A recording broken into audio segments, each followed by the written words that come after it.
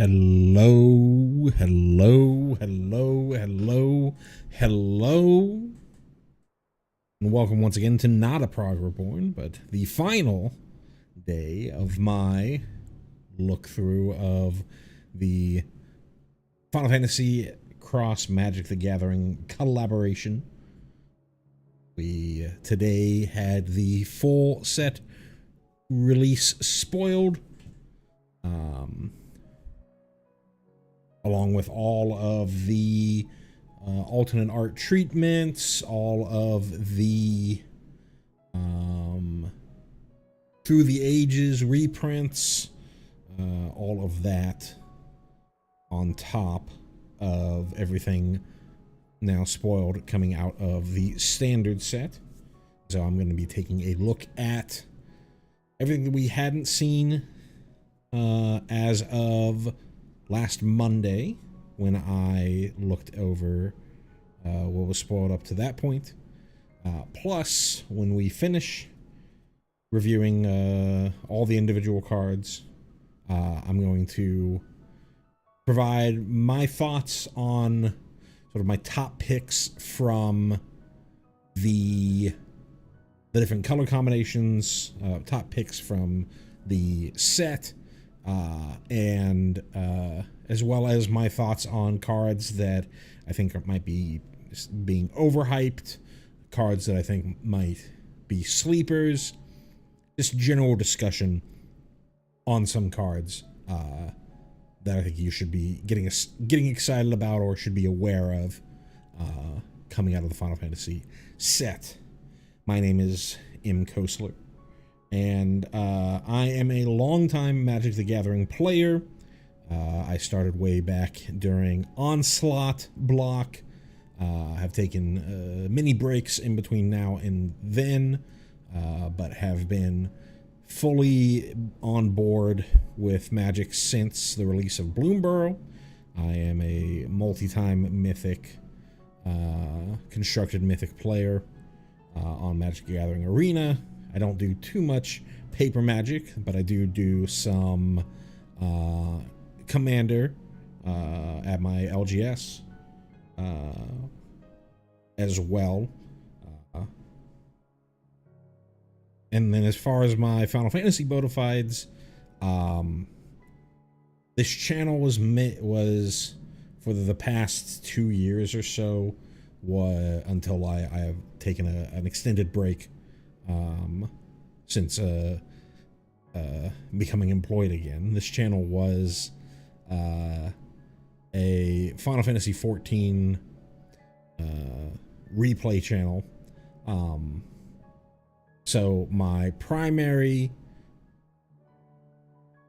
view and what I'm going to have the most knowledge of Final Fantasy is Final Fantasy 14, but I have played to completion Final Fantasy 6, Final Fantasy 7, Final Fantasy 9, Final Fantasy 10, and I have passing knowledge of basically every other game, some more than others. And so I will, when I'm going to be evaluating these cards, at least for the first half where we're finishing off all the cards that were part of the standard product, I'm going to be evaluating them from primarily a standard perspective. I might talk a little bit about their playability in limited,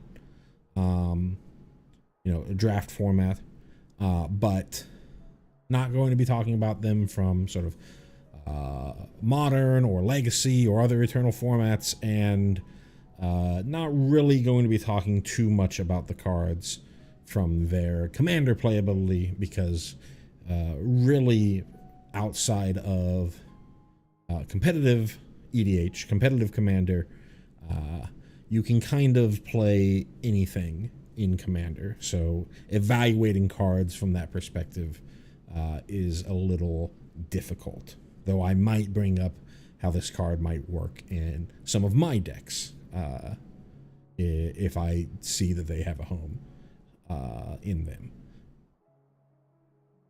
And then on top of that, with my Final Fantasy bona fides, I will try and make some allusion to what exactly is being referenced in the art or the flavor of the card. So, without further ado, go ahead and reveal. We're going to be going in Wooburg order, in set release order. Again, this is just the cards that have been previewed since last Monday's stream, Memorial Day stream. If you'd like to see my thoughts on every other card from the Commander product and the rest of the standard product, I have many different streams that are in the VODs of this channel that you can go and look at. So you can get my thoughts on any particular card. And I might, if I think that a card is particularly powerful, come back to it when I do the full-on overall thoughts at the end. So anyways, without further ado, we're going to start with Aerith's Rescue Mission. For 3 and a white, we have a sorcery at common that says choose one. Take the elevator. Create 3 1/1 colorless hero creature tokens. Or take 59 flights of stairs. Tap up to 3 target creatures. Put a stun counter on one of them. And as our first reference to stun counters in this stream, we can go ahead and talk about what a stun counter is. It is a counter that says if a creature would become untapped, instead remove the stun counter from that creature. So you're essentially making sure that that creature remains tapped for as many stun counters as it has on it, keeping it out of combat, essentially. Playability, this is pretty much a limited card. Not really much else to say here. 3 tokens for 4. You do see some amount of 3 token makers in standard. It's really only one deck that plays a card that's similar to this. It's the Rabbits deck. They play Hop to It, but that's for 2 and a white, and it has a relevant creature type to that deck in that it creates rabbits. Here we just have these colorless hero tokens. Possibly in the future, when we start looking at the Spider-Man set that's coming out 2 sets from now, there might be hero synergy going on there, but as of now, this is just 3 1/1s for 4 at sorcery speed. The take 59 flights of stairs, decent and limited. Well, it's okay and limited as a way to force an attack through and keep one of the big creatures on your opponent's side locked down for an additional turn, so you don't have to worry about that on the crackback from your opponent. When I first read this card, I thought it stunned all 3 of the creatures that you tapped, and I thought that this was significantly better for limited, but when I reread it recently, only 1 gets a stun counter, which makes sense thinking about the lore side of this card. At some point in the first disc, or if you're thinking about from the remake perspective of Final Fantasy VII, on the first game, Aerith, a party member, gets abducted by the Shinra Electric Power Company, and she is held at the top of Shinra Tower, which has been referenced and shown many times in the art of this game and of Magic. And when you go in and when you break into the tower, you are sort of given the choice of, do we just go straight on through up the elevator, making a big ruckus, which gives you these 3, which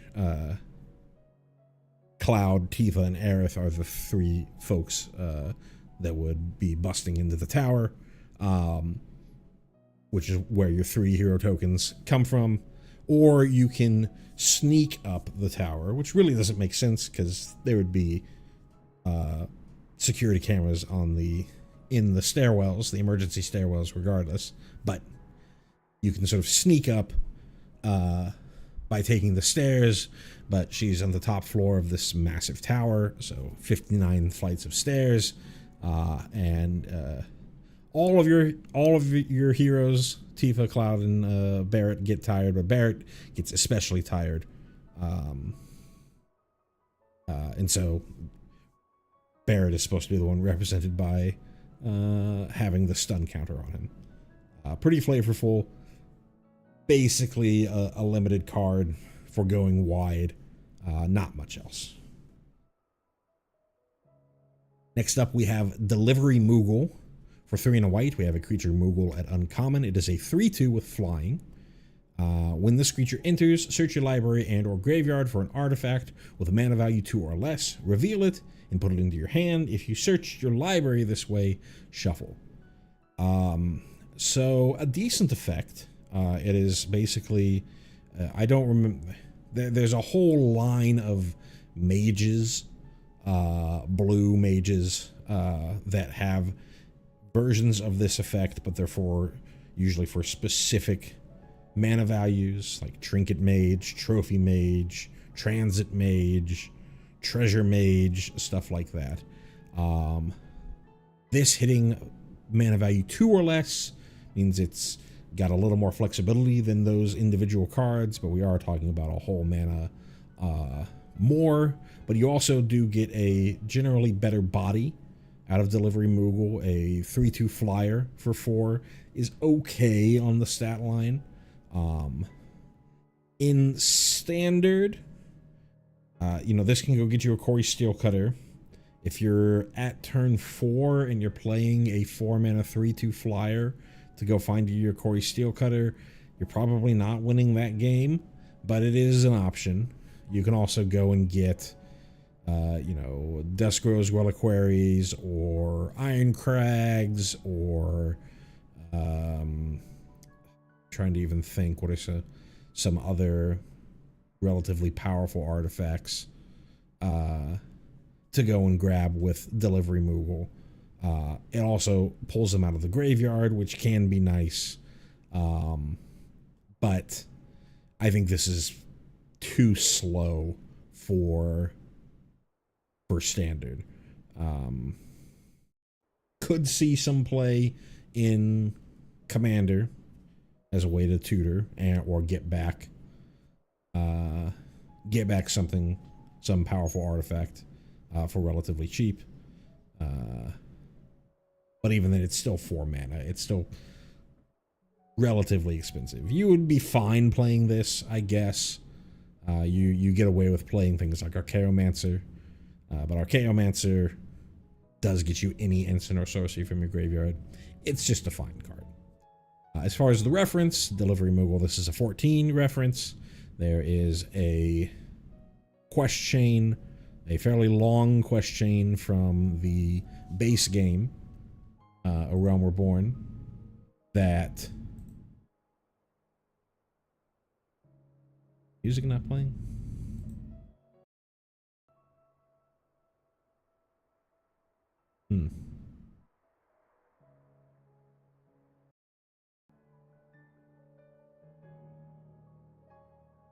There we go. There's the music again. Sorry.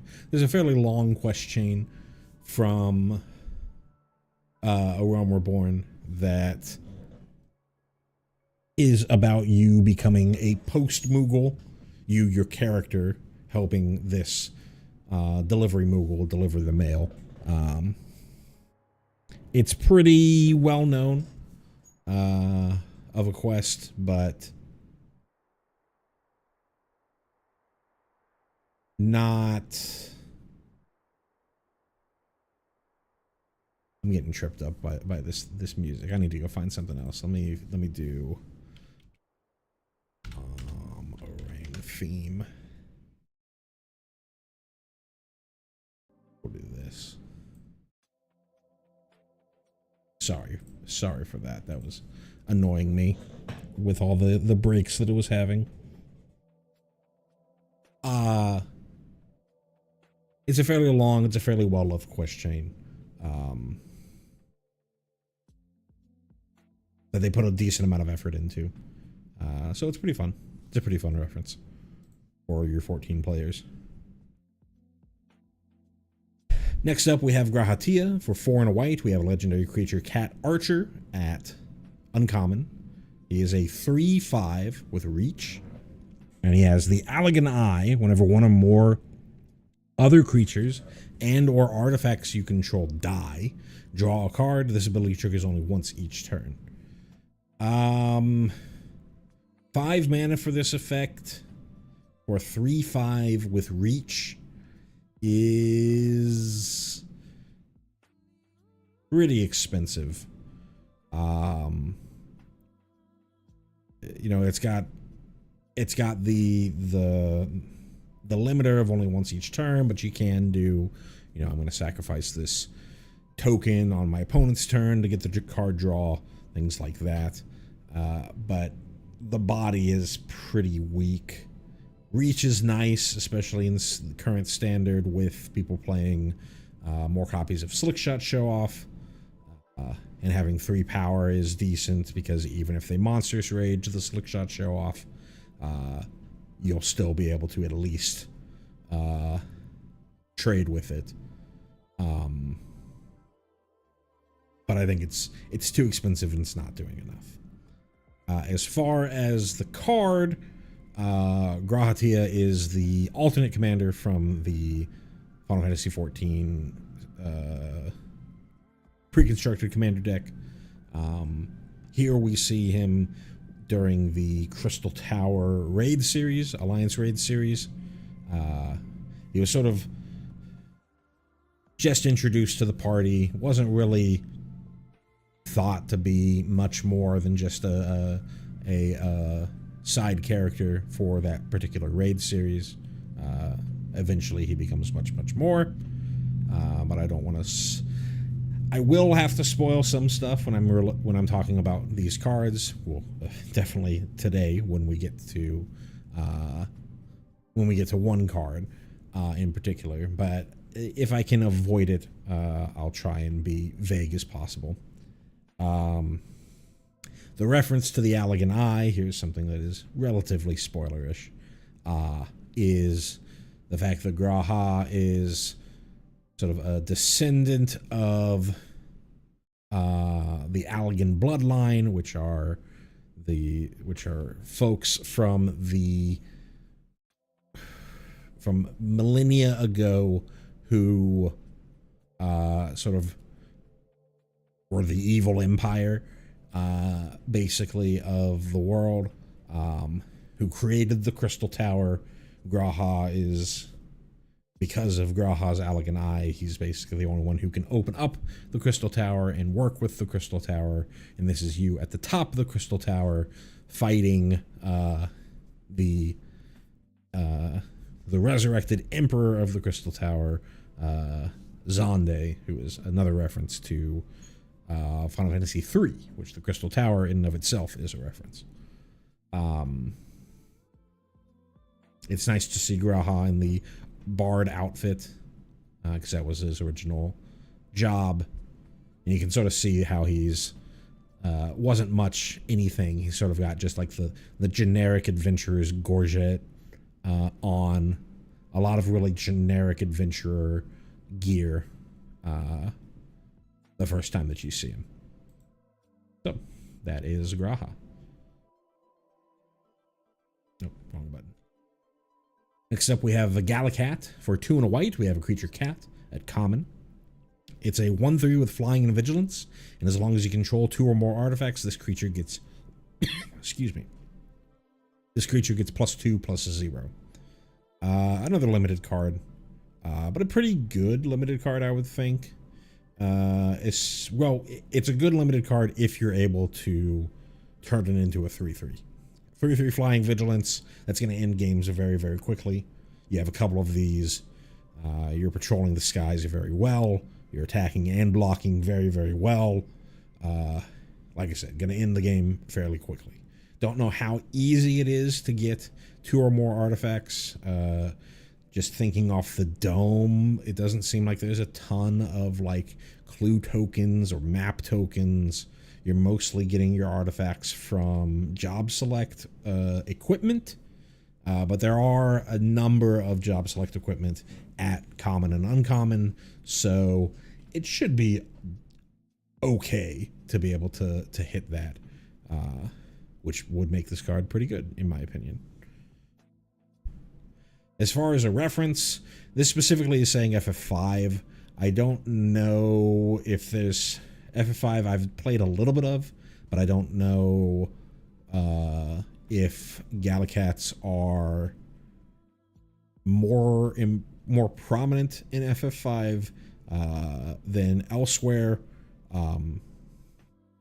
Mostly Gallicats are enemies that you find in various Final Fantasies, and it's just a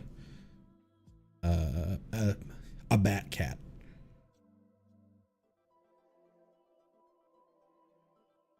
Next up, we have Minwu, White Mage. For 3 white, we have a legendary creature, Human Cleric, at rare. He is a 3/3 with Vigilance and Lifelink. Whenever you gain life, put a +1/+1 counter on each cleric you control. When I initially looked at this card, 5 mana for a 3/3, pretty weak. Dies to nowhere to run, avoids cut down and burst lightning, but 5 mana for a 3/3 is pretty weak. But I decided to go and look at the cleric support in standard, and there is like cleric tribal synergies and whatnot, but I think more importantly is there currently exists the sort of Orzhov Soul Sisters, Orzhov Sacrifice-ish deck out there that puts up decent results, that basically all of the key components in that deck, or a lot of the key components in that deck, are clerics. So if the format slows down enough that you can play, 5 mana, essentially do nothing creatures, then this can make those boards enormous. Thing to note, Minwu himself is a cleric, and it doesn't say other, so anytime that you gain life, you're also growing Minwu. So as long as you have a Hinterland Sanctifier or an LSO core, which they themselves both are clerics, it should be coming down as a 5 mana 4/4 that also pumps the rest of that team. Having lifelink means that he himself would trigger the Ajani's Pridemate, the mass Ajani's Pridemate thing. Ultimately, you're just making a really, really big board, and so if the game slows down some, then maybe it's going to slow down enough that board wipe tribal control decks are just going to feast on this type of gameplay. But he's not as bad as I initially thought. Very, very fringe possible play for Minwu. As far as the reference, FF2, absolutely zero knowledge of FF2. There wasn't really a ton of story in the early Final Fantasies. You can argue that, but it's a really fairly generic RPG stuff. So can't really, but I even saying that, I can't really tell you too much about Minwu here. Looks cool.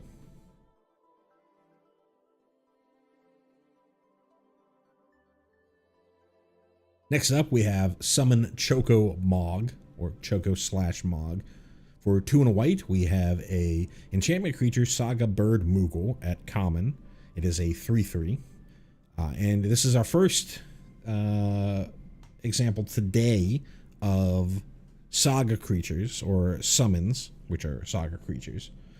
So if you're unfamiliar with Magic the Gathering, a saga is an enchantment that when it enters and at the beginning of your pre-combat main phase, so at the beginning of your first main phase, you add a lore counter. So the first time it enters, and then every subsequent pre-combat main phase, it gets a lore counter.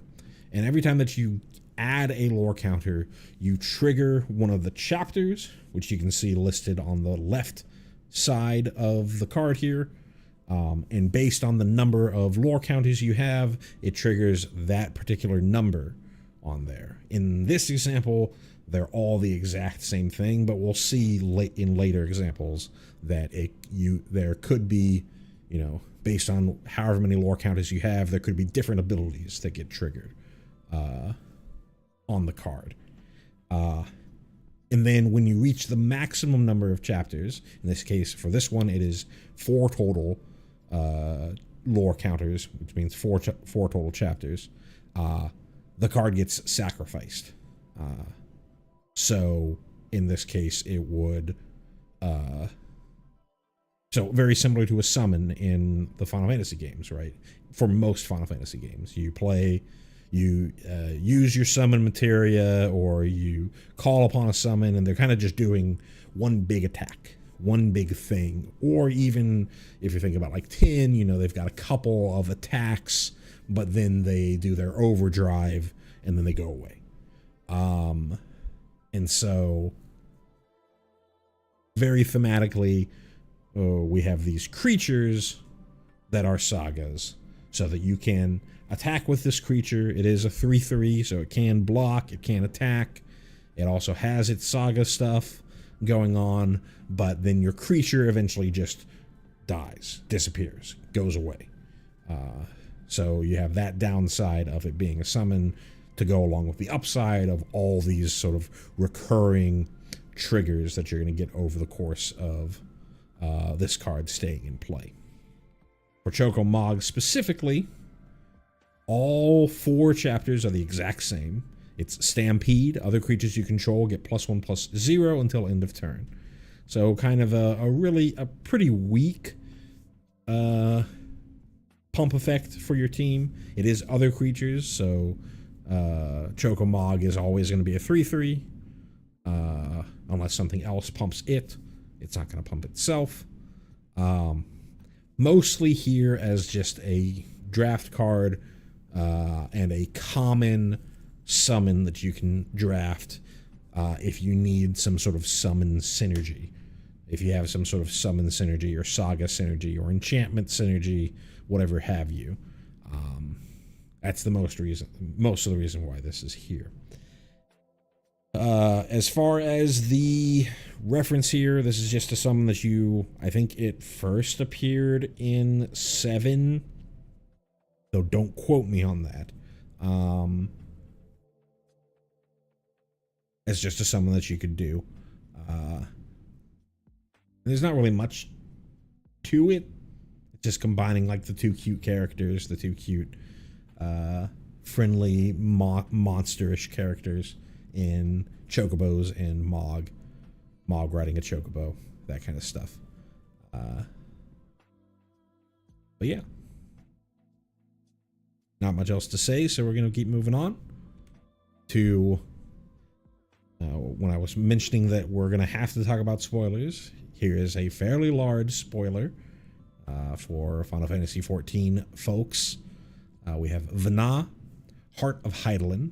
For 1 white, we have a legendary creature, Elder Wizard, at rare. She is a 3/3 that says whenever you cast a legendary spell, draw a card. This ability triggers only once each turn. And Heroes Sundering, for 7 generic and tap, you can exile target non-land permanent, then transform Vana, but you can only do this as a sorcery. So whenever I evaluate these flip cards, I like to think about the front half of the card before I think about the back half of the card, because you should really think about what's going to happen if this never flips, especially for a card like this, which has a fairly steep flip cost, a fairly steep cost to get this to transform. So a 3-mana 3/3, semi-playable. We see things like Carsey Revenant see play. Really, Carsey Revenant sees play because it is a flying Death Touch lifelinker that's also a 3/3. So it's going to trade with something if it has to sit back and block, and it can get you a lot of it can keep you alive against the fairly aggressive format that we're in right now in Standard. Vana is much more of a card engine, but it's a pretty good card engine. It does have the once each turn limit, but it also is a cast trigger, and it just says legendary spell. So it doesn't have to be legendary creatures that you're playing. If you have a legendary artifact, something like the Iron Crag, maybe a legendary equipment, even planeswalkers. All planeswalkers are legendary. So any planeswalkers that you play on cast are going to draw you a card. The first one that you play that turn. Typically, you're not going to be playing multiple legends in a single turn, but, you know, do need to keep that in mind.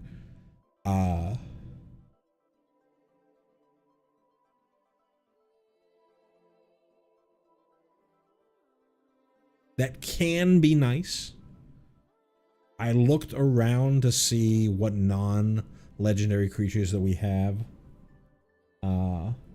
available, and there are a number of them, and they are of varying mana costs. So it's not going to be like very difficult, especially with this set, which is introducing so many legendary creatures, especially, and cheap legendary creatures to trigger Vana. The biggest downside to her is that she dies. She dies to nowhere to run. And she doesn't really impact the board the turn that she gets played on turn 3. So again, this is another card that you really have to think about if the format can slow down any, which is really going to require bans from WotC for the format to slow down. But if it does, you can take a look at Vana as a pretty good card draw engine in that sort of legendary matters deck that they're sort of trying to push with the release of this set. And as far as actually flipping her, the game really had to have drug on for a while. It's nice that you get to destroy basically, or exile basically anything with her when you do the flip, but it's almost never going to happen. So you really shouldn't even think about the other side when evaluating this, but we should still look at it for the rare occasion that it does. So she flips into Hydaelyn the Mother Crystal, a legendary creature god that is indestructible and is a 4/4, and it has Blessing of Light. At the beginning of combat on your turn, put a +1/+1 counter on another target creature you control. Until your next turn, it gains indestructible, and if that creature is legendary, draw a card. So it's not quite the same, but you basically still keep the card draw engine, which is nice when you flip over Vana to Hydaelyn, because that would be pretty rough if she lost the card draw engine side of her. And it's nice that whatever you're putting the +1/+1 counter on, it gains indestructible all the way until your next turn. So the window in which your opponent can interact with either Hydaelyn or, well, they can't really interact with Hydaelyn except for exile effects. In the window that they have to interact with the other creatures that you're about to put the +1/+1 counter on is pretty small. It's just during like your first main phase up to beginning of combat, right?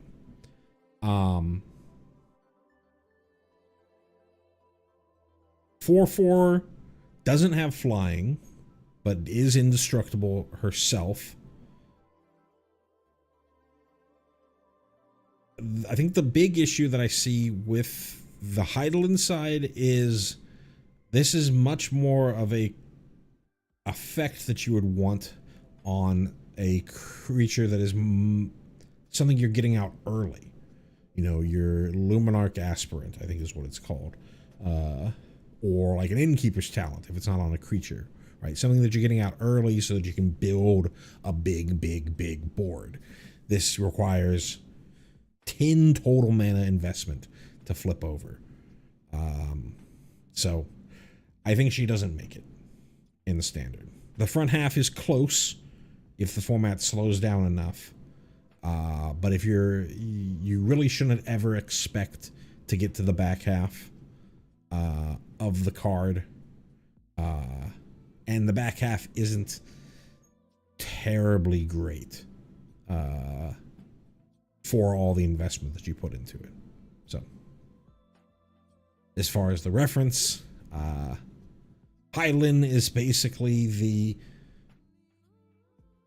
when the game starts, Hylian is positioned to you as sort of the good god of light in all things that are good in Final Fantasy XIV. And you're against Zodiark, who was spoiled much earlier, is sort of the evil god or whatnot. You learn that things aren't quite what they seem as you play through the main story arc of the game, from A Realm Reborn all the way to Endwalker. You learn that Vina, who is the front half of this card, is just an Ascian, an ancient, really, like Emmett Selk, like Fandaniel. I'm just trying to name, like, Hermes, cards that you would have seen from the Commander product, who sort of opposed something that happened way back in the past, and sort of fought for the lives of non-ancients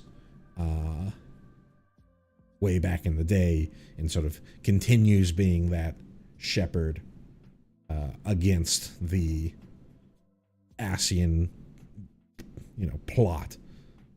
There's a lot more to it. It is the main thrust of the story of the first 1, 2, 3, 4, 5, the A Realm Reborn plus 4 expansions. So gonna leave, even though I had to talk about a decent amount when talking about this card. Gonna leave the particulars for anyone who wants to play Final Fantasy XIV. They have that option to go and find out more about what's going on here. It is excellent, and I highly recommend it, even though it is quite an ordeal and quite a time investment to get through. More 14 references. We have Ilmeg Pixie. For 1 on a blue, we have a creature fairy at uncommon. They are a 2/1 with flying, and whenever this creature attacks, surveil 1. This is our first instance of surveil, so it's just look at the top card of your library. You can either leave it on top or put it in your graveyard. This effect is relatively powerful, but the body is too small, and it's a little too small ball for today's standard. There is some fairy synergy in standard because coming along with Wilds of Eldraine, which had fairy tribal as a supported tribe, but this being a fairy, I don't think that it's enough there. As far as the reference, these are the fairies of the first of Ilmeg, which is a zone in Shadowbringers. They are technically the souls of dead. It's either dead children or dead unborn. It might be both. So they're like trickster fairies. They're pretty akin to the fairies that you see in Magic the Gathering from like Lorwyn, right? They're not really your friend. They're a little less malevolent than you might think of the fairies from Lorwyn. It's more that they're kids and they don't really know better, but they want you to stay and play, and that could mean you stay and play in the water, or you never go home and don't get to eat, or something like that, right? Fun little reference here to the beavers. There is a fairies are one of the allied society quests that you have in Shadowbringers, where you can sort of gain reputation with the fairies. And one of the quests is, one of the daily quests that you can do is fending off beaver attacks. And you can see one of the beavers over here. This right here, we're not actually underwater. I don't know exactly what this, I know there's the big castle in the center of the zone, but I can't think of this exact structure when I'm thinking of that zone. So anyways,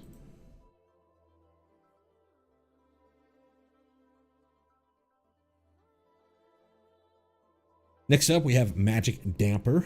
For a single blue, we have an instant at common. Target creature you control gets +1/+1 and gains hexproof until end of turn. Untap it.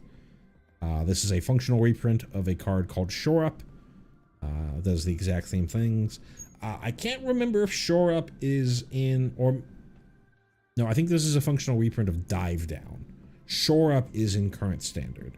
Dive Down is not in current standard. But Dive Down might be a functional reprint of Shore Up. This type of effect in blue has been seen many, many, many, many times. It's borderline playable. It really fits in very specific decks, mostly like mono bluish decks that are like tempo based and sort of relying on one creature or one big creature to get the job done. So there was a deck for a time based around a card called Haughty Jin in current standard, and they would play a couple copies of Shore Up or Dive Down or whatever have you, because they're really designed to protect this one thing. You don't really see a ton of copies of this in something like, is it Prowess? Some people played a copy or so early on when the deck was developing, but I think most people have moved to, if they want this type of protection, then they just play Spell Pierce, because that will protect you from sweepers as well as individual removal spells. But yeah, if you want this effect, you have many, many options for it. As far as the reference, we've got Fang here. I believe this is Fang, who's one of the party members from 13. I don't really know what specific is going on here. As I've mentioned in previous streams, I put down 13 after like 4 hours or so. I don't think I even really saw much of Fang during my playthrough of 13.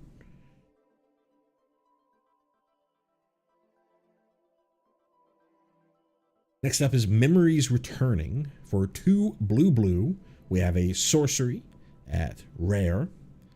And it says, reveal the top 5 cards of your library. Put one of them into your hand, then choose an opponent. They put one on the bottom of your library. Then you put one into your hand. Then they put one on the bottom of your library. Put the other into your hand. And then it has a flashback cost of 7 blue. And we haven't seen flashback yet, and there's no reminder text on here, so I'll remind you what flashback means. It means that you can cast this spell from the graveyard by paying its flashback cost instead of its normal mana cost. But once you do, this card is exiled. Whether it resolves or gets countered, it's going to be exiled. So there are versions of this type of spell, this type of 4 mana card draw spell that have seen various forms of play.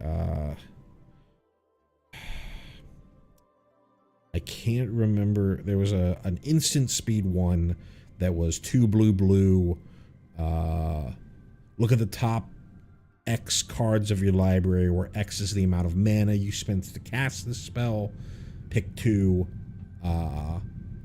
put them into your hand, put the rest on the bottom of your library in a random order, and it had flashback as well for 7 total mana, so you could early play that to look at the best, or get the best of the top 2 of your deck, and then later, if the game really drug out, then you could look at get the best of the top 7 of your deck, the best 2 of the top 7 of your deck.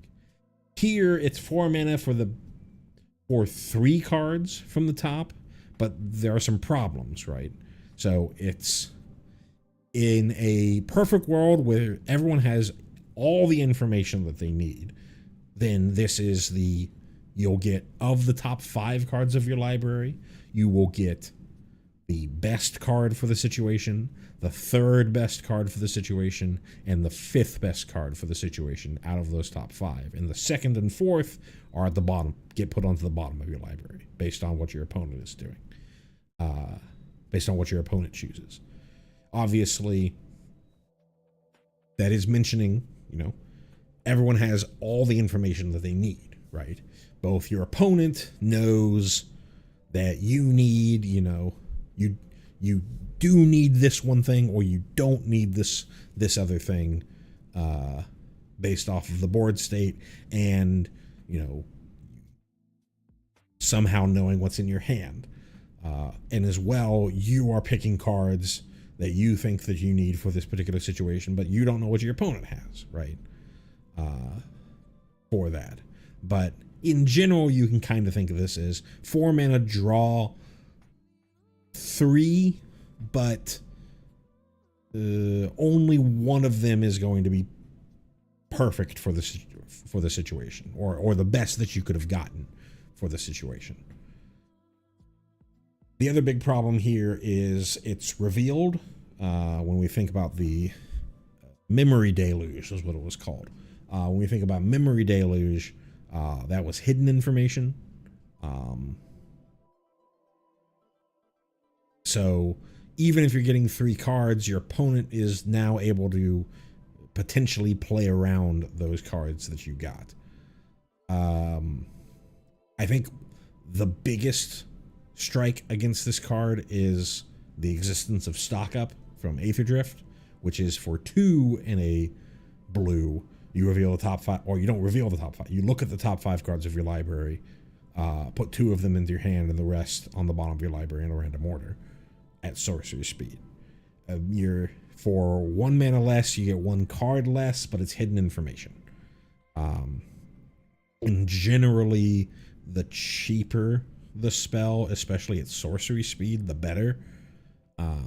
So while I think that, again, if the format really slows down, you could possibly see copies of this seeing play, but this also not just competing with Stock Up, it's also competing with Coil and Catch, the Omen spell from the side from Meringue River Regent, which is instant speed, 3 and a blue, draw 3, discard 1.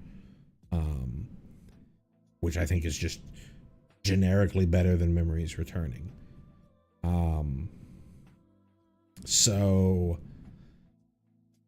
I don't really see this seeing a ton of play, even in a slowed down format. You just have better options out there better options out there at the mana value and cheaper.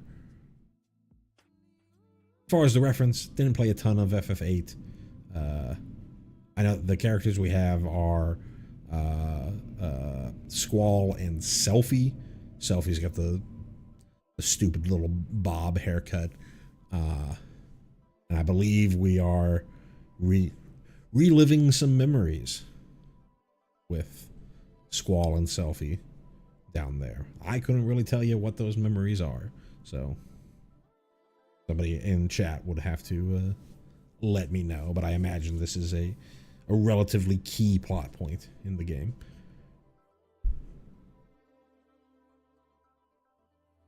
Next up, we have Rook Turret.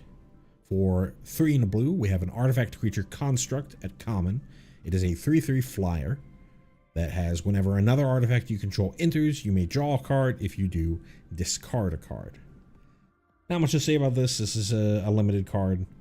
4 mana 3/3 flyer is fine stat wise.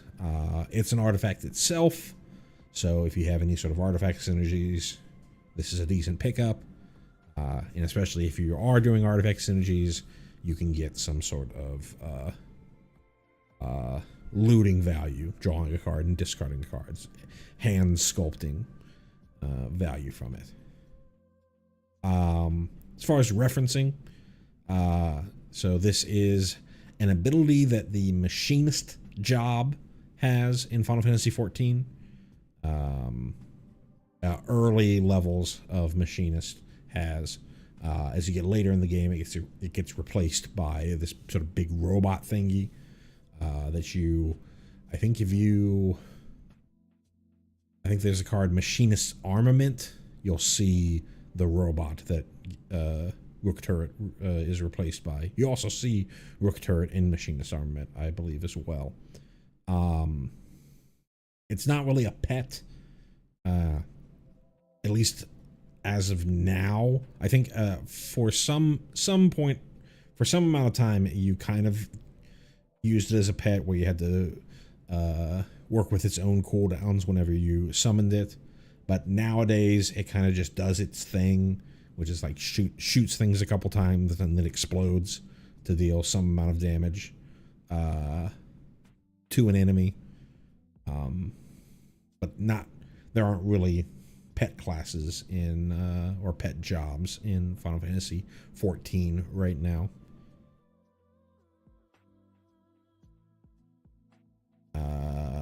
Moving on. Scorpion Sentinel. For 1 on the blue, we have an artifact creature, Robot Scorpion, at common.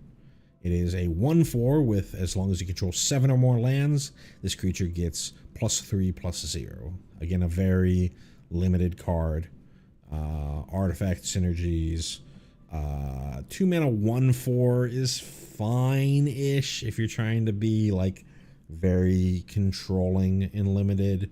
It's a decent, it's got a pretty big butt, so it can sit there and block. It's not literally a wall. It does have some power, so your opponent does have to think twice about it.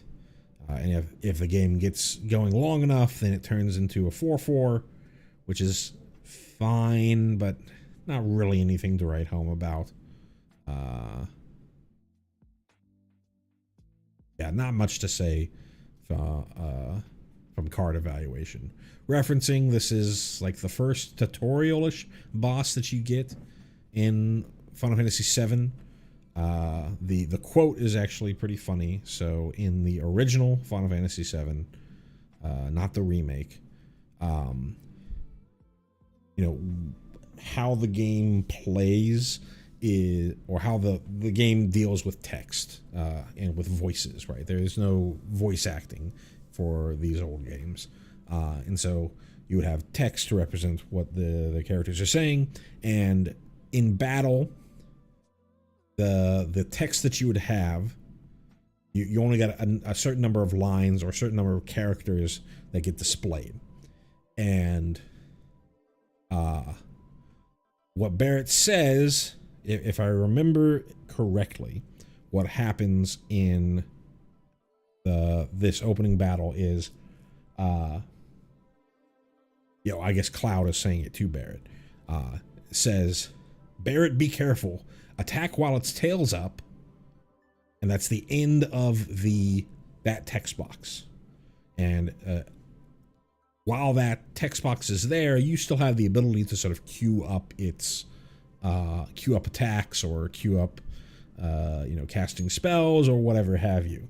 And so, if you don't notice that it's got a comma, or you don't realize that that's not the end of the sentence, you might think, oh, attack while its tail's up. And then not reading that it's going to counterattack with its laser. And just get owned by the tutorial boss over and over and over again. Usually, because you're a kid, you're not really paying attention or not really getting the complexities of the English language. Not realizing that these two statements are relevant to each other. They're saying, if you attack while its tail's up, it's going to counterattack with its laser. And get owned by the tutorial boss. That's really the reference here, other than the fact that this is just a pretty well-known boss because it's the first boss that you fight in FF7. Next up is Side Quest Card Collection. For 3 and a blue, we have an enchantment at Uncommon. When this enchantment enters, draw 3 cards, then discard 2 cards. And then at the beginning of your end step, if 8 or more cards are in your graveyard, transform this enchantment. So, again, let's evaluate the front half before we think about the back half. 4 mana for a... Not a brainstorm, but 4 mana for draw 3, discard 2. So you're only going to be up 1 card, but if you have some sort of graveyard synergy, some sort of reanimation synergy, that's not, discarding 2 is not the worst thing in the world. 4 mana is pretty expensive for this type of effect. We talked about Coil and Catch, which is also 4 mana, but you only go down, you only discard 1 instead of discarding 2, which really, depending on your deck, could be a positive or negative. If you're really going into the graveyard, then discarding 2 might be better. But generally, like if you're doing reanimation stuff, you're really just trying to get your big thing, your big Valgavoth or your Omniscience into just that 1 card into the graveyard, rather than just trying to stock your graveyard with a bunch of different things. But this does care about how many total cards that you have. So if whatever it turns into is powerful enough, then the discarding 2 is decent. It is sorcery speed, but it is a permanent, so you could pick it back up and use it again. This is on a similar-ish level to a card that does see a decent amount of play in Standard called Roiling Dragonstorm, which is for 1 and a blue, draw 2, discard 1. When the enchantment enters, but it also can be brought back to your hand if you ever play I believe it's on cast, but it might be on enter. No, it's on enter because it works with because those effects work with Dragonback Assault. So whenever a dragon enters, it automatically returns to your hand. You don't have to go through any additional hoops to get it back into your hand. It's fine, but pretty slowish. Again, would need the format to be slower. But maybe the backside is incredible. So let's take a look.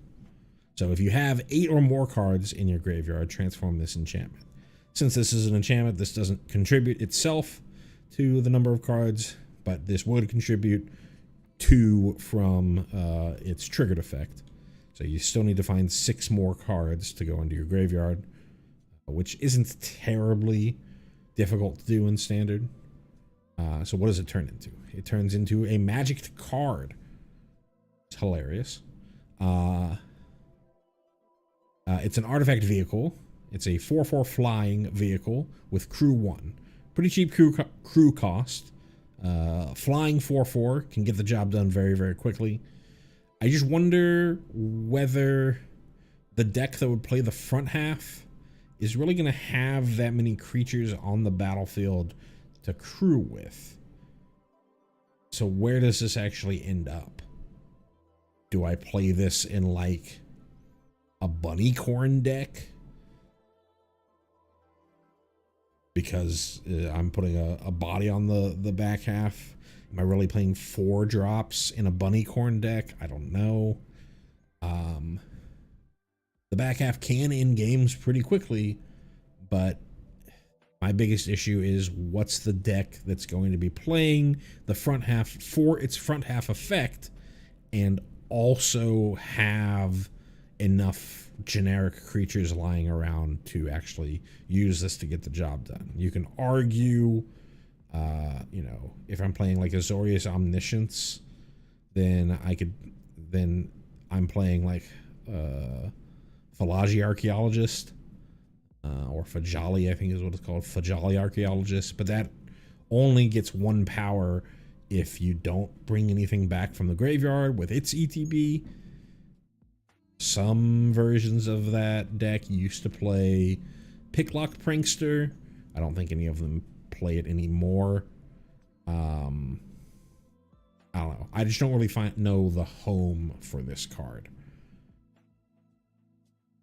It's an okay effect on both sides. I just don't know the home. As far as the reference, let me go back to the front half. This is another 14 card. So 14 borrows from all the other Final Fantasies. And in 14, you have Triple Triad, which is both a card game in Final Fantasy VIII and a card in the collaboration that's available in Standard. But in 14, well, in 8 as well, you can collect cards and build, you know, decks of cards that you use to play against NPCs or, you know, your fellow players, because 14 is an MMO. This here is depicting the sort of lobby at the Gold Saucer, which is another thing stolen from a different Final Fantasy. In 14, it's sort of your I'm gonna go hang out here when I'm not, you know, raiding or I'm not trying to level up a job. It's sort of like if you've played WoW before, it's kind of like a permanent Dark Moon Fair. You kind of go here to just sort of relax and play mini games and stuff like that. And one of those mini games is Triple Triad. And Triple Triad is pretty ingrained into the rest of the game as you do alliance raids or clear trials, cards drop off of trial bosses, or NPCs out in the world get unlocked as you do other stuff that you can then go challenge those NPCs out in the world to games of Triple Triad and try to earn their cards. And you're trying to build a collection of cards. And I believe the achievement, which is when you get the first 312 cards, which I think is every card from A Realm Reborn through Stormblood, you get an achievement and you unlock a mount, which is the Magic card, which is just a flying Triple Triad card. So a very specific reference, but this is definitely one of those, when they talked about it in at the PAX panel, they were talking about, hey, you know, the type of references that we have. It's going to be, you know, things that even if you don't have that passing of a understanding of Final Fantasy, you probably know who a Sephiroth or a Cloud is or whatever. And then there's going to be like a little further down, just the game of Triple Triad itself. maybe you've heard of that before, or maybe you know Barrett, maybe you know Red 13, stuff like that. This is one of those, like, you got to be pretty into Final Fantasy, or even specifically into Final Fantasy 14 to get this reference. This is kind of along the lines of Commune with Beavers, which was a card revealed really early in, I think, on that PAX panel. So, moving on. Stuck in Summoner's Sanctum. For 2 and a blue, we have an enchantment aura at common. It has flash, enchant target artifact or creature. It doesn't say target, but that's what it is. When this aura enters, tap enchanted permanent. Enchanted permanent doesn't untap during its controller's untap step, and its activated abilities can't be activated. This is sort of the generic blue removal that you see at common in many draft formats. You're sort of waterlogged or charmed sleep type of spell, 3 mana to enchant something, tap it, remove it from combat, and keep it tapped for a long time. This does hit artifacts, and it does prevent them from being able to activate activated abilities. Typically, activated abilities also require tapping, but not all of them, so does help a little bit there. But if they have just a triggered ability, you know, a whenever or a win ability, then that can still happen. So it doesn't. You should be judicious about what you're actually using this on. But it's a limited level removal. As far as the reference goes, at some point in Final Fantasy X, the Church of Yu Yevon, who is sort of the ones that sponsor or put on the pilgrimage to fight sin, you sort of learn a pretty dark secret about the church and many of the summoners who are doing the pilgrimage to try and defeat sin, revolt against the Church of Yu Yevon, and they get thrown into the Summoner's Sanctum. I believe that's what's being referenced here. I believe this is the jail part. I could be wrong. I think you do get stuck in one of the trials at some point. But to me, I feel like this is you when you got thrown into the dungeon. We don't see Yuna. These are the other 3 summoners, along with one of their guardians.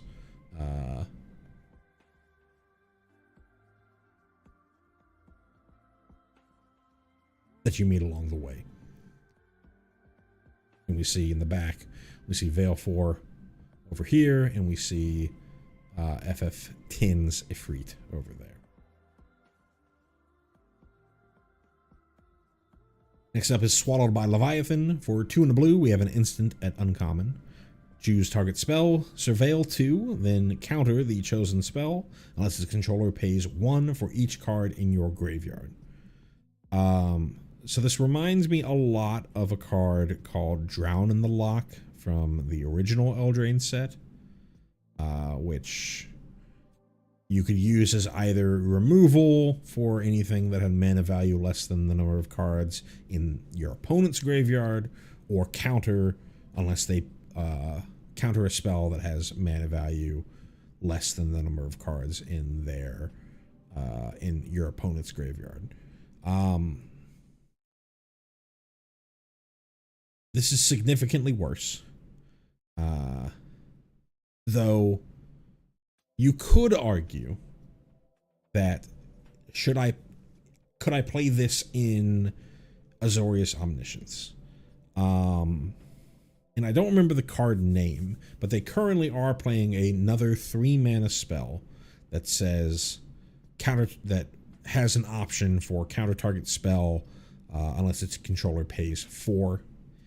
With Swallowed by Leviathan, if you have no cards in your graveyard, then this the most that your opponent would have to pay is too generic if you decide to surveil both of those cards to your both the cards from the top of your library to your graveyard. This card itself would not count as part of that number of cards because it is still on the stack resolving when they have to make that decision to counter. I think that's correct. They did release the notes. Let me go take a look. I think I've got the notes over here. Let's see if I can see swallowed. They don't even talk about it, so it must not be that important.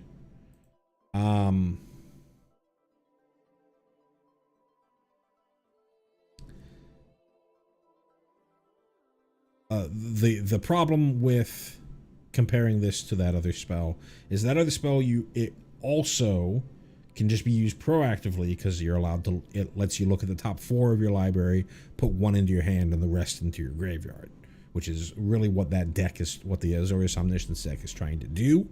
They're looking to put an Omniscience into their graveyard and then find a Abuelo's Awakening. And this can help you put that Omniscience into the graveyard and can help you find the Abuelo's Awakening, but you cannot use this proactively. If your opponent is not casting anything, then you don't get to surveil, because you have to have a spell on the stack for this to be playable, or somebody has to have a spell on the stack for this to be playable.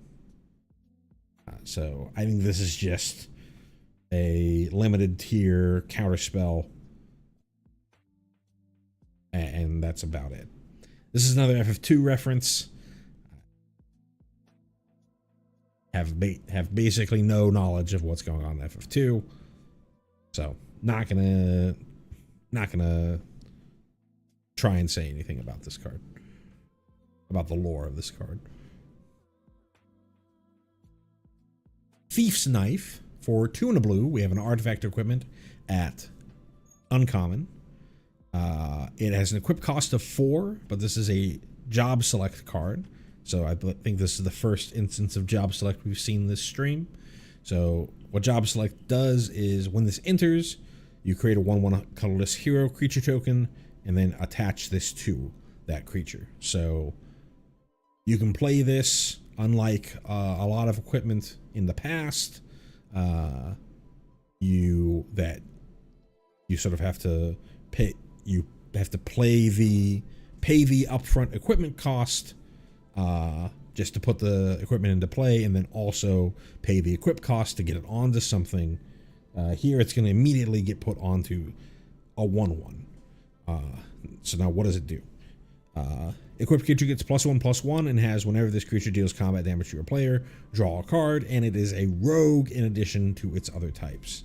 There is a little bit of rogue synergy in this set itself, but it's based off of a rare, so it's not really something that you can build around and draft. Ultimately, this is a 3-mana 2/2 that does another version of looting. We reuse the word loot like 4 or 5 different ways in Magic.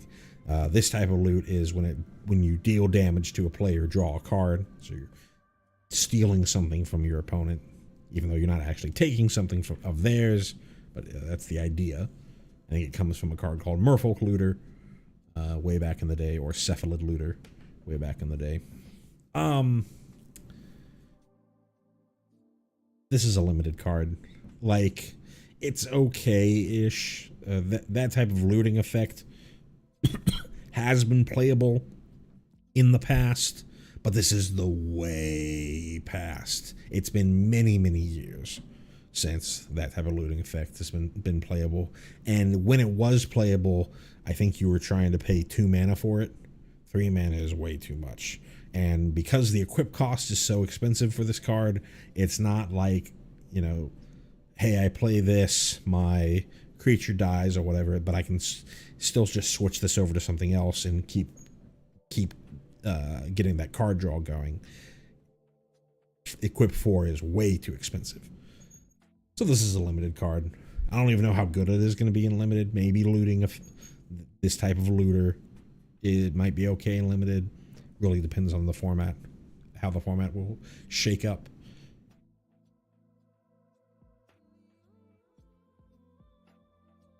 Next up, we have Travel the... Oh, I forgot to talk about the reference here. Not much to reference here. This is just one of the starting jobs that you can be in FF1. I think it's like warrior, white mage, thief, monk, red mage, black mage,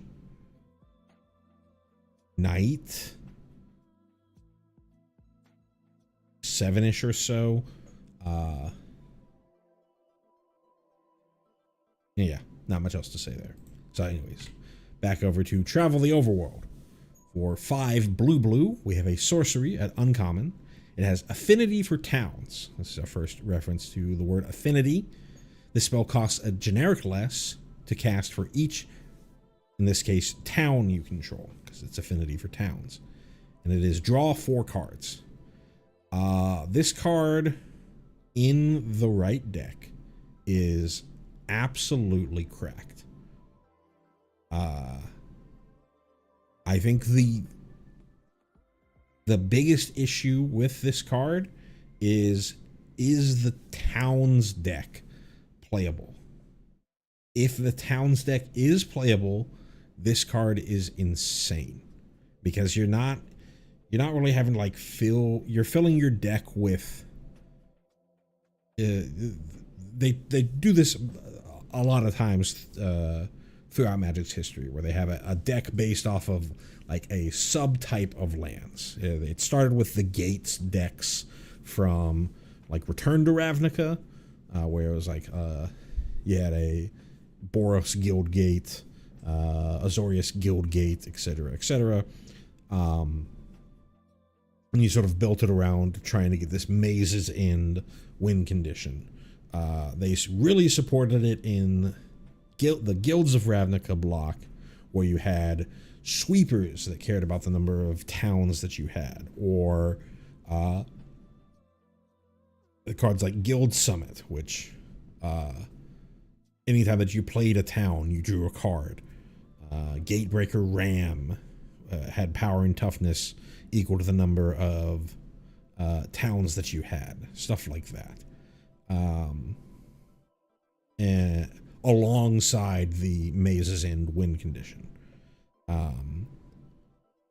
They did it with caves in the Lost Caverns of Ixalan set, which is currently still in standard, and there are sort of there is sort of an F&M level deck built around caves, which has like some sweeperish effects and some token generating effects.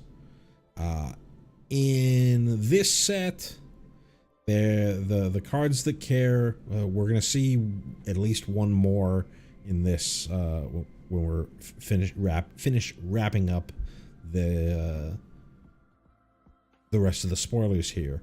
But the support isn't, there's no like Towns sweeper, which is really the big thing that you need for something like that. But if you can play any kind of Towns mana base that works in any sort of way, and you can get this down to blue draw 4, that is so good. It's hard to even describe how good it is. We might be talking about this card later, just how good I think that effect is. It really all depends on whether you can get away with Towns mana base, and whether or not the Towns deck is good enough for a, you know, F&M tier 2-ish style deck. As far as the reference, Travel the Overworld, you know, the vast majority of Final Fantasy games have an overworld, which is what the world, the map that you're traveling on as you're going between towns or between, you know, significant areas in the game. For here, it is from FF5. We've got Bartz and Boko depicted here. I don't really know what exact town that is that they're going to. I've played a little bit of 5, but not a ton. But yeah.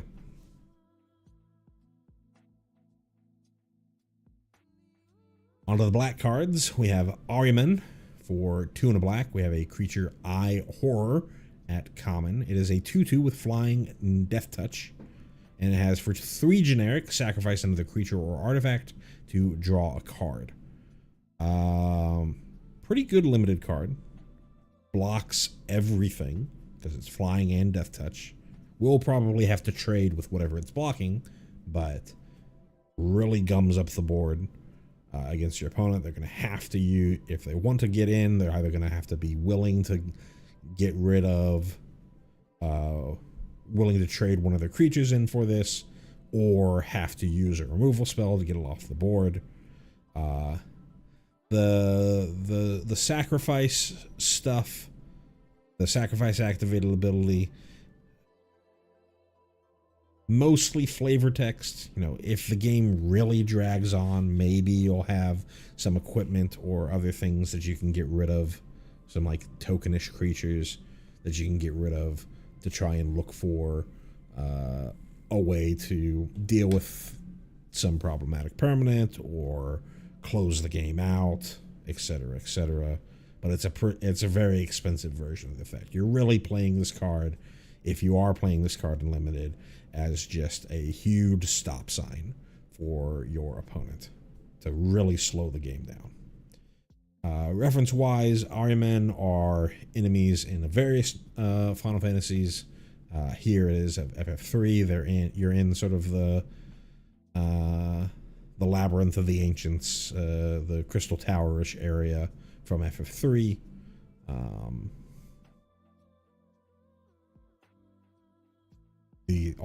They're all aligned with the Cloud of Darkness and all that stuff.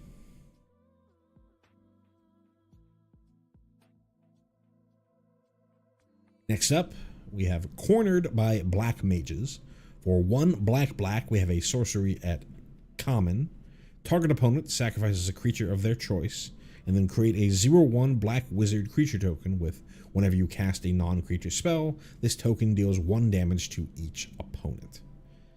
This card's pretty hard for me to evaluate because I don't really know how powerful these if we ever see this effect again, I'm just going to call it creating a black mage effect is the 0/1 token, wizard token that has sort of semi prowess, where you're or Kessig Flame Breather, Coruscation Mage, all that kind of stuff. Maybe Kessig Flame Breather might have been a landfall effect. You know, the non-creature, instead of pumping itself, deals damage to each opponent directly. I don't know how powerful that is actually going to be. There is some wizard synergy in both standard right now and in this particular set, especially in Rakdos with Kuja. As far as this edict effect, the opponent sacrifices a creature. It's a pretty weak version of that edict effect. We have Sheoldred's Edict in standard right now, which is instant speed, and you can sort of tailor what gets sacrificed by your opponent. You know, non-token creatures, token creatures, even planeswalkers get hit by Sheoldred's Edict, and you choose which one that you want them to get rid of. Here they have the choice. They can get rid of their token. They can get rid of whatever they want that is might not be what you want them to get rid of. It really all comes down to is the black mage that you get out of it good enough? I think this is a little overcosted. But if there is a Kuja deck out there, which I'm going to definitely try and build around, I might end up playing this just to have more ways to get those black mages onto the board.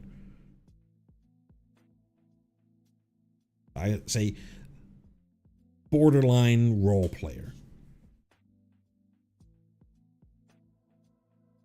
As far as the reference, black mages in FF9, they're kind of these automatons, golems, soulless things that Kuja, who is the big bad of the game, sort of has control over. The particular reference here, I can't remember. It's been many years since I played FF9, so I don't remember a time when you're particularly cornered by black mages. But yeah. No, it might be pretty early in the game when Vivi gets cornered by them. We don't really see Vivi here, but it could be what's going on there. Anyways, moving on to the Dark Knight's Greatsword. For 2 and a black, we have an artifact equipment at uncommon. It is also job select, and equipped creature gets +3/+0, and is a knight in addition to its other types. And then it has an equip cost of pay 3 life, but you can only equip once per turn. And notably, this is baked into equipment. You can only do it at sorcery speed. The free equip cost is nice, but the effect of having this equipped to your creature is pretty weak. Just +3/+0 for a 3 cost something. It's going to enter in as a 4/1, so it hits hard, but is just going to die. Kind of weird, considering that Dark Knights are tanks in Final Fantasy XIV. I think in 11 they can be more as like a DPS. So it would make more sense as an 11 card if they're trying to make it more, a 4/1. But this is just the art depiction and everything else going on with this card. They're definitely pointing towards the 14 reference, a version of Dark Knight. Anything else to really say about this card? I think this is pretty bad. The once each turn is just a way to prevent you from being able to just dome yourself a bunch of times to trigger things like Cecil, or in older formats. Well, I guess even in current standard, you've got a Last Ride, which cares about you being at a low life total. There is some knight synergy, but I don't think it's enough.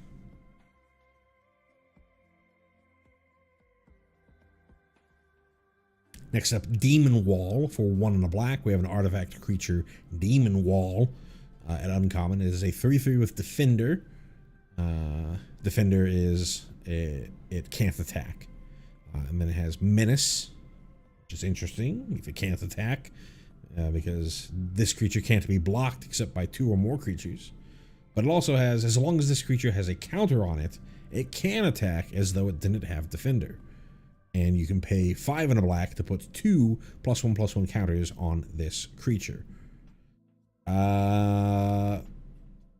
Even with all that, I think this is mostly a limited card. Cheap for a decently sized blocker.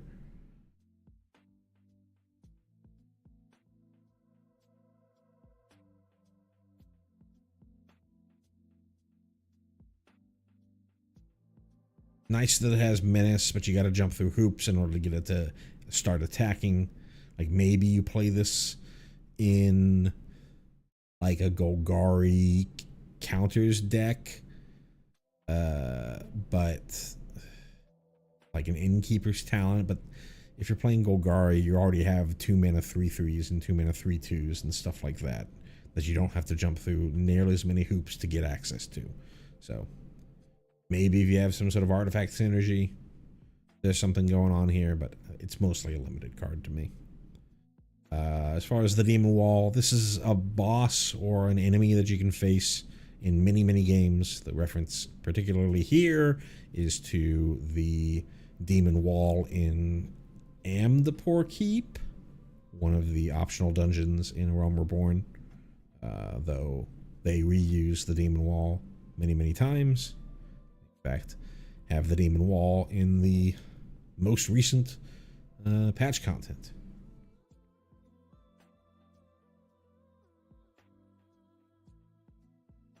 Next up is Hecdize. For 1 and a black, we have a creature Ooze Horror at common. It is a 1/1 with when this creature enters, each opponent discards a card. It's a not relentless rats. It's burglar rat. 1 and a black for a 1/1 that ETBs, makes your opponent discard a card.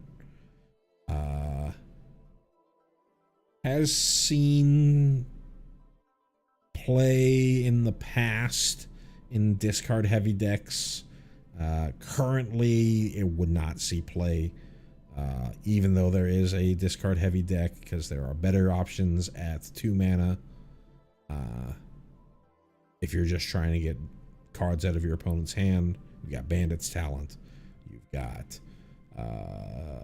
Deep Cavern Bat, got Momentum Breaker if they don't have any creature on the battlefield. You just have way more stuff to do, and having the 1/1 hanging around is not as good as it has been in the past, because we have a decent amount of other discard effects in Standard that are also on permanents, and those permanents are not creatures. So yeah, the day of the Bugler Rat has mostly gone by. As far as reference, this is just another enemy that you see many, many times throughout Final Fantasy's history. This particularly is from Final Fantasy II. Can't really tell you the specifics about where they're located. I don't know much about FF2.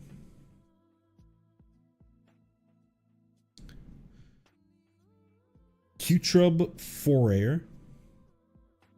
For 2 and a black, we have a creature Zombie Horror at common. It is a 3/2 with when this enters, you can either destroy target creature that was dealt damage this turn, or exile up to 2 target cards from a single graveyard. I can't remember the name of the card, but it's kind of this. It's kind of like an assassin effect. You know, you get into combat, you hope that your opponent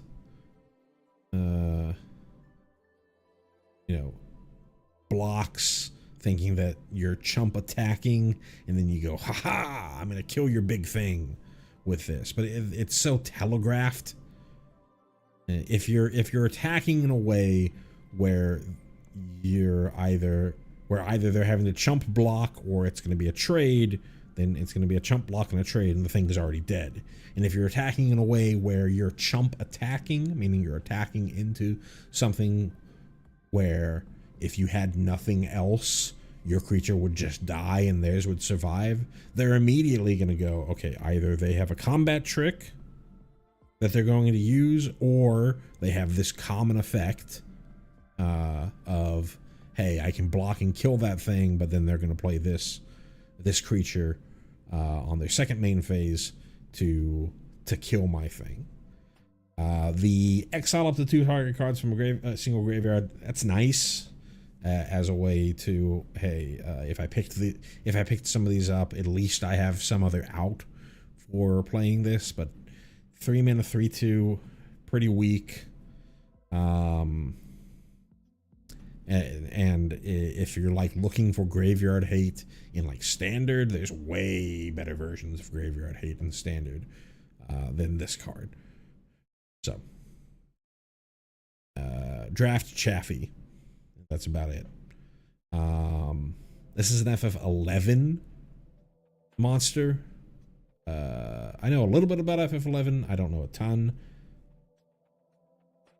I couldn't tell you anything about this guy. This man was walking down the street. I want to know him.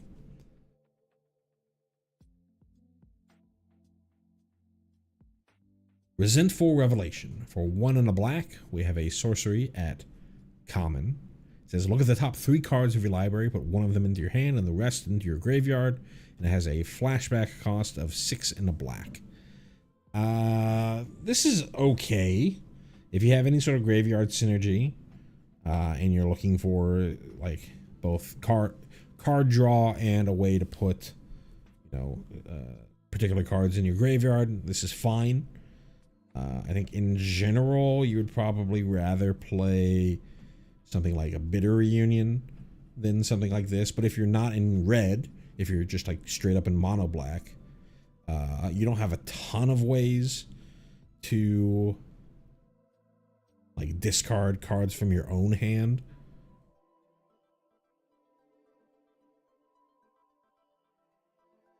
This doesn't discard cards from your own hand, but this is a way to play like sort of mono black Reanimator to fill up your graveyard. In current standard, there's a card called a Moment of Truth.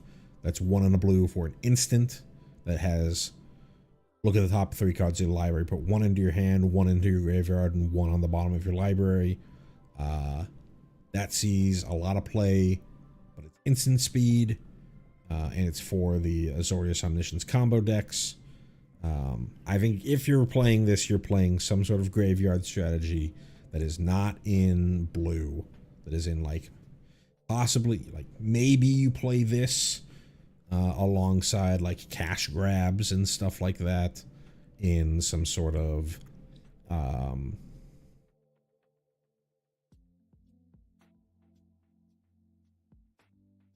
Golgari-ish. What's the card? Insidious Roots. But this doesn't let you get anything out of your graveyard. I don't know. It's an option. If you're really looking for cardish draw in black. And you can flash this back, so this is something that can come out of your graveyard, but it's not a creature, so it's not going to trigger Insidious Roots. It's fine. I think that there can be a place for this card, maybe mono black control, something like that, but fairly niche and sort of outside the meta right now. The reference, we've got this is when Sephiroth is learning about his history in the Nibelheim Manor, when he's in the archives in the basement, going over the Genova Project files, learning about Genova and his mother and all that stuff. Ultimately leads to Nibelheim Aflame and a big turning point in the story of Sephiroth.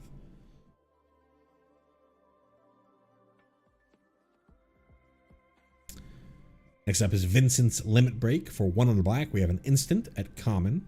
This is a tiered spell, and this is the first instance of tiered that we see in this stream. So when you do a tiered spell, you're given a number of different options. You can only choose one of those options when you're picking tiered. And so let's read through so we can see what the options are. So this card, regardless of what you choose for tiered, says, until end of turn, target creature you control gains, quote, when this creature dies, return it to the battlefield tapped under its owner's control, unquote, and has the chosen base power and toughness. So awkward to read, but it has until the end of turn, the creature as it is, or as it is on the battlefield now, will have this chosen base power and toughness of these tiered options, and gains the effect, again, until end of turn, that when this thing dies, return to the battlefield tapped under its owner's control. So if you don't pay any additional mana, it turns into Galleon Beast, which is a 3/2. If you pay 1 additional mana, it turns into Death Gigas, which is a 5/2. And then if you pay 3 additional mana, so for a total of 5, you get Hellmasker, which is a 7/2. And I believe this is Galleon Beast. I believe this is Death Gigas, the Frankenstein-looking guy over here. And I believe this is Hellmasker, the Jason-looking fellow over here. It's a very awkward card.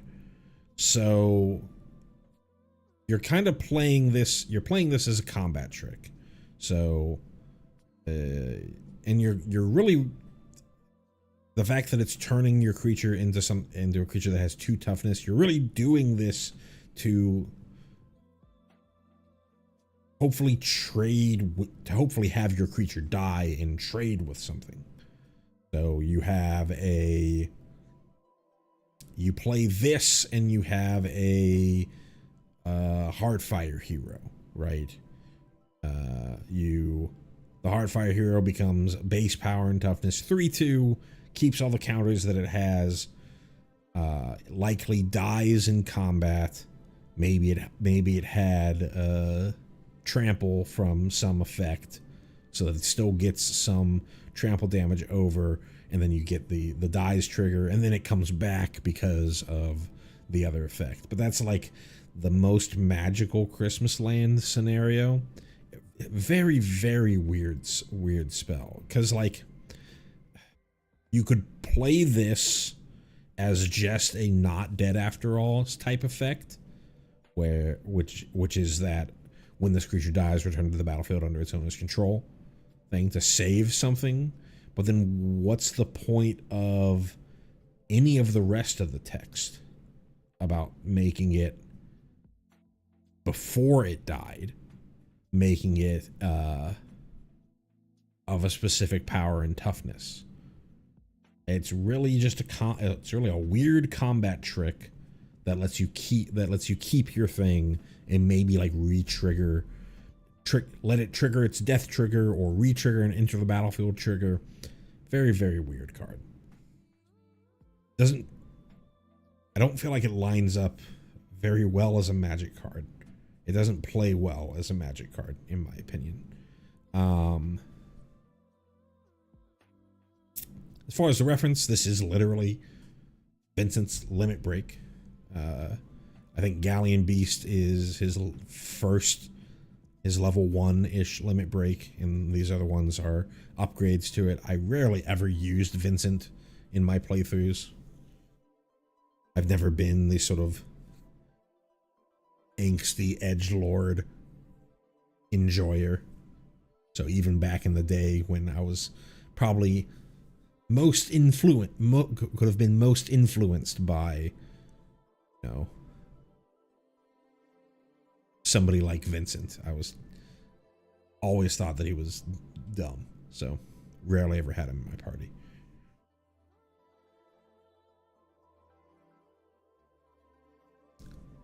Onto the red cards, we have Blazing Bomb for a single red. We have a creature elemental at common. It is a 1/1 with, whenever you cast a non-creature spell, if at least 4 mana was spent to cast it, put a +1/+1 counter on this creature. It has Blow Up. You can tap and sacrifice this creature, and it deals damage equal to its power to target creature. Activate only as a sorcery. So thank God this is not like copies 8 through 12 of Heartfire Hero. It's not a death trigger. You have to explicitly activate its blow up activated ability, and you can only do it as a sorcery, and it only hits creatures. And then as far as like it growing, you gotta spend 4 mana on non-creature spells. To me, this is pretty draft chaffy. Maybe you can like draft a ton of these in your sort of 4-drop non-creature matters thing. And I know that there's support for this draft archetype, but seems pretty weak. You're jumping through a lot of hoops for a card that is not really good enough on its own. Like maybe 1 mana pinger, but you can't hit face. I don't know. Maybe you're just supposed to use the way that you actually play with this card is you just use equipment in pump spells or whatever to turn that into removal. But then you're still 2 for 1ing yourself. If you're using like pump spells, I don't know. Someone's gonna have to explain to me why this is playable and limited. As far as a reference, again, bombs are pretty generic enemies that have been seen throughout Final Fantasy's history. This particular one is from FF9. I think this might be the bomb that takes the Prima Vista, the Tantalus's airship, out of the air. As they're trying to flee after kidnapping Garnet. This is all very early in the game. Or it could be the bomb that's on the stage when you're fighting against Steiner. I guess the stage is also the ship. I don't know. It's been a while since I played FF9, so the particulars are eluding me.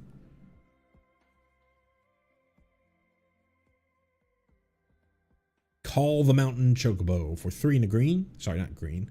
I see the green Chocobo. For 3 and a red, we have a sorcery at common.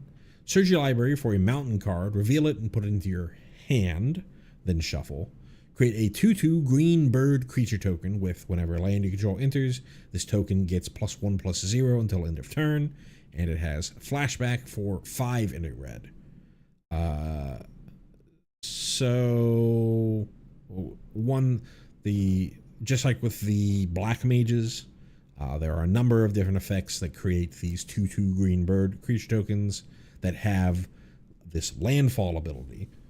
So when we talk about that later, or as we move on through the rest of these cards and we see that, I'm just going to say create a Chocobo. Because there's a lot of cards that do that.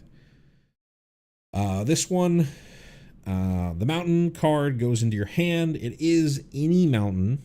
So in formats where you have searchable non-basic mountains, then that's a little interesting. I don't know if Valakut's a mountain. I don't think it is. Form in any ways, 4 mana is way too much for this type of effect outside of like Commander. It's fine in limited, right? Make sure you get your land drops. You get a bird alongside it. It has flashback, so you've got a bird alongside it later. And they're both going to have the landfall ability, so they attack better than a bear. But pretty draft chaffy to me. As far as the reference here, this green colored Chocobo is your mountain Chocobo. It allows you to cross mountainous terrain in the overworld of FF7. And as you progress through the game, especially in the original, you're sort of required to get one of these in order to progress. Technically, even in the remake, the second game of the remake, you're required to get one of these as well. But it's used in a slightly different way. Because there isn't really much of an overworld in the remake.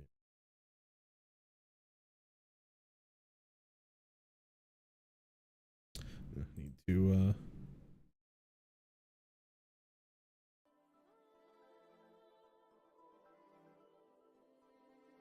Music going again.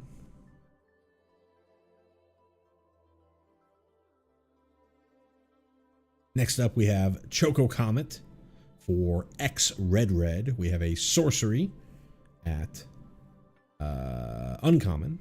Choco Comet deals X damage to any target. And then it also creates a Chocobo. So XX for Fireball at sorcery speed. Below rate, though they don't print a ton of fireballs anymore. Maybe they do, and they just aren't really playable anymore. It's been a while since I've seen one.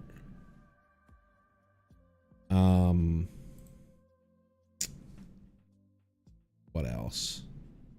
You could just pay X is equal to 0 just to get a 2/2 if you're like really desperate for board presence. 4 mana to get like a Chocobo plus shoot something of your opponents that has 2 toughness. That's decent. And you can sort of scale it up to shoot better things of your opponents. But the creature that you get alongside it is still going to be pretty weak.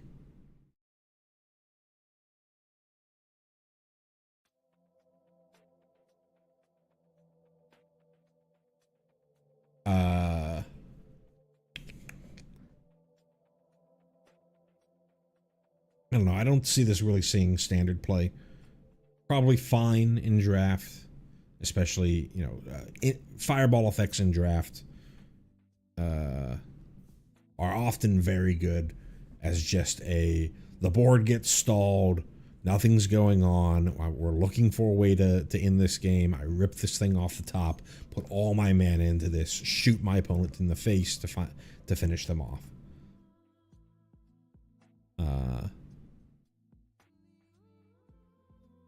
So it's probably fine in draft. Good that it's at an uncommon. But yeah. As far as the reference, this in particular is to FF12, where red chocobos are menaces. I mostly know it from FF14 in the references in FF14 to Dalmasca, both in the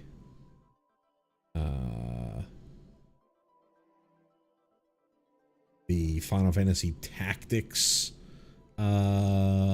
Alliance raid and in Bozja, which is written by the same guy who wrote the FF12 stuff, so uses a lot of references that you'd find in FF12. Not much else to say there. Hilgigus for 4 red. We have a creature giant at common. It is a 5/4 with trample and haste and has mountain cycling for 2 generic. I think this is so we've seen, I don't know if we've seen the green one. No, the green one was Balam T-Rex. I think we've seen all of the land cyclers. There was the Marlboro, the T-Rex, the Ice Flan, the Cloud Top Moogle, and then yeah, Hilgigus here is the last one. Land cycling's pretty powerful in limited. Way to make sure that you hit your land drops, to guarantee that you hit your land drops if you have this early. And this is a decent body late. 6 mana is a little expensive, but trample and haste coming out of nowhere can close out a game or force bad blocks from your opponent. So I think this is a decent card in limited. As far as the reference, You see these hill gigas in the town of Zozo. I mentioned these creatures way back when I was looking at the Final Fantasy VI Commander deck.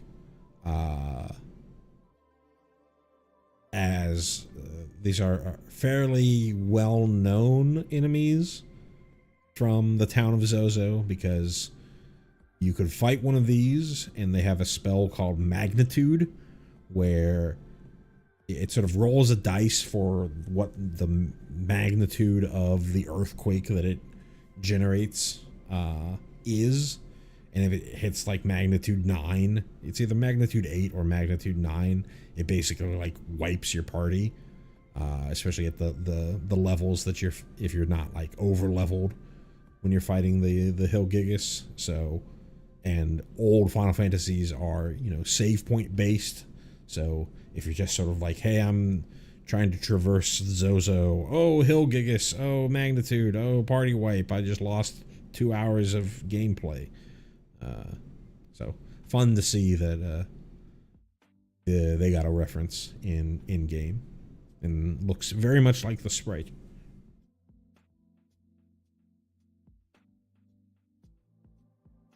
Next up is Mystian Elder. I'm gonna go Mystian Elder. For 2 and a red, we have a creature human wizard. At common, it is a 1/3 with, when this enters, create a black mage. So 3 mana for a way to generate 2 wizards. If there is some sort of turbo Kuja deck in standard, this is a way to guarantee, as long as they don't remove anything, this is a way to guarantee turn 3 this, turn 4 Kuja instep trigger, generates a black mage himself. Kuja is a wizard. This creature plus the token, plus all the tokens are wizards, immediately flips because there are 4 wizards. That's really the only place that I would see this played, if turboing out Kuja is a viable option. I personally think that if you're going to do some sort of Kuja deck, then you would rather play it a little more mid-rangey and just have Kuja be the one spitting out the wizards and eventually flip over, rather than play a pretty weak card just to guarantee a turn 4 flip. But it's something to look into. As far as the reference,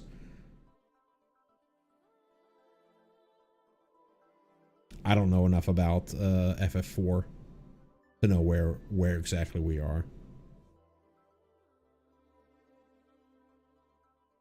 in this story. So, going to just move on. Next up is Opera Love Song.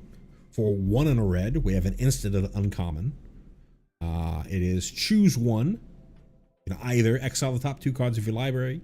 You may play those cards until your next instep, or 1 or 2 target creatures each get +2/+0 until end of turn.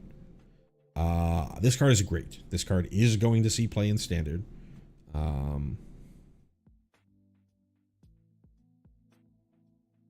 In a variety of different decks. I think the deck that most importantly wants this is if you're trying to do mono red Corey Steelcutter, then you were playing cards like Ren's Resolve, or you're playing Ren's Resolve and you were really searching for copies of Ren's Resolve 5 through 8 as, you know, the card advantage that you need in any kind of prowessy deck. You know, some people were trying to play the 1 mana red hasted creature that always bounces back to your hand as a way to, you know, it's not really card advantage, but it's a way to guarantee that you're going to be able to have multiple spells a turn to trigger the Corey Steelcutter. But I think this card is just way better than doing nonsense like that. Some versions were playing like there's Painter's Studio, which is 3 in a red for a sorcery speed Rin's Resolve. This is worse than Rin's Resolve because Rin's Resolve is sorcery speed, 1 in a red, exile the top 2 cards of your library. You may play those cards until the end of your next instep.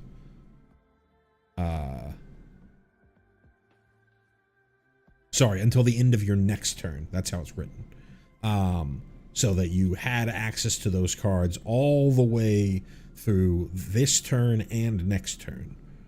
This one, it's instant speed, so you could play this on your opponent's instep, and then have access to these cards through your turn. But if you play this at sorcery speed, then you're going to lose access to the cards that you see from Opera Love Song at the end of the turn that you played it on, which is definitely worse than Rin's Resolve. Because you can't both, with Rin's Resolve, you can both use Rin's Resolve to trigger Prowess or trigger the Flurry effect and still have access to the cards later.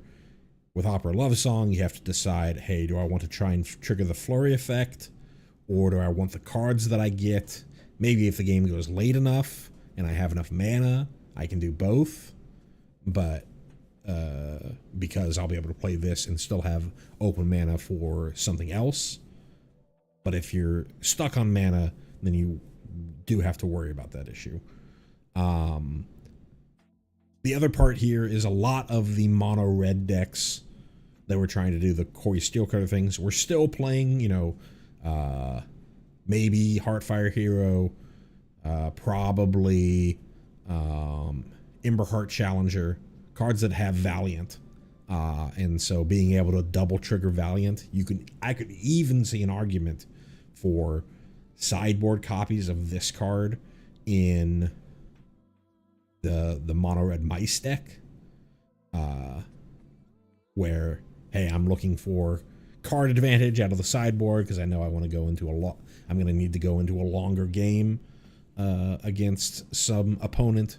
So I bring this in, and then I have a way to trigger Valiant on both my Heartfire Hero and my Emberheart Challenger out of one spell. Very, very playable card. Going to be mentioned when we go back through the roundup of notable cards from the set. As far as the reference, very famous reference to the opera scene in FF6. We have Celis here, who is the spitting image of Maria. If you read the flavor text of the Blue Adventureland, that's who we're talking about here. She is acting as if she is the opera singer Maria, because there was a credible threat to her kidnapping from a source. Pretty iconic scene from FF6. Next up, we have Random Encounter. For 4 red, we have a sorcery at uncommon. Shuffle your library, then mill 4 cards. Put each creature card milled this way onto the battlefield. They gain haste. At the beginning of the next instep, return those creatures to their owner's hand. And then it also has a flashback for 6 red. I think this card is close. A very, very powerful effect if you can stack your deck. Oh no, you shuffle your library. You can't stack your deck. Never mind. I think it's still pretty cool. But yeah, you have to shuffle your library. You can't stack your deck. Oh, damn. I was thinking about, like, brainstorming or doing all sorts of stuff, but you have to shuffle. Still think that this is pretty. Still think that this can be cool. A cool build around. If you get, you're kind of doing like an overcosted, what's the card called? Collected company thing.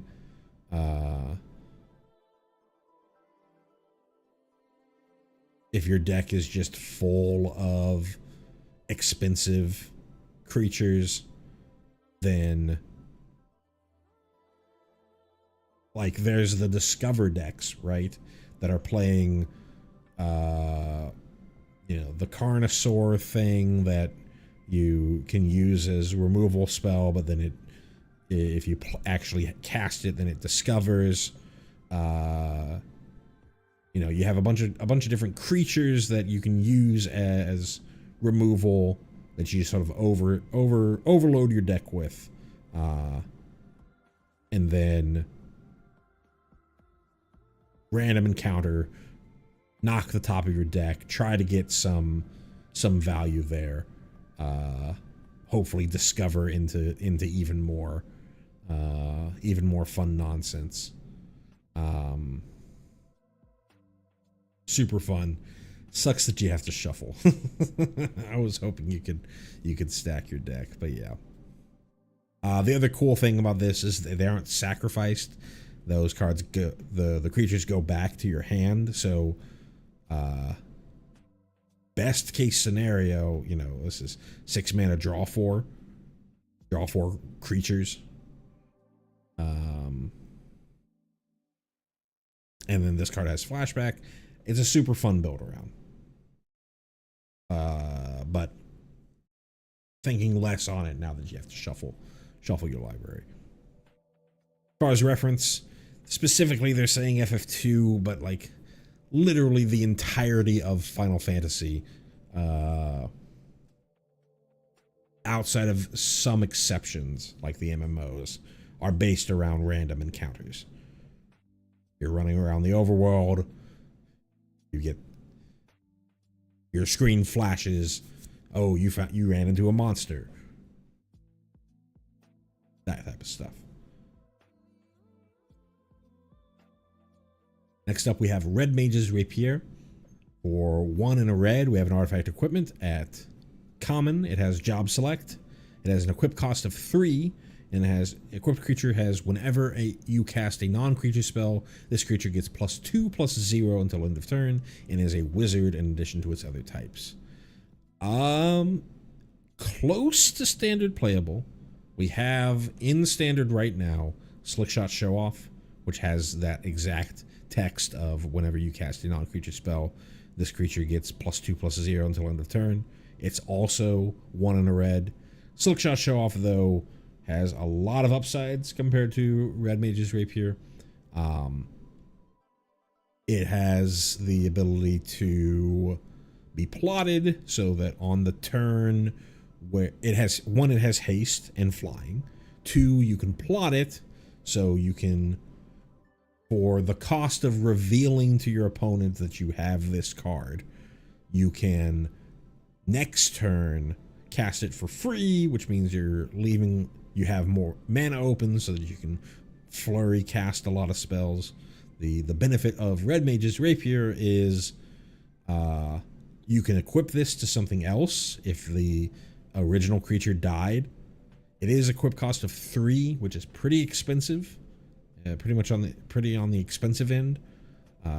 But I could see a deck. I could see, you know, a deck in the world where maybe they ban Gory Steelcutter. That if people still want to try and do prowessy stuff, like the super fast versions of prowessy stuff, something that you're going to see on like best of one ladder in Magic the Gathering Arena, where somebody is just like, you know, some salaryman who's sitting on the shitter and playing Magic the Gathering on their phone is like, hey, what's the deck that's I'm either going to win or lose in the first 3 turns, and the matches take less than 2 minutes. Oh, Slickshot Show Off, Red Mage's Rapier, Bolt Wave, shock, burst lightning, monastery swift spears, sure, I'm in. Right.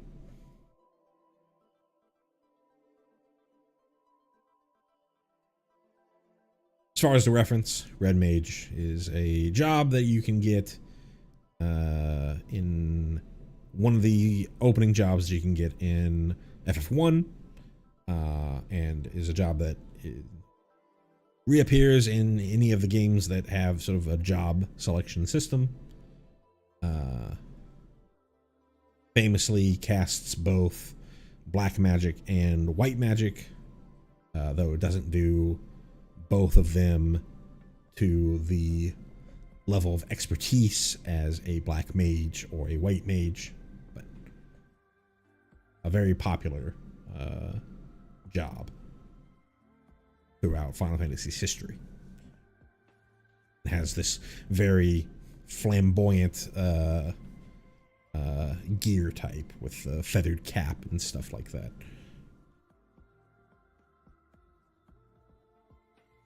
Next up, we have Sabotender. For 1 and a red, we have a creature plant at common. It is a 2/1 with reach. It has landfall. Whenever land you control enters, this creature deals 1 damage to each opponent.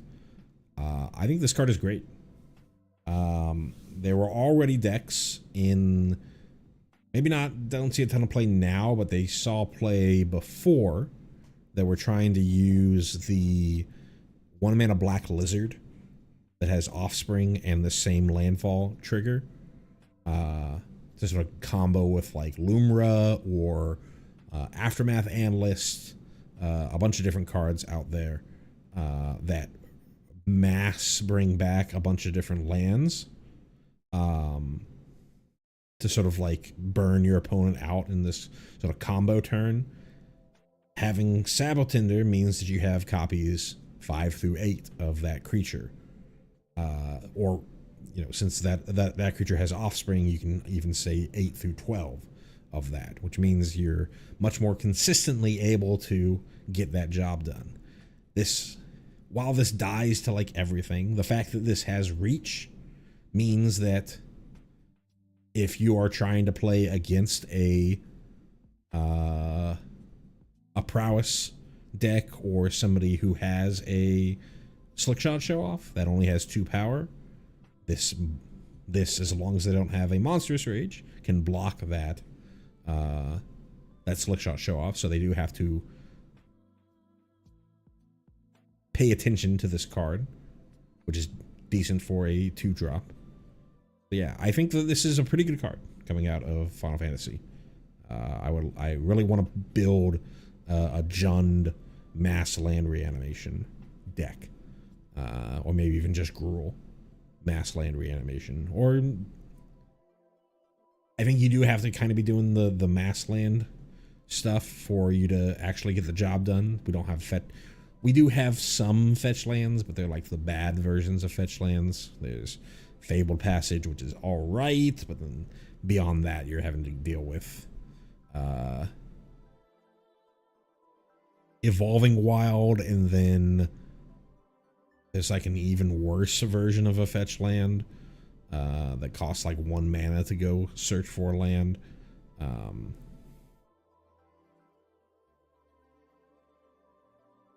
If I'm remembering correctly. But I think it'll be fun to try and put together some sort of Jund landfall deck that's based around the Lumra stuff. And we got Titan, Summon Titan in this set as well, which gives you more redundancy in that mass landfall stuff. So very interesting, and I think a pretty playable card. Sabotender itself is I think Sabotender's here it's saying it's from FF11.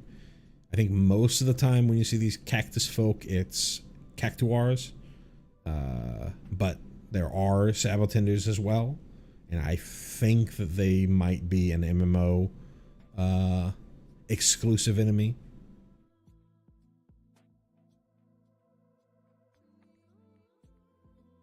But yeah. Next up, we have Sandworm. For 4 and a red, we have a creature Worm at uncommon. It is a 5/4 with haste. When this creature enters, destroy target land. Its controller may search their library for a basic land card, put it on the battlefield tapped, then shuffle. A couple things to note with this card.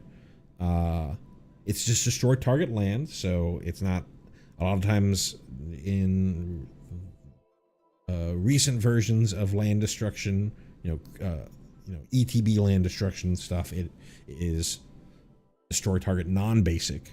This is just destroy target land, so you can hit opponent's basics. Also note that it does not say an opponent's land. So from a limited perspective, there's a consideration for you if you really wanted to re-trigger landfall, which rule in the limited draft environment is landfall based. You can destroy your own land to re-trigger a bunch of chocobo landfalls, or we just saw the Sabotender or whatnot to get those landfall triggers, to get a double landfall trigger on that same turn that you play Sandworm, because you're going to go play your land, tap for Sandworm, play Sandworm, destroy your own land, get another land, second landfall trigger. 5 mana, 5/4 haste, no additional evasion, but still 5/4 out of nowhere. Can close out a game pretty quickly. The land destruction thing in limited basically never going to work. In standard, there's worlds where you can basic check folks.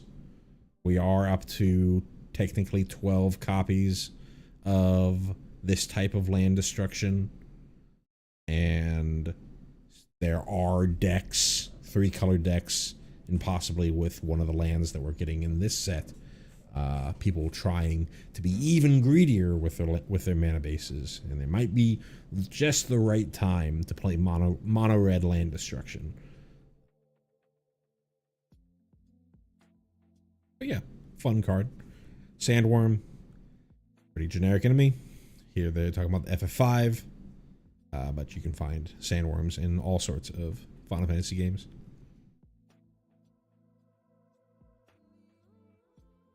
We're out of the generic enemies onto a particular character. I think it's Cypher, but it could be Seifer. I'm going to go Cypher. Cypher Almacy. For 3 and a red, we have a legendary creature, Human Knight, at rare. He is a 3/4 with whenever a creature you control attacks alone, it gains double strike until end of turn. Cypher is a gunbreaker, a gunblade welder, just like Squall. So they both have that exact same ability.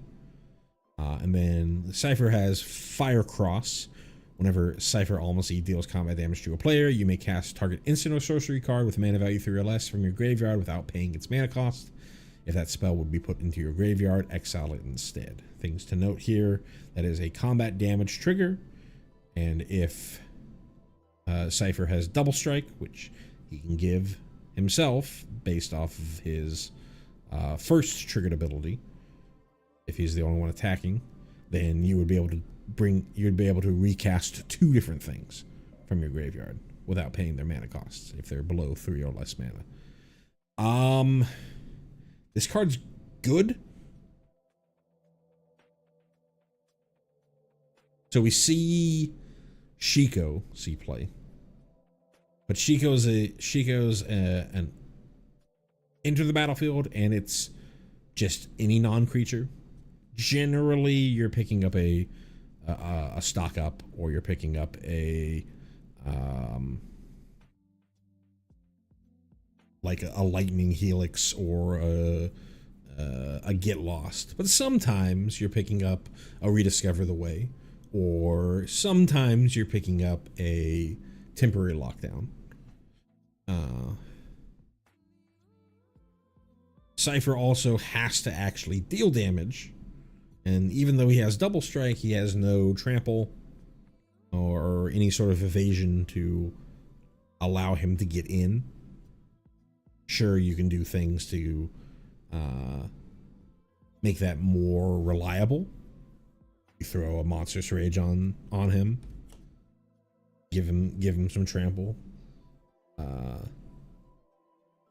That's a pretty good way to guarantee that. I think he is very powerful. I like that you can play him and the attack trigger part triggers even on the turn that you played him, because if any other creature that you have attacks alone, then they suddenly get double strike, which is super nice. So possibly could see him as maybe a top end replacement for something like a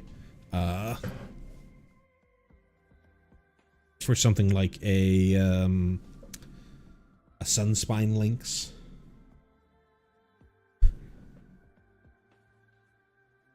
Or to go alongside if you want to go later. If you're playing a little more burn-based version of mono red.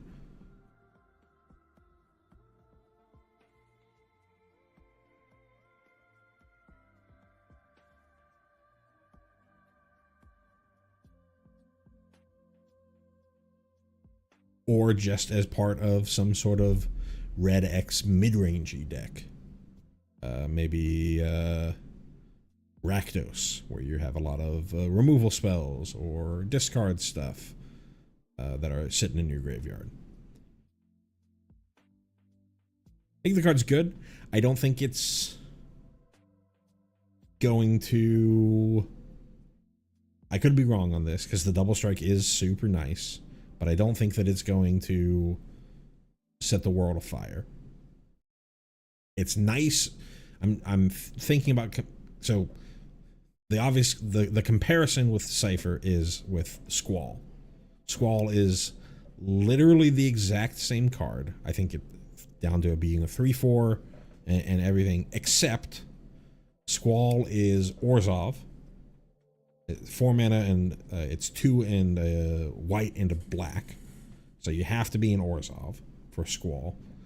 And instead of instants and sorceries for Squall, you get back permanents, which I think in general, especially in this day and age with this magic, is better if you're trying to be in some sort of mid-rangey game plan, which you really would need to be if you're playing these 4 mana creatures. But there's a world where you're going turn 2,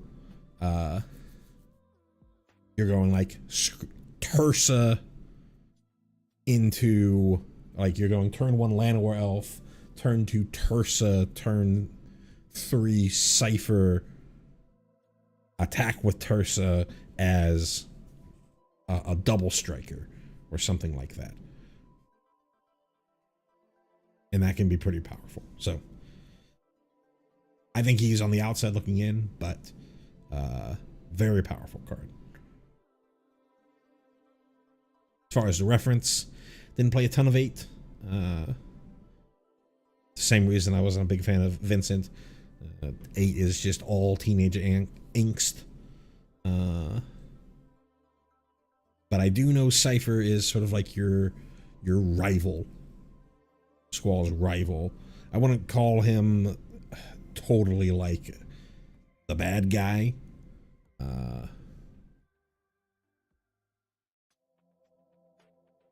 But it's definitely played up that way early in the game. Next up, we have Summon Brunhilde.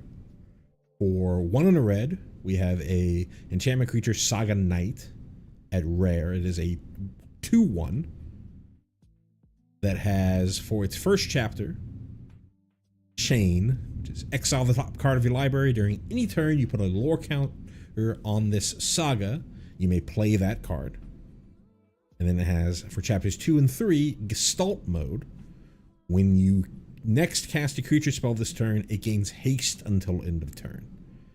I think this card's great. I think this card's very, very good. This allowing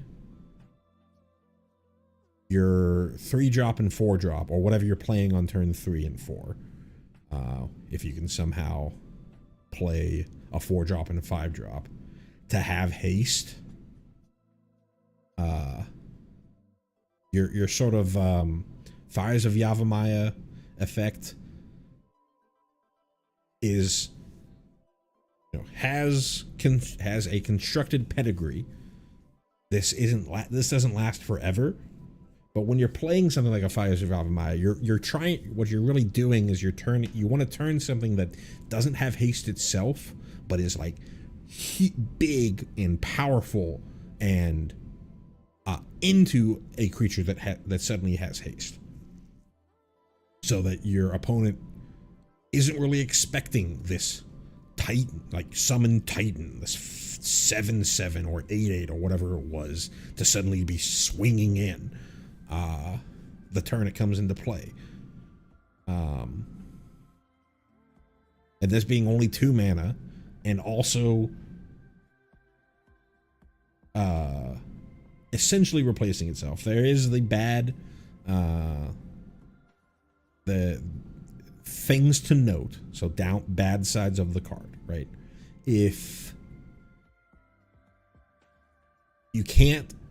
your spell that you get off of chapter 1 is instant, you can only really play that during your turn.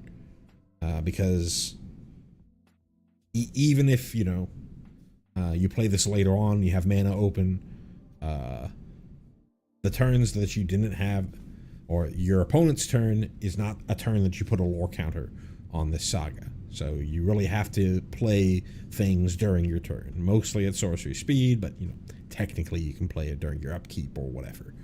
And if you play this on turn 2 and they shoot Brunhilde, then that card's just gone forever. So it's not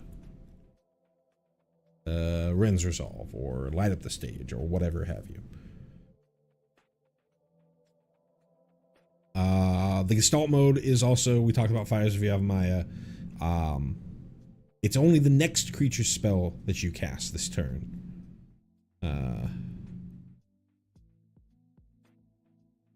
That gets haste.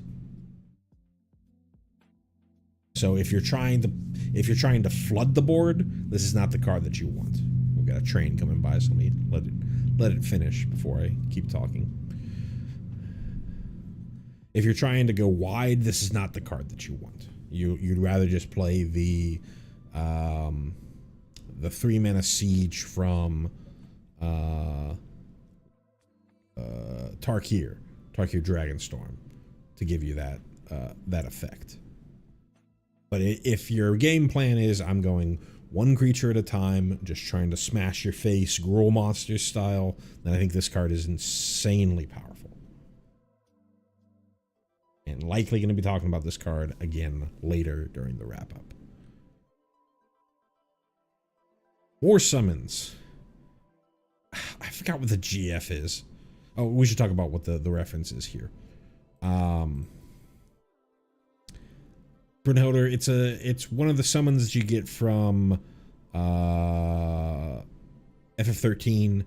Each party member in FF13 has like their own personal summon.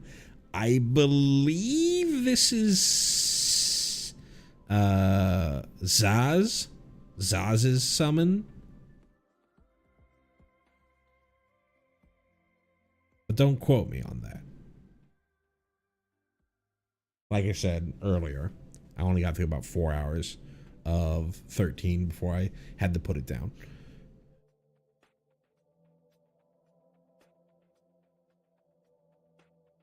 Next up summon, we have GF Cerberus. For 2 red, we have a 3/3 enchantment creature Saga Dog at rare. Its chapter 1 is Surveil 1. Chapter 2 is Double. When you next cast an instant or sorcery spell this turn, copy it. You may choose new targets for the copy, and its final chapter is triple. When you next cast an instant or sorcery spell this turn, copy it twice. You may choose new targets for the copies. Very flashy effect. And it technically is... It's technically not a 4-mana, ETB-less creature, but it's just 4 mana for a 3/3 that surveils one. 3/3, pretty weak body, dies to nowhere to run. Sure, if it lives to the point where you can, if it lives and you have an instant or sorcery in your hand that you would like to copy, it can get really powerful. And then obviously if you get to triple, you'll probably be able to find a way to win the game off of that. But I think it's really slow and not really providing like too much of a stop sign to your opponent in this meta.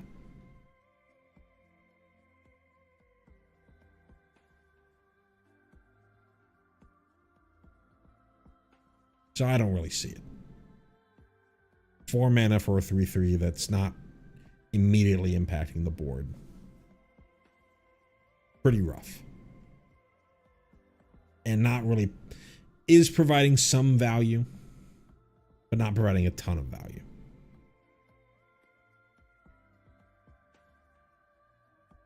And then then being a creature that doesn't just stick around forever. You always have to think about that when you're thinking about these summons. They are going to just go away eventually. So I was thinking in my head before I was about to move on from this card. Well, so is Cypher. So is Squall. They're cards that really don't provide immediate value or don't provide a big stop sign to your opponent. But at least for Cypher and Squall, in the games where they're actually able to do their thing, they'll stick around forever. They'll stick around until your opponent actually removes it. Your opponent could get to a point where this thing just goes off and then you no longer have this 3/3. Now, hopefully you've been able to find a way to draw a ton of cards or deal a bunch of damage or do something wild with the double and the triple. But if things don't, line up for you in the right way, then you're kind of boned.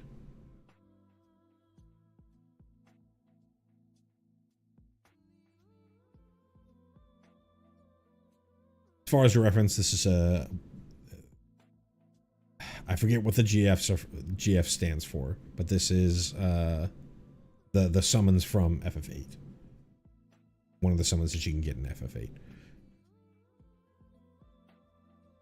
Speaking of GFs, we have summon GF Ifrit for 2 and a red. We have a 3/2 enchantment creature Saga Demon at common. For chapters 1 and 2, it says you may discard a card if you do draw a card. And for chapters 3 and 4, you can add a red. So it sticks around for 4 turns. So you're going to get at least 2 attacks in with this. I think this is also probably not quite there. If you really, really, really squint, you can argue that this is Fable of the Mirror Breaker. You get a body. Fable of the Mirror Breaker gets you the 2/2 goblin creature token that attacks and generates mana in the form of treasures. This generates mana in the form of chapters 3 and 4. And then chapters 1 and 2, hey, that's pretty close to what Fable of the Mirror Breaker does. I don't think that it nearly is as good.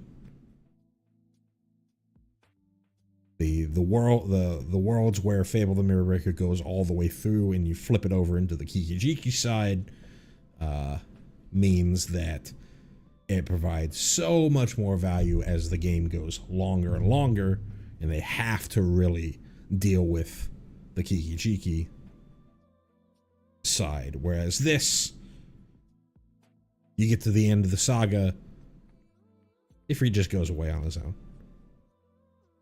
But if you really want to squint, you could convince yourself that this is Fable of the Mirror Breaker Part 2.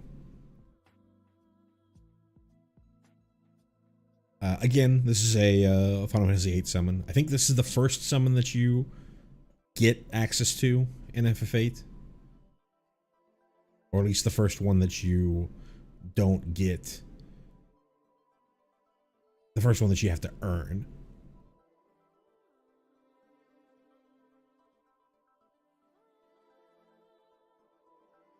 Moving on to Thunder Magic.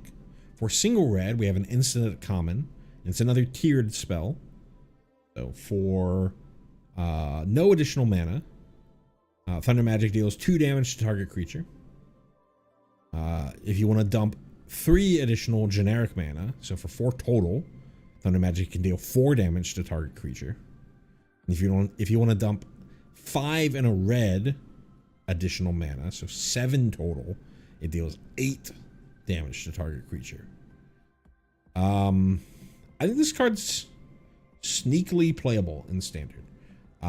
So in the decks that you're playing Burst Lightning, you're not going to play Thunder Magic because this does not go face.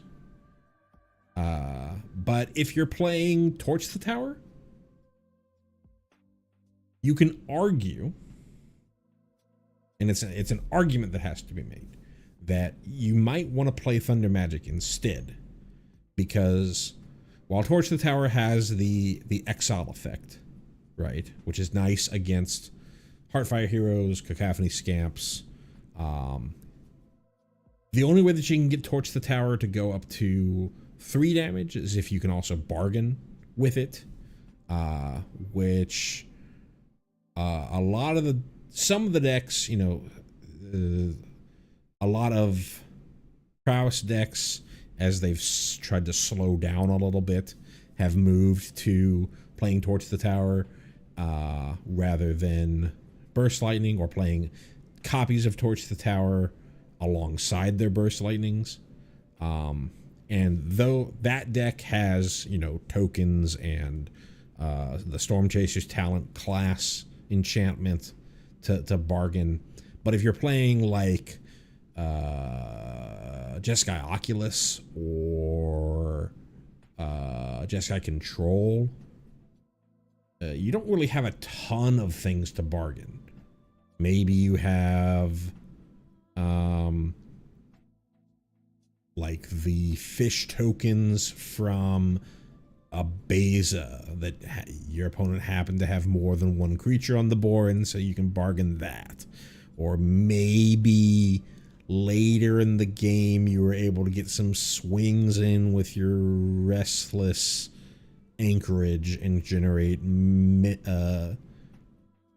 map tokens, or you got lucky and your opponent was playing Get Lost and you got map tokens to get rid of. But there's a lot of hoops that you got to jump through just to get up to 3 damage to deal with something like a Unstoppable Slasher. But if you want to get up to 4, you didn't really have an option. You had to either use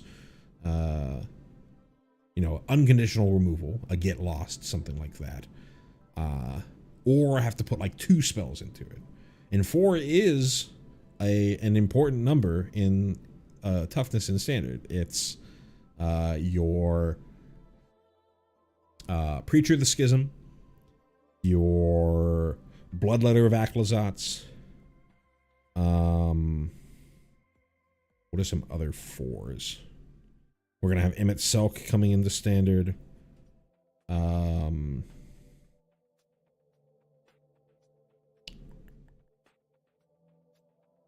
Sheoldred.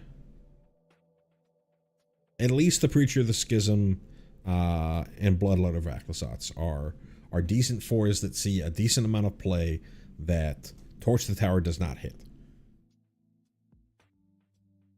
Thunder Magic has, because it's flexible, you can use it to just shoot your opponents on turn 1, shoot your opponent's Monastery Swift Spear or Otter Token or Heartfire Hero or Hired Claw or whatever.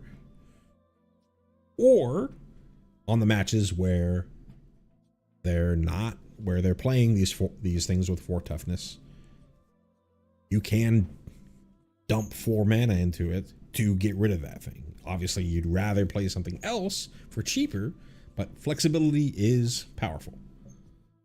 So there is an argument that Thunder Magic sees play over Torch the Tower, especially if something in the red decks sees a ban, either Monstrous Rage or Corey Steelcutter. As far as the reference, it's lightning. He's casting Thunder Magic. The Thunder, Thundara, Thundaga is sort of your level 1, level 2, and level 3 versions of your electricity spell. Not much else to say there. Next up, we have Unexpected Request. For 2 and a red, we have a sorcery at uncommon. Says gain control of target creature until end of turn. Untap that creature. It gains haste until end of turn. You may attach an equipment you control to that creature. If you do, unattach it at the beginning of the next end step. So this is your active treason effect. See it a lot in limited. Generally, they don't play it. They don't do it at common anymore. They do it at uncommon. This has the upside of if you have an equipment deck, you can steal their thing, put an equipment on it, swing in, make that thing much more of a threat, so that they either have to take this huge hit or have to trade with their own creature, theoretically trade with their own creature, or even maybe chump their own creature, which is good for you because you get to use your active treason as a removal spell. Technically, in the same way that Stolen Uniform was written, you can technically target your own creature, because it doesn't say gain control of target creature until gain control target creature and opponent controls until end of turn. So you can technically use this as a way to give something of yours haste and attach an equipment to it for that turn. Unlike Stolen Uniform, it does force the unattach at the end at your end step, even if it was a creature you controlled. But if you're really just looking for one big hit from something out of your hand and you've got enough mana, that is an option for you. Generally, you're going to use it as the active treason side, but not really playable in standard. I think the last time that active treason was moderately playable was in your Jund sacrifice decks way back from Throne of Eldraine, where you're using Claim the Firstborn, and sometimes people played literal active treason to get bigger things that you couldn't get with Claim the Firstborn, so that you could steal it and then sacrifice it to attack with it, and then sacrifice it to the Witch's Oven, so that you could fuel your own sacrifice engine and use it as sort of semi-removal against your opponent.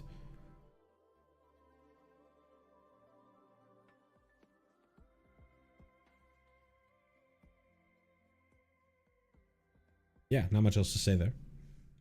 Moving on. Oh, sorry, the reference here. So, very beginning of the game. You are the guy on the left, Zidane, is part of the theater troupe Tantalus. You've been tasked to you've been tasked by, I think, by Sid from Lindblom to kidnap Princess Garnet from Alexandria, who is his niece, I think.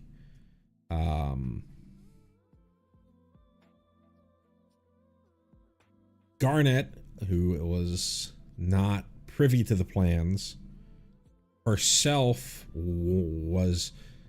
wanted to convince the Tantalus troupe to kidnap her. And so this is Zidane, who was on the way to kidnap Garnet regardless, getting asked by Garnet, who is trying to disguise herself, to getting asked by Garnet to kidnap her out of Alexandria. So, an unexpected request.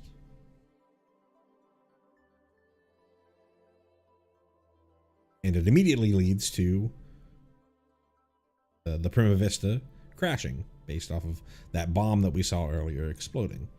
For 2 and a green, we have Airship Crash, an instant, destroy target artifact, enchantment, or creature with flying, and you can cycle this for 2 generic. You know, this is your Broken Wings, your Pick Your Poison. They have this type of effect all the time in draft formats. As a way to deal with artifact enchantments and creatures with flying. And the reference, we just said it. This is the ship, the Prima Vista, got blown out of the sky, lands in, I forget what the name of the forest is, but it's this like petrifying forest. You have to try to make your way out pretty early on in the game. See Zidane there as well at the foreground. We see anybody else in the picture. Next up is Bard's Bow. For 2 and a green, we have an artifact equipment at common.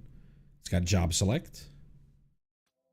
Equipped creature gets +2/+2 and has reach and is a bard in addition to its other types. And it has an equip cost of 6. So it's a 3-mana 3/3 with a reach. That's fine. For like limited. Equip cost of 6 is insane. You're never equipping this to anything else, ever. Unless you can somehow cheat the equip cost, which there are options in both limited and standard to do. But in standard, the effect is not good enough to jump through the hoops necessary to cheat the equip cost. Nor is the body from the job select version of it good enough.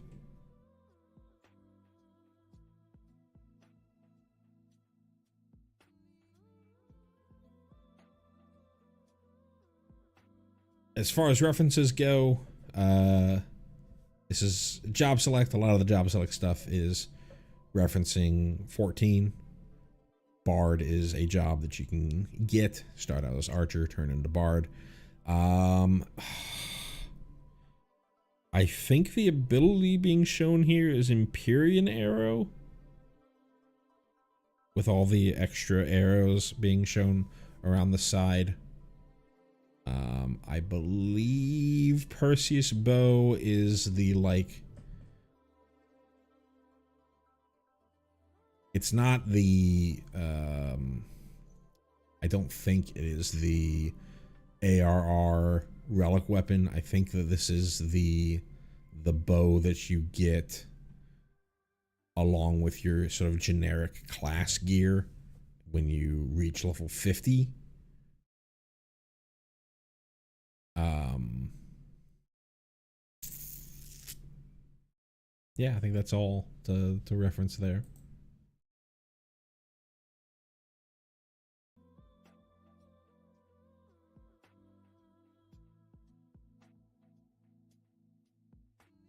Next up is Chocobo Kick for 1 on the green. We get a sorcery at common. It has Kicker, the first reference to Kicker. It's just an additional cost that you may pay when casting this spell. That if you pay it, provides some additional effect. So what is the effect we got here? Or the Kicker cost here is return a land you control to its owner's hand. And then the ability is target creature you control deals damage equal to its power to target creature an opponent controls. And then if the spell was kicked, the creature you control deals twice that much damage instead. So on its face, it's so there's fight spells where your creature and an opponent's creature both deal their damage to each other. And so, if your creature would die, if both creatures would die based off of the damage being dealt, then they would both die. There's sometimes they're referred to as bites, other times they're referred to as punches. I usually refer to it as bites because of the card Rabid Bite, where it is only your creature dealing its damage to an opponent's creature. So, if the opponent's creature would die, it dies, but the opponent's creature doesn't hit back. Here you can double it up. If you kick it, you are having to return a land you control to its owner's hand, but it's a Chocobo Kick. If you're really searching, if you're late enough in the game and you're not getting land drops off the top of your deck, or it's late in the game, you don't have a ton of cards in hand, so you don't have a ton of lands to play. You can use Chocobo Kick to have your Chocobo kill the best thing on your opponent's side because you're doubling up the power, the damage that you're dealing to that thing, and then you also get your land drop again to trigger all your landfall triggers and trigger all your Chocobos landfalls so that you can get in with this big swing. It's really a limited card. If a fight it sees play in standard, it's because it is 1 mana and it is attached to a spell that can do other things. It's not a good opportunity to fight. Mostly you see Bushwhack in standard. I think we'll probably talk about a card in this set when we do the wrap up for that is another fight spell that could see play. 2 mana, it's a little too expensive, even with this bonus of likely killing anything on your opponent's side, and potentially being able to trigger a land drop even if you didn't have a land in hand. As far as a reference, that's how Chocobos attack. This is the FF4. I think this is like an antlion. It's a really ugly enemy. But yeah, not much else to say about that. More Chocobo cards. We have Chocobo Racetrack. For 3 green, we have an artifact with uncommon. It has landfall. Whenever land you control enters, create a Chocobo.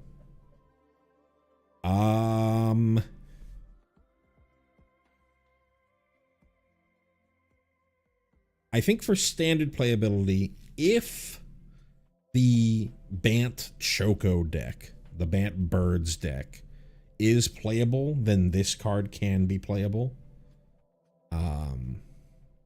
I think generically, if you're looking for cards that have landfall, generate things. There is Dragonback Assault for 3 green, blue, red. It both enters the battlefield and deals 3 damage to each creature in Planeswalker, and has landfall create a 4/4 flying dragon. So for just 1 more mana, you get a way better creature. But if you are able to get that bird synergy stuff going on, then possibly this card can see play. That sort of late game stuff. But it would really have to be specifically for that bird deck. For limited, I could see this as part of a controlling limited deck.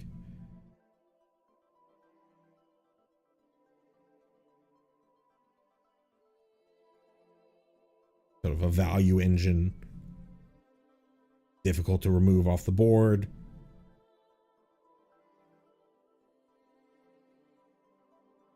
All these chocobos can be pretty threatening.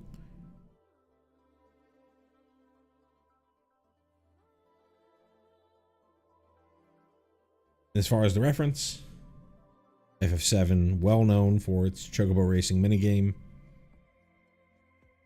This exact image of this oversized Moogle, and you're running through its mouth to the finish line, is iconic.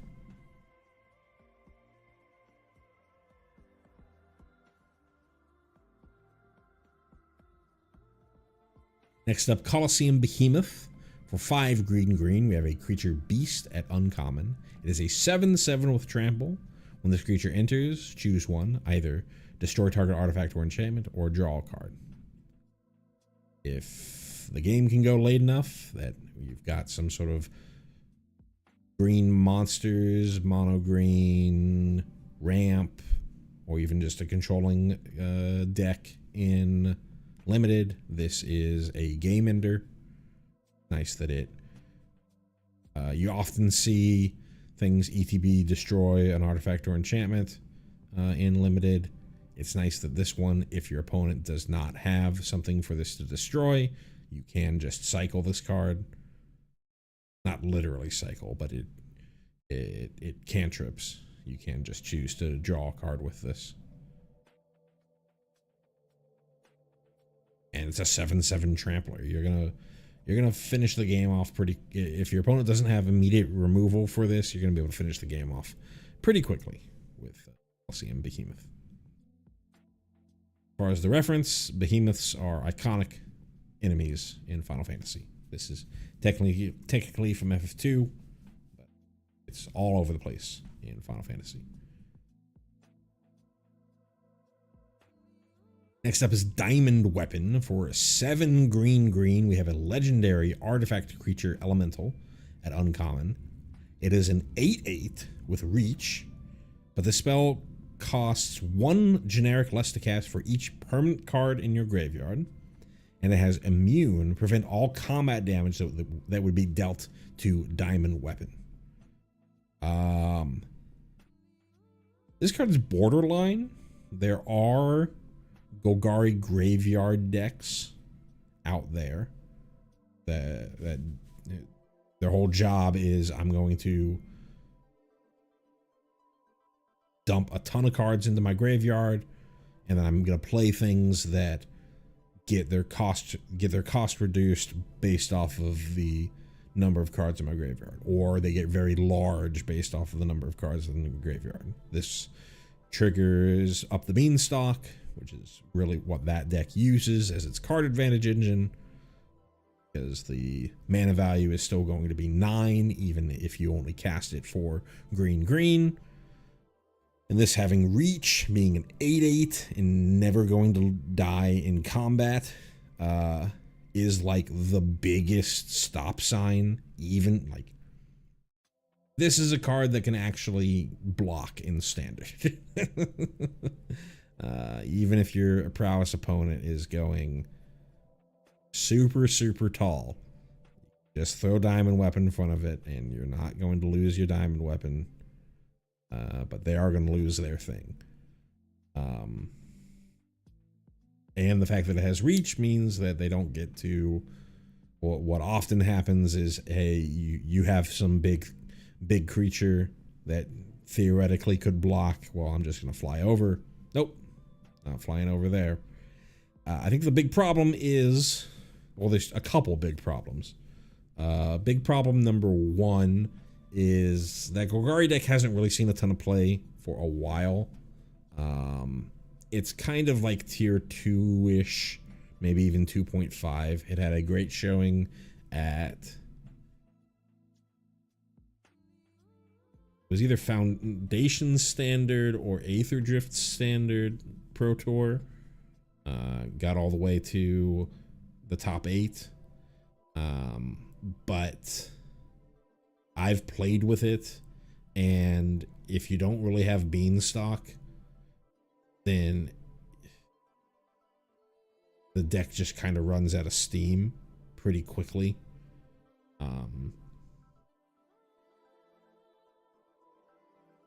Two other big problems here. One, this is an artifact in addition to just being a creature. So if people are playing just generic artifact hate because they're wanting to shoot, they're wanting to deal with Corey Steelcutters, then even your prowess opponent might have either a suplex or an abrade in their main as just hedge against the mirror, and then my red removal won't work, but this is an artifact, so I'm gonna be able to still kill this thing. As well, the other sort of tier 1.5 deck in the format is Azorius Omniscience, which is a graveyard deck, and because of that, people are playing a decent amount of graveyard hate. Probably also one of the other reasons why that Golgari deck is not seeing a ton of play anymore, because it just gets incidentally hated by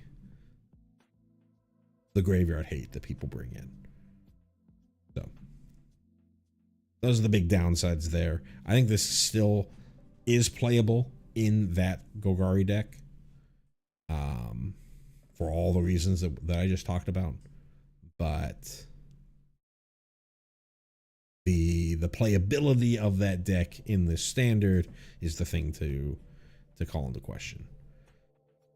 As far as the reference here, this is Diamond Weapon. This is one of the weapons that get awoken by the planet in FF7 as a way to defend itself from existential threats. Sort of a living artifact, a living robot that gets reawoken. There's Diamond, Ruby, and Emerald Weapon.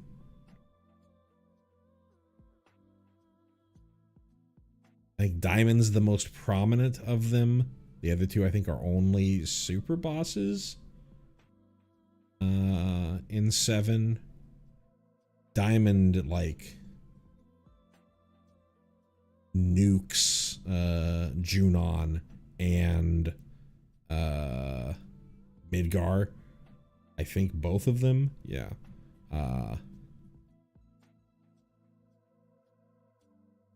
As the game goes along. So pretty iconic enemy in FF7. Next up is a Gigantode. For 3 and a green, we have a creature frog at common. It is a 4/4 with, as long as you control 7 or more lands, this creature gets +2/+2. This is a very, very generic draft card. 4 mana 4/4. It's fine. Get to 7 lands, turns into a 4 mana 6/6. Even then, it's just fine. No evasion, no trample, anything like that. By the time you get into 7 lands, This is probably just another random creature on the battlefield. You know, if you just need playables, then this is something, but that's about it. Is a frog, but this is a pretty bad frog. So even though it does have synergy with a Bloomborough tribe, not very playable. As far as enemies go, it says 15. I think Gigantoads are things that you've just another generic enemy from FF4 or FF, the Final Fantasy series.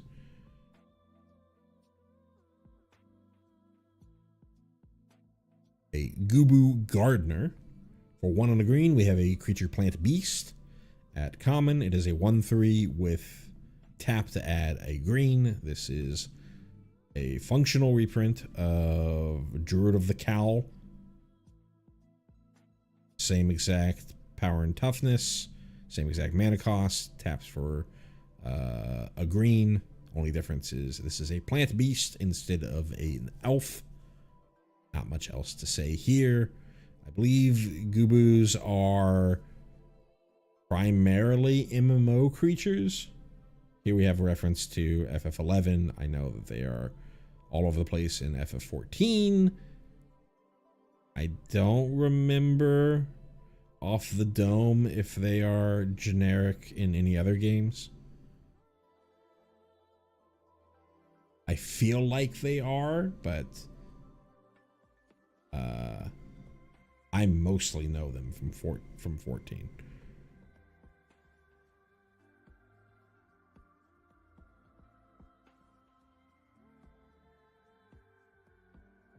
Grand Pulse Ochu. For a single green, we have another creature plant beast at common. It's a 1/1 with death touch. And then for 8 generic, until end of turn, this creature gets +1/+1 for each permanent card in your graveyard. This card's great for limited. Your 1 mana 1/1 death toucher is a great stop sign for early game. Your opponent either has to be willing to trade one of their creatures with it or spend an actual removal spell on your 1-drop, which you're gonna love every time.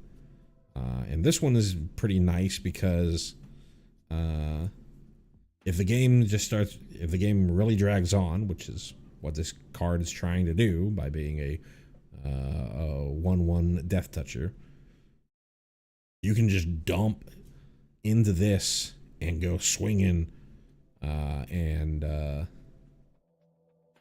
know, if it's late enough that you have enough mana to put into this, that's probably going to deal a decent amount of damage. So, pretty good draft card. Technically in standard, Finn the Fangbearer is legal. I'm sure the folks that love jamming that deck in silver and gold will love another 1 mana death toucher. But that's about it for its standard playability. I know Ochus are in 14. I don't know if they originally appeared in 13. This is a creature on Grand Pulse, which is in 13 you have Cocoon, which is like the Haven world, and then Grand Pulse is like you're not supposed to go there. It's supposed to be evil, but you learn that it's not quite what you think.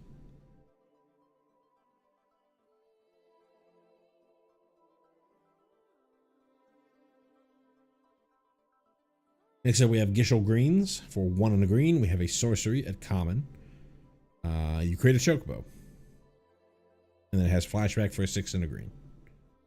You know, if you're trying to go birds, maybe you play this in standard. Probably not.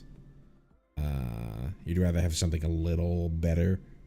for a 2-drop, but definitely in limited, you know, this is a bear with upside, as both you can cast it again later on in the game, and it has its landfall ability. Not much else to say there. Technically seeing a chocobo from 11, but chocobos are throughout the Final Fantasy series. Technically this card is Gishel Greens, so it is the sort of lettuce looking vegetable that the chocobo is happily eating. In 14, I'm much more familiar with 14. In 14, you use Gishel Greens as you have to use a Gishel Green to get 30 minutes of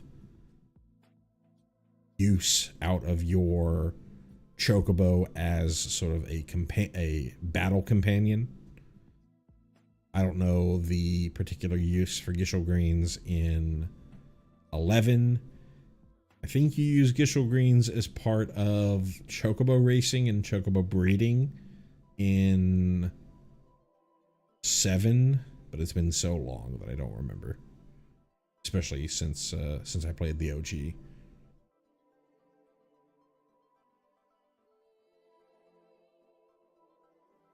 Next up is Loporrit Scout. For 2 and a green, we have a creature Rabbit Scout at common. It is a 3/2 with whenever another creature you control enters, this creature gets +1/+1 until end of turn.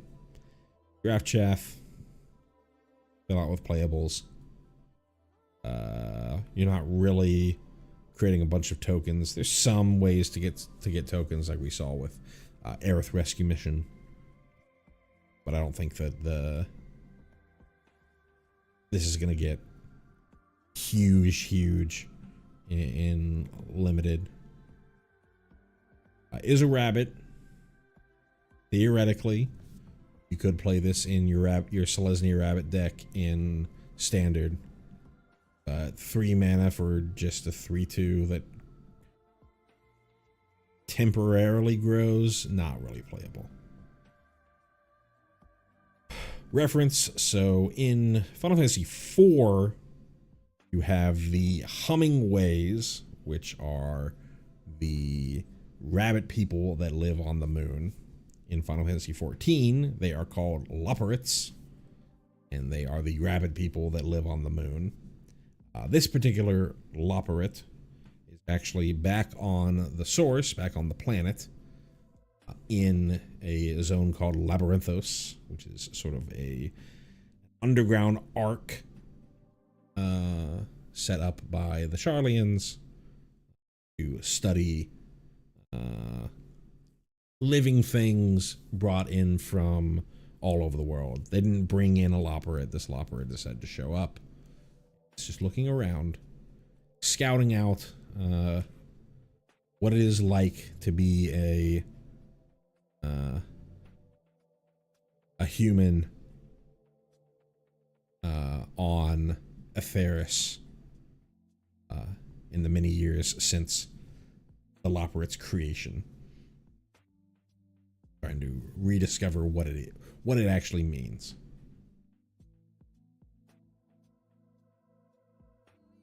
Next up, we have Prisha's Wanderings. For 2 and a green, we have an instant.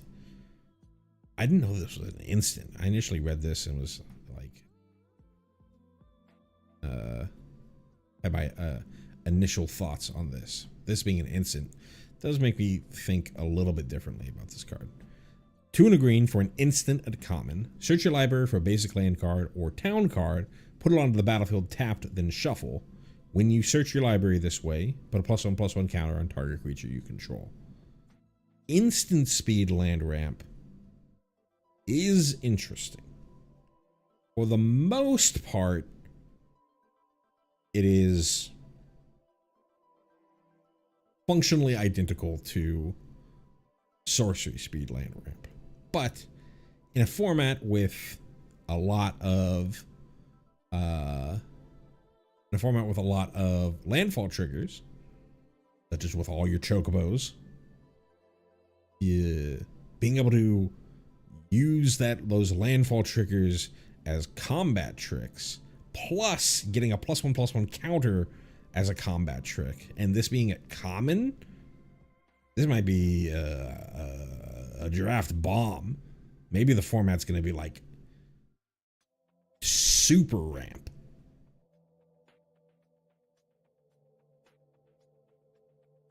Standard playability. So we have Glimpse the Core for 1 and a green. Search specifically for a basic forest and put it on the battlefield. Or search for a cave and put it on the battlefield. Usually you only see people play that for its basic forest side. And then we have a whole host of 3-drop ramp spells. Overall, the Hotwoods is by far the best one because it is technically a creature, technically costs 5 mana, so it triggers Beanstalk, and gives you an everywhere land, which is important for the domain cards out of Dominaria United.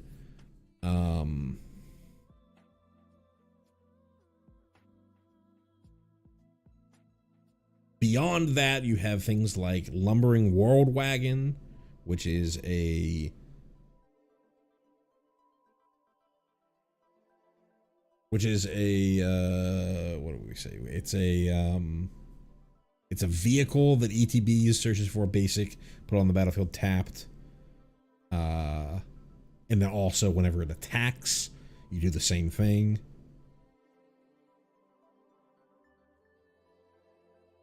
There's also things like Heaped Harvest, which is a food. It's an artifact that for 2 and a green, search for a basic, put on the battlefield. And then when you sacrifice it, you can trigger it again. Is this just like... Is this your second best ramp spell? Maybe your third best ramp spell in Standard? Trying to think. Well, there's Summon Fenrir, which I think might be better than Persis Wanderings. But this is really close. And if you're ever trying to play like Bant Control or Simic Flash or something like that, something that Simic Control, something that's would like the ability to ramp, but also would like the ability to hold up counter spells, then this becomes much better. And again, also, if you have any sort of landfall trigger stuff, there is a card in Standard that we're probably going to talk about later that might like this instant speed landfall trigger. This also getting towns is interesting. This is a pretty good card. I'm gonna put my foot down and say this is a pretty good card.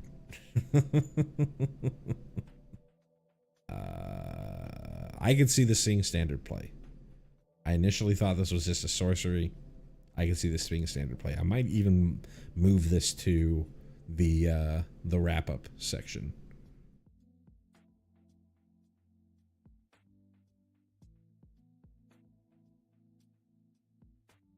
Next up, we have Rydia's Return. So this is one of the final cards that was spoiled just today. For 3 green, we have a sorcery at an uncommon. For you can either choose one, or you choose one. You either creatures you control get +3/+3 until end of turn, or return up to 2 target permanent cards from your graveyard to your hand. Gone are the days of Overrun. You're not really getting Trample on top of this, the mass buff we have here. But often, +3/+3 is good enough. It is sorcery speed, so your opponent's going to know that it's coming. But if you have any sort of board, then often this will either end the game or put you so far ahead because your opponent's likely forced to do chump blocks to not die.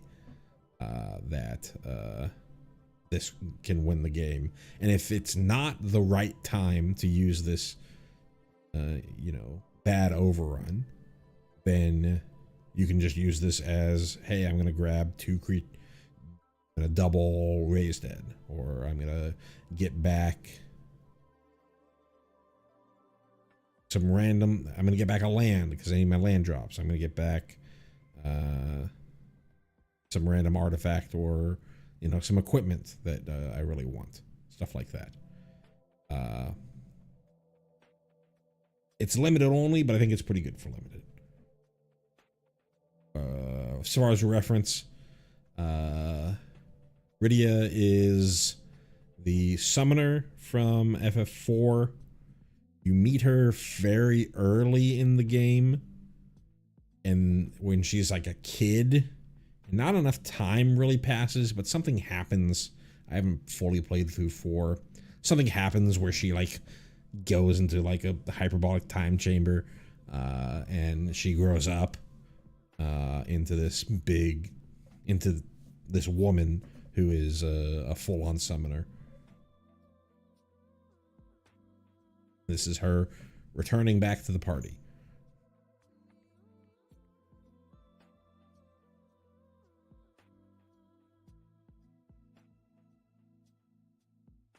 Next up is side quest, raise a chocobo. For 1 on the green, we have an enchantment at uncommon. When this enchantment enters, create a chocobo. And at the beginning of your first main phase, if you control 4 or more birds, transform this enchantment.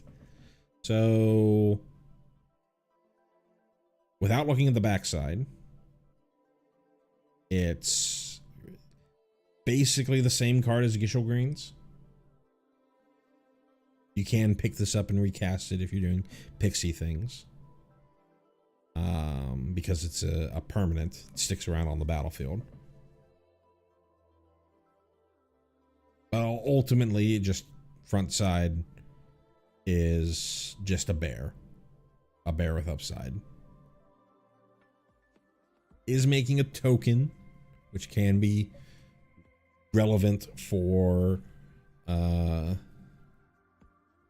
you know, this is comparing it to a bear, just a literal grizzly bears.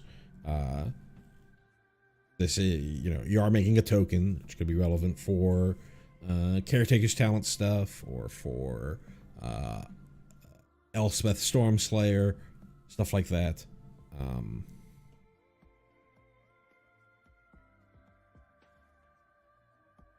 Fine if you're doing bird stuff, and it wants you to be doing bird stuff. So what happens if you are doing bird stuff? If you have 4 or more birds, transform this enchantment to the black chocobo.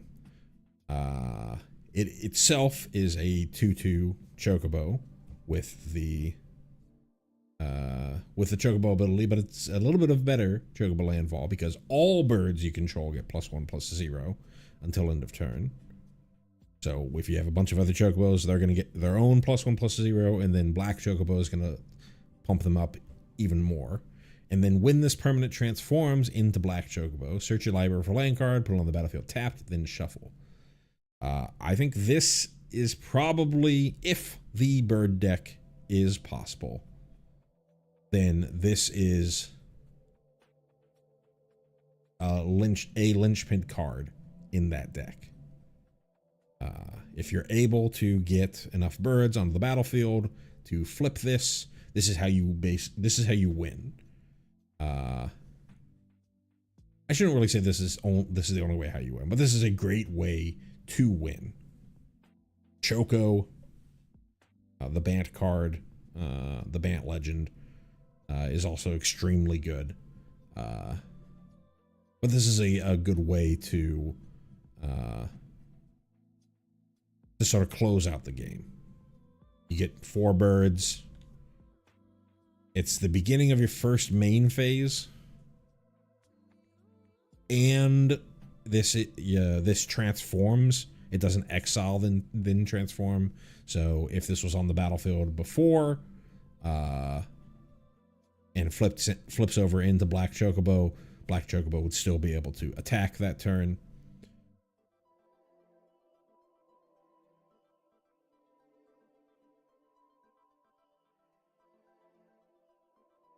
I think if the bird deck sees play, this is a card that must be a part of that deck.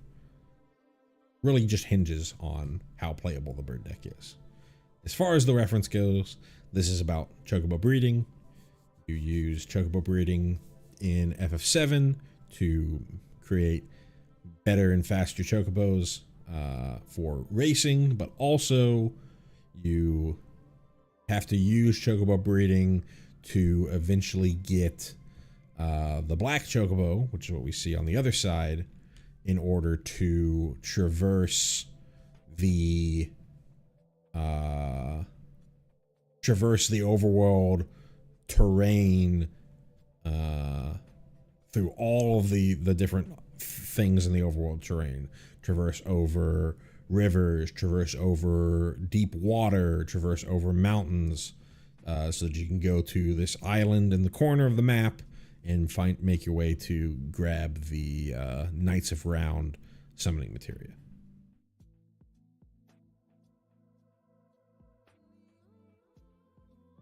Speaking of summons, we have Summon Fat Chocobo. For 4 and a green, we have a Enchantment Creature Saga Bird at common. It is a 4/4 that has 4 chapters. Chapter 1 is Work. When it enters, you create a Chocobo. So enters with, so it's 5 mana for 6/6 in power and toughness across 2 bodies. Pretty decent. And then chapters 2, 3, and 4 are Kerplunk. Creatures you control gain trample until end of turn. Not the worst thing in the world. A little too expensive, I think, for standard play, but I think a pretty good limited card. 2 bodies across 5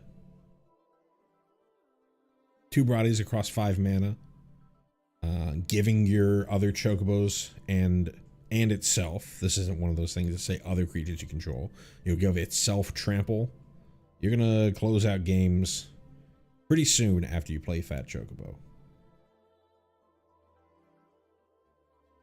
And it lasts for 4 turns, so 1 turn longer than a lot of the other summons. Super cool. As far as the reference here, I think Fat Chocobo is most famously from 7. I don't know if it's been in anything else, but it's definitely most famously from 7. As a summon that you get, you see it in the art here, kerplunked onto a Shinra soldier, and it sort of travels around because it's too fat by enlisting Moogles to carry it around.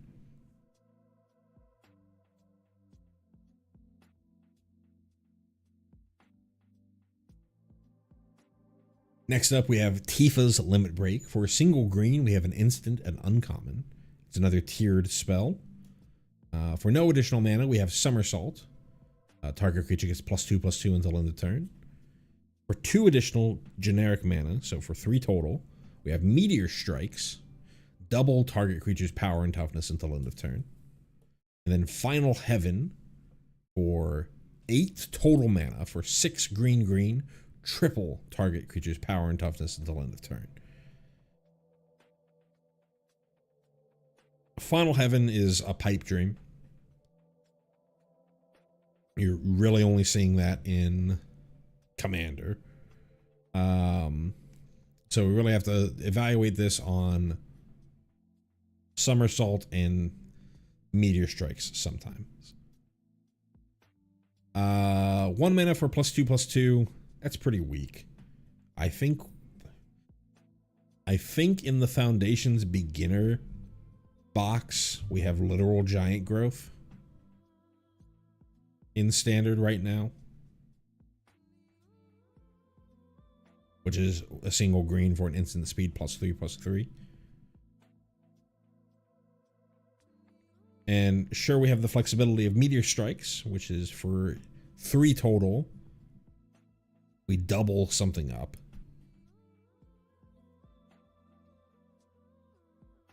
So you can kind of out of nowhere get lethal-ish.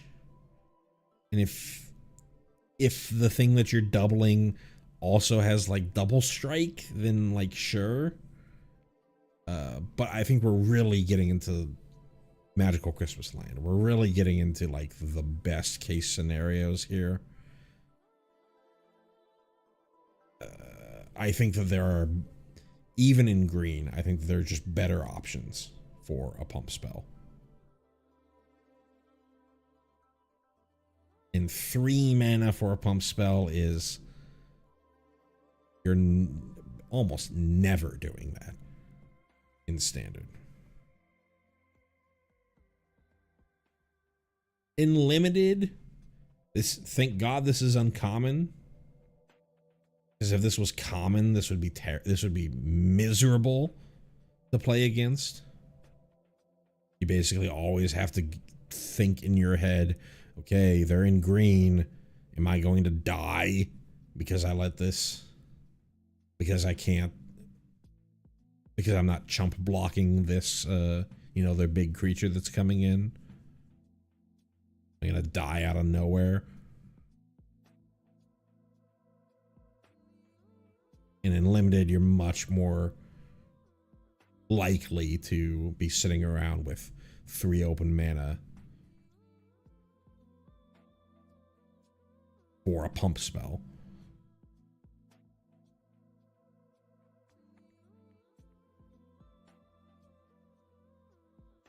Not much else to say there. As far as the reference, it's literally what it says it is. It is referencing Tifa's Limit Break.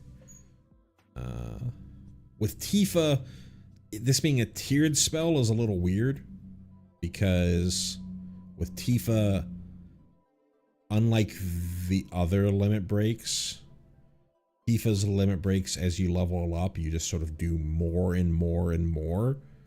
You add on to it. So you even at level 2, you start with a somersault and then do meteor strikes or dolphin dive or whatever the next one is. And then when you get to the final, you're doing everything up from it before all the way to final heaven. So having this be tiered for Tifa's Limit Break, you would really think that it would be, okay, I'm going to get +2/+2 and then double and then triple. So +2/+2 and then times 6. But that's probably just far too much. Even being 8, that's probably just far too much to have to worry about.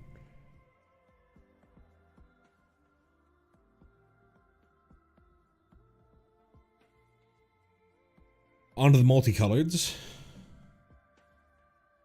We got Cloud of Darkness for 2 black, green. We have a legendary creature, Avatar. Note on Avatar there. It is an uncommon with 3 power and toughness, and it has flying, and it has Particle Beam. When Cloud of Darkness enters, target creature an opponent controls gets -X until end of turn, where X is the number of permanent cards in your graveyard. 4 mana for a 3/3 flying Ravenous Chupacabra, or Flame Tongue Kavu.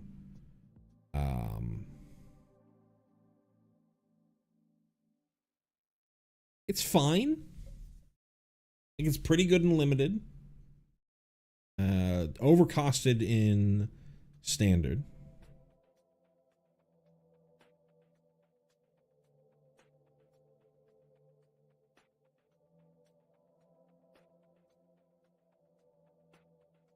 Is fun in that it would kill things with indestructible because it's doing -X.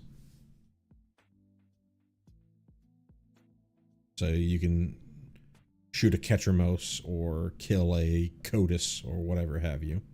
Kill Knights of Round. Kill Vana with Cloud of Darkness, right?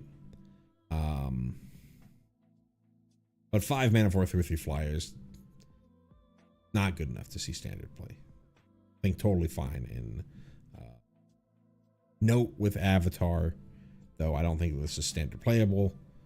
You cannot pick this up with a Overlord of the Balemark, because that says non-Avatar.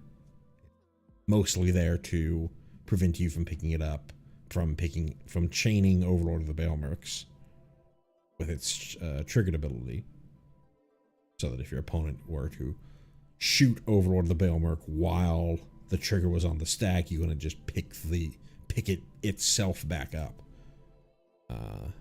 But Cloud of Darkness is an avatar. Sephiroth is an avatar. Keep that in mind, especially for Cloud of Darkness, because if you decided you wanted to try and play Cloud of Darkness in Standard, you would think that a deck that would play Overlord of the Baelmerk would like Cloud of Darkness, because Overlord of the Baelmerk helps you fill your graveyard, but then you won't be able to pick Cloud of Darkness up. Just keep it in mind. As far as reference, this is kind of the big bad of FF3 from my understanding. I mostly know her from all the FF3 references in 14. It's basically the same.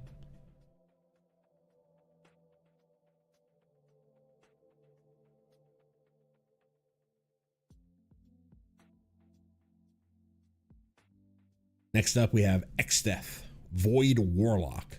For 1, a black and a green, we have a legendary creature, Spirit Warlock, at uncommon. Exdeath is a 3/3 that enters and gains you 3 life. And then at the beginning of your end step, if there are 6 or more permanent cards in your graveyard, transform Exdeath. 3/3 for 3, not the worst stats in the world. 3/3 for 3, ETBs gains 3 life. Fine. You're really looking to do a little bit more.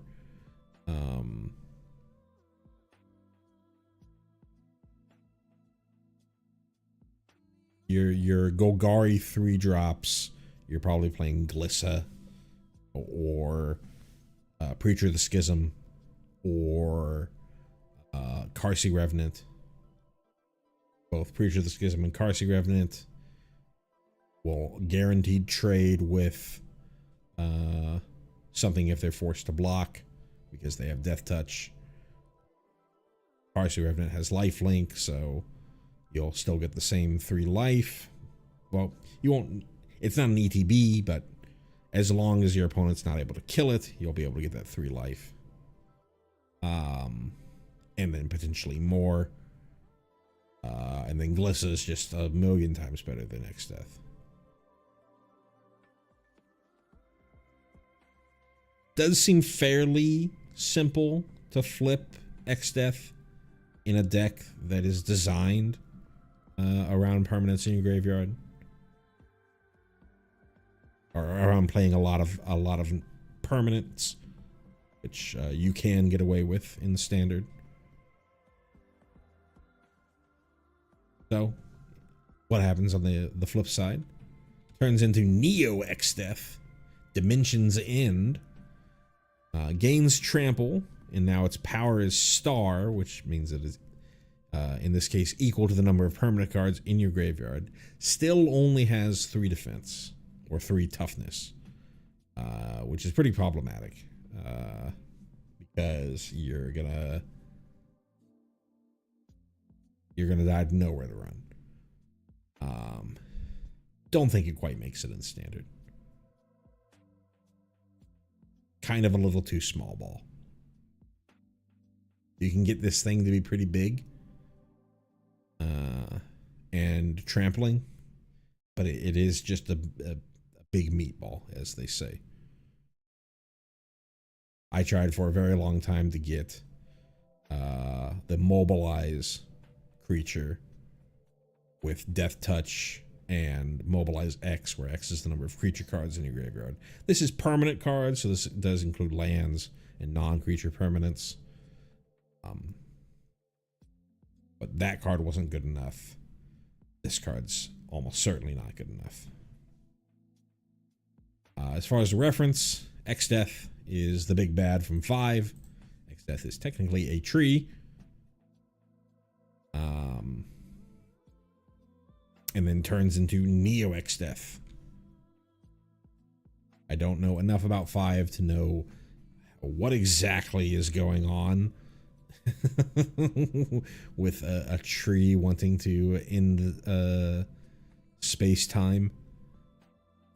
But that's what it is.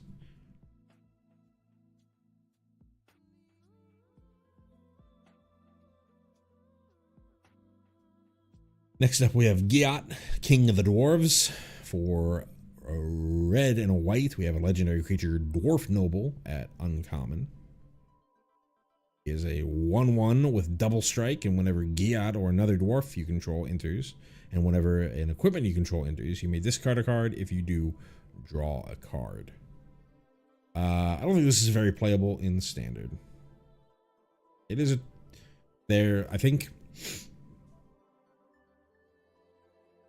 I think you literally have like Fencing Ace, just a 2-drop 1/1 double striker. You know, there's obviously upsides to Giat over Fencing Ace, but there's much better things that you can be doing for 2 mana.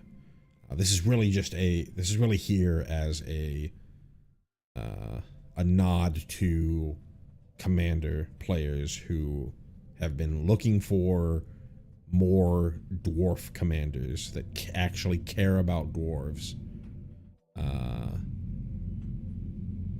and now they have an option. I don't know how many dwarves there are in standard. I didn't go look. I know we're getting some number of Lalafels, which they're counting as dwarves, but I think that might be mostly in the commander product. I don't know how many dwarves we're getting in standard, nor do I know how many dwarves we have. I know there's a Magda from Outlaws of Thunder Junction. There might be a Magda in Aftermath, March of the Machines Aftermath, but not a ton of dwarves. This is really here for your commander players. As far as who Giat is, there are dwarves in FF4. They all have this sort of bearded look where you can't really see their face, you just see their big beard.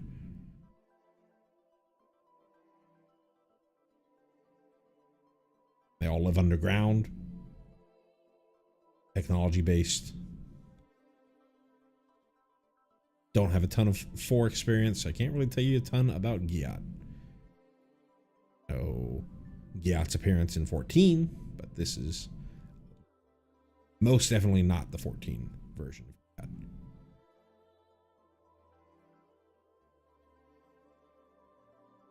Next up is Golbez, Crystal Collector. For a blue and a black, we have a legendary creature, Human Wizard, at rare. Golbez is a 1/4 with whenever an artifact you control enters, surveil 1.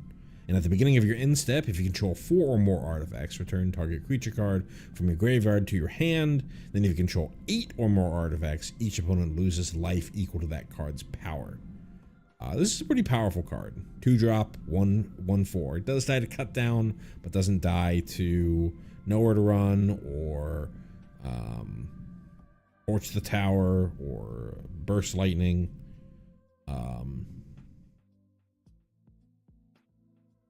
It's whenever any artifact you control enters, so this includes any artifact tokens that are generated. And it's pretty easy to generate artifact tokens in standard right now. You've got map tokens from Spyglass Siren, things like that. So if you can get up to 4 and start pulling things back out of your graveyard, it's a great card advantage engine.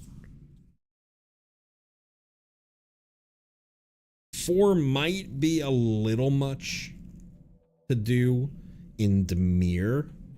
You might have to go, if you're really trying to do this, you might have to go Sultai so that you can get access to like the merfolk that generate map tokens and things like that.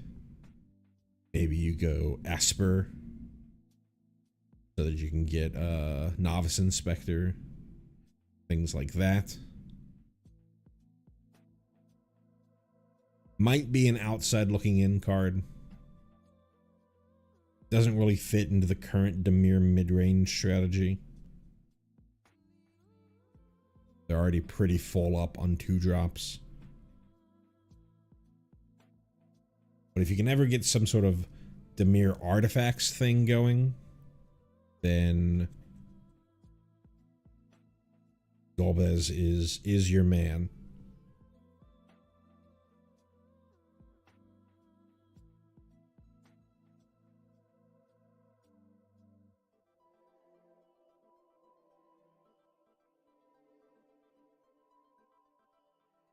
As far as reference, Golbez is played up as the big bad in FF4.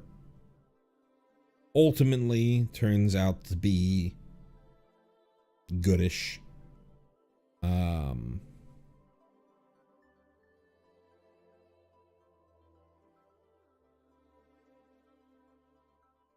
mostly know the Golbez from 14.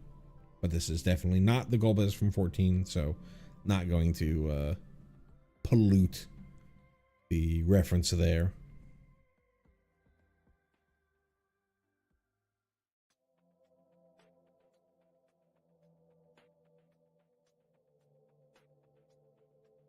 Next up, Rufus Shinra for 1 and a white and a black, so 3 total. We have Legendary Creature Human Noble at uncommon. Rufus is a 2/4. With whenever Rufus attacks, if you don't control a creature named Dark Star, create Dark Star, a legendary 2/2 white and black dog creature token. So you don't get Dark Star as an ETB. You have to actually attack. But if you do, then it's for 3 mana, a 4/6 across 2 bodies, which is pretty decent. Whoa. 2/2 of the 4/6 is just a bear, so not the scariest thing, and you have to attack to get the bear, and it's not tapped and attacking, which could be a boon, could be not good. I could see Rufus Singh play in your Orzhov Legends deck that goes with Aerith.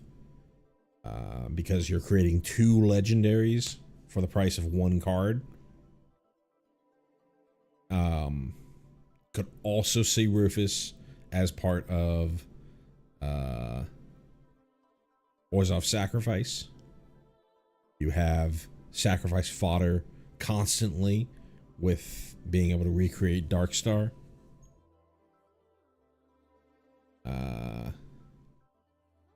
But might be being too cute, and Rufus by himself is kind of doing nothing without the synergy stuff going on, and in standard you generally are just looking for raw power level. So probably outside looking in. As far as the reference, this is the son of the of President Shinra. Takes over after President Shinra is murdered by possibly Sephiroth, possibly Genova, possibly one of the reunion infected. Happens fairly early on in the game, so it's not really a big spoiler there. Rufus is one of the side antagonists of the game. Controlling Shinra Electric Power Company, is draining the planet dry of Mako / the life stream.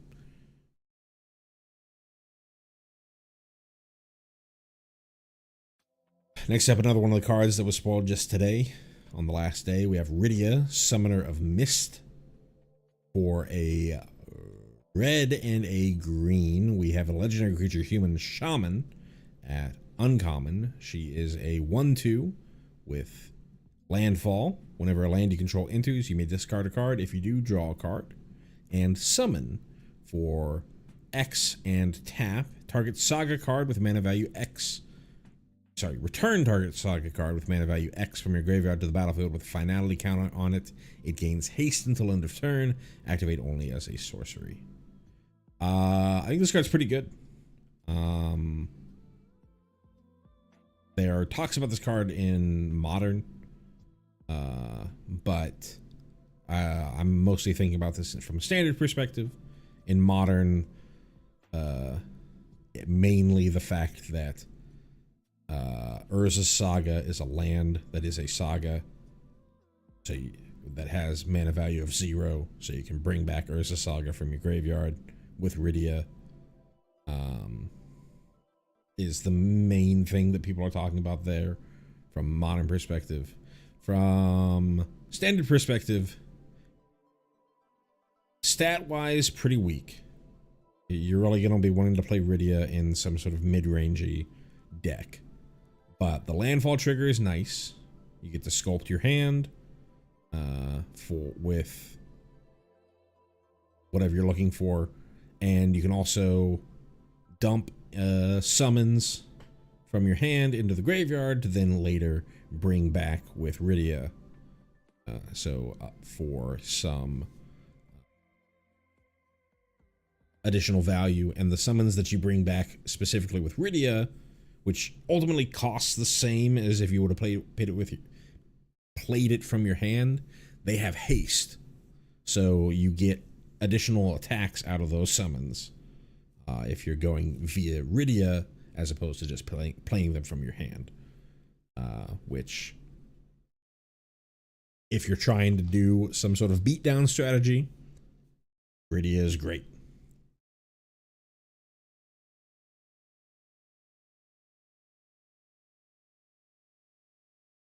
Her biggest problem is she dies to basically everything.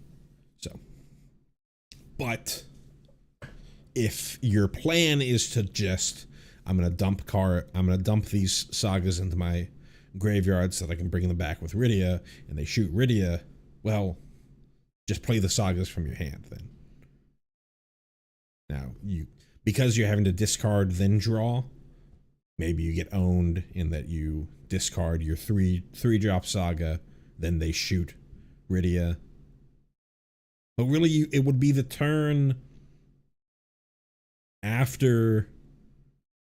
If you go Rydia on 2, you don't get that landfall trigger until turn 3. It would be a trigger. Yeah, the timing doesn't work that well for your opponent to sort of own you, right? If you play Rydia on 2, then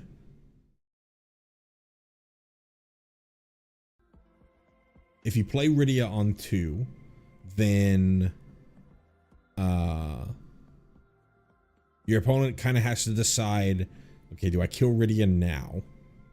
If you play Rydia or if you wait on turn 3, you play your land.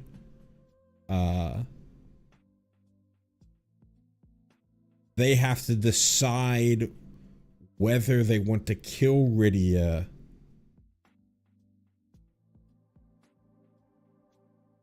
I believe the way the priority works is the landfall trigger happens,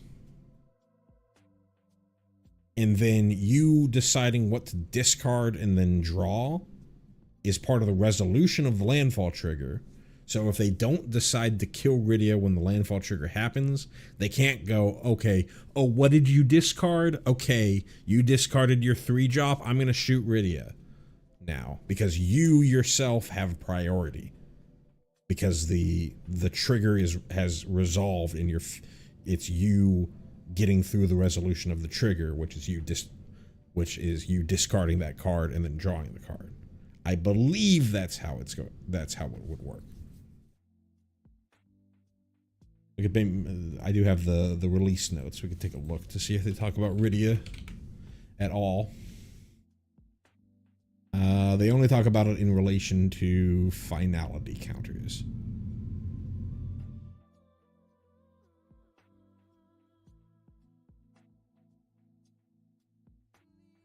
I believe that I am correct on the way that that's going to work. I believe that they would have to respond while the landfall trigger is on the stack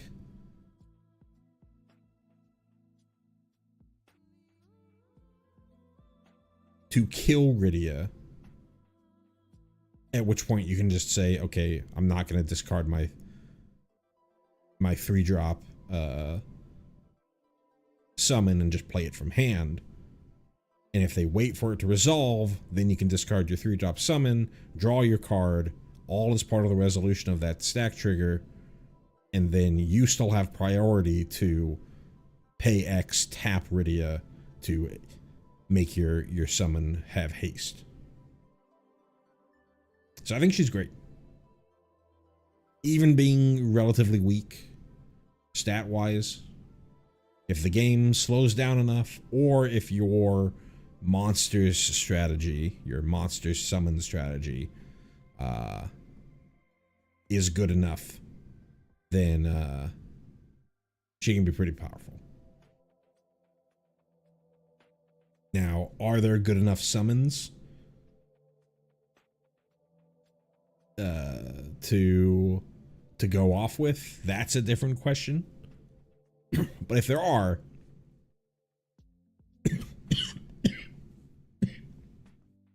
excuse me, she's a great option. We basically talked about Rydia when we talked about Rydia's return. This is just her highlighted as a card.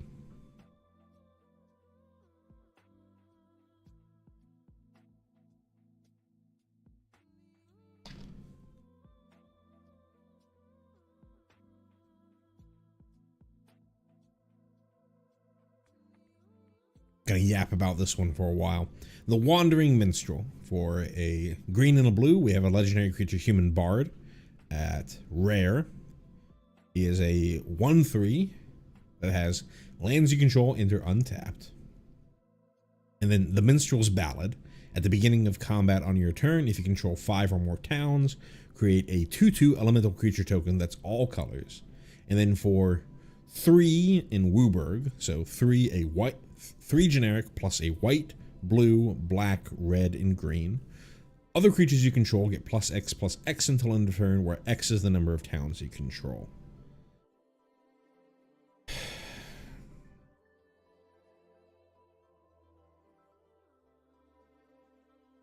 I think if a town deck exists in Standard, both Travel the Overworld and the Wandering Minstrel are the reasons that it exists. I don't even really think that the Minstrel's Ballad part of it, the beginning of combat on your turn, if you control 5 or more towns, create a 2/2 elemental creature token that's all colors. I don't even think that that's really that important to this being a linchpin of the towns deck. I think it is mostly the lands. It's that the fact that you have a 2-drop that causes your lands to enter the battlefield untapped. You currently have like Spelunking as an effect that does that, but most towns that are going to, if you're trying to do the full towns thing, enter the battlefield tapped. That's from your rare Adventureland towns to your, draft dual land towns. It's only like Starting Town and like Adventurers Inn, things like that enter untapped, or normally enter untapped. So this letting you play that mana base while not being a turn behind the whole time is pretty good. Dies to basically everything outside of literal burst lightning.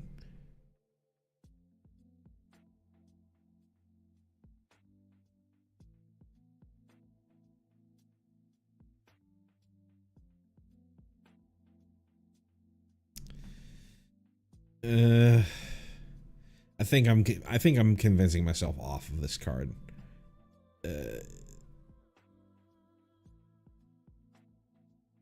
Is just too weak of a card on the battlefield to do enough, even with the lands you control enter untapped, that allows you to play that janky towns mana base. having to get to 5 to start pumping out the 2/2 tokens. You do have your ramp spells, maybe allows you to get to 5 earlier. Them only being 2/2s might not be good enough. Ugh. I don't know. I'm wishy-washy on this card. I think mostly my hype around this card is this is probably your best Wooburg lands commander, your all-color lands commander.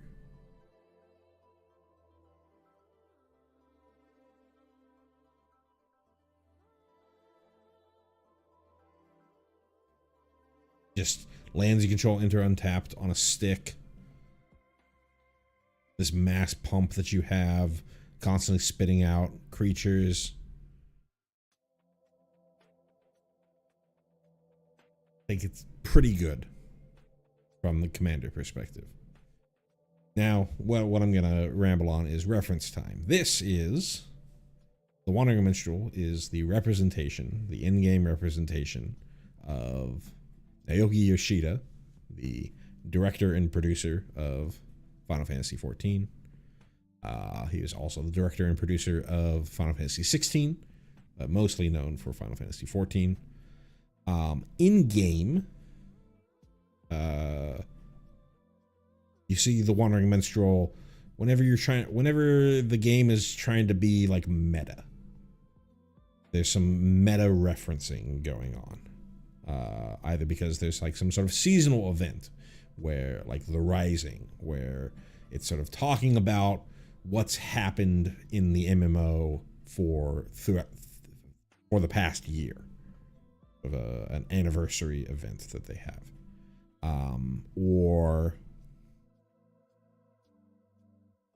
but the Minstrel's Ballad stuff here, with you seeing in the background. With the Wandering Minstrel, you see Ifrit, the FF14 version of Ifrit, Garuda, the Ultimate Weapon, and Titan in order, clockwise there. Is when you have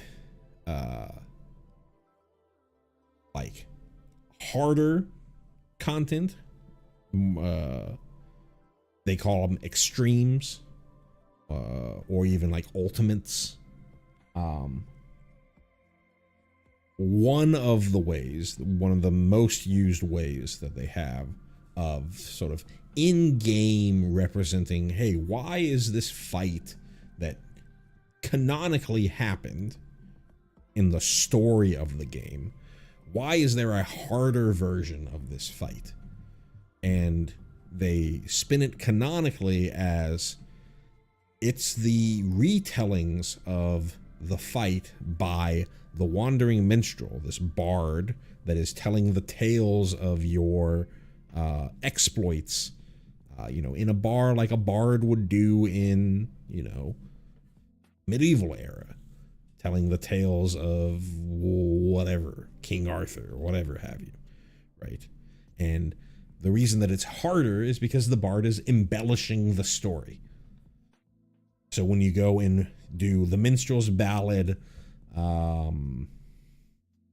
Ultima's Bane, which is the extreme version of the Ultima Weapon fight, that's why it's harder, because the Wandering Minstrel tried to make you look better. Super, super cool reference. Cool that we have Naoki Yoshida's in-game representation also in Magic. I think a lot of people got upset about this card because their favorite Final Fantasy protagonist or whatever only got, passing mention as a primarily 14 enjoyer of Final Fantasy content. This is super cool. I love that this card exists.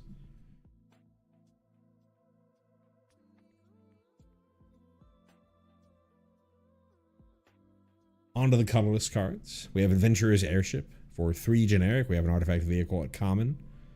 It is a 3/2 with flying. Whenever this vehicle attacks, draw a card, then discard a card, and then a crew cost of 2. Smuggler's Copter. You are not. I think Smuggler's Copter is crew 1, and then only costs 2 for the same 3/2 with the same attack. If they reprinted the Smuggler's Copter directly in the standard, would it see play? I don't think so. That's a card that was banned before. Mostly banned because it was generically good. And any deck could just play copies of it and it would be fine. Wanted to remove it because of its ubiquity. But that was also one of the first times that they started actually doing bans in standard. And they went a little heavy-handed with the bans, which might have been good, might have been bad.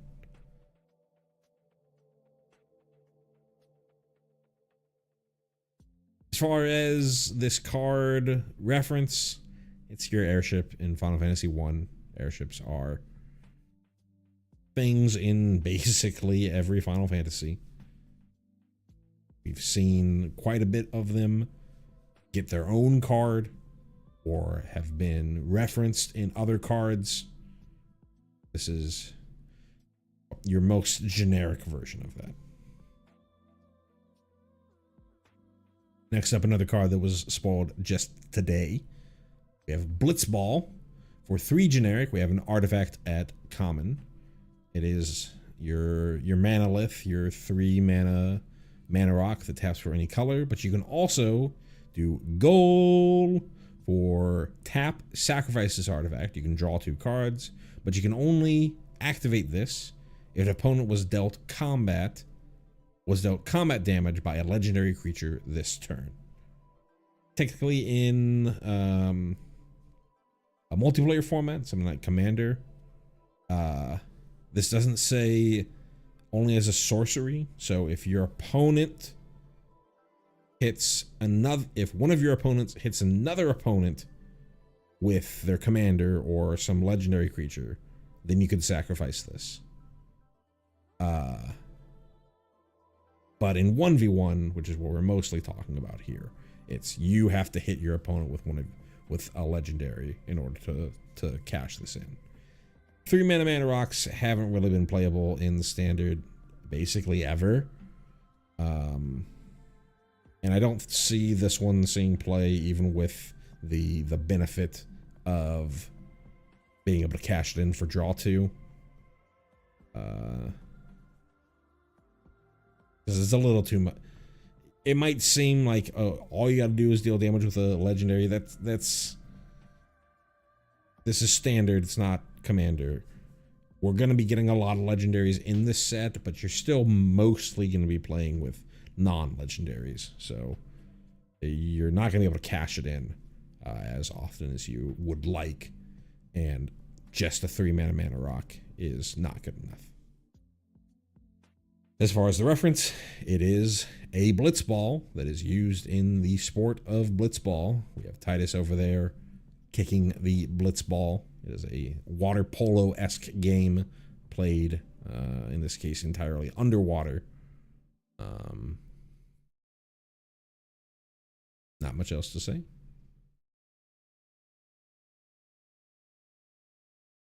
Next up, we have, for a single generic, Excalibur 2, a legendary artifact equipment at rare. It has an equip cost of 3, and whenever you gain life, put a charge counter on Excalibur 2, and the equipped creature gets +1/+1 for each charge counter on Excalibur 2. I think this might be one of the most playable equipment coming out of the set, especially of the ones that don't have job select on them. And I think even of the ones that have job select on them, I think this is very, very playable.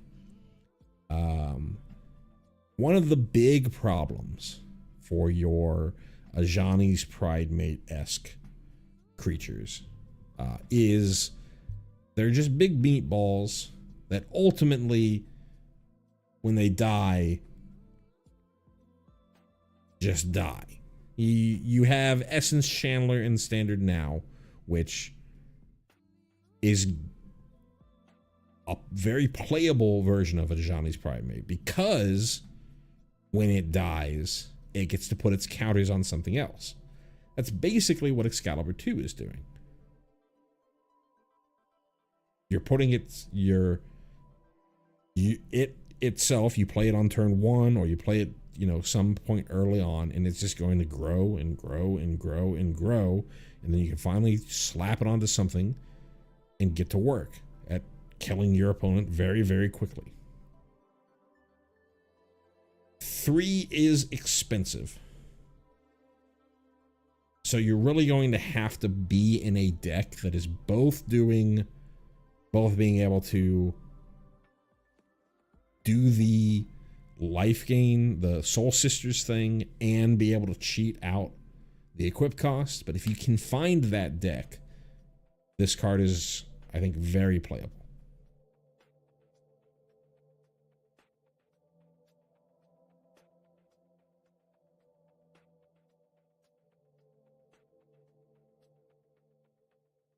As far as the reference, this is the Steiner's Ultimate Weapon from FF9. I believe you have to reach the point where this weapon is found in a treasure chest within like 10 hours of playing the game. And 10 hours seems like a long time, but in JRPG land, that is very quickly get to this point to be able to get the Excalibur 2.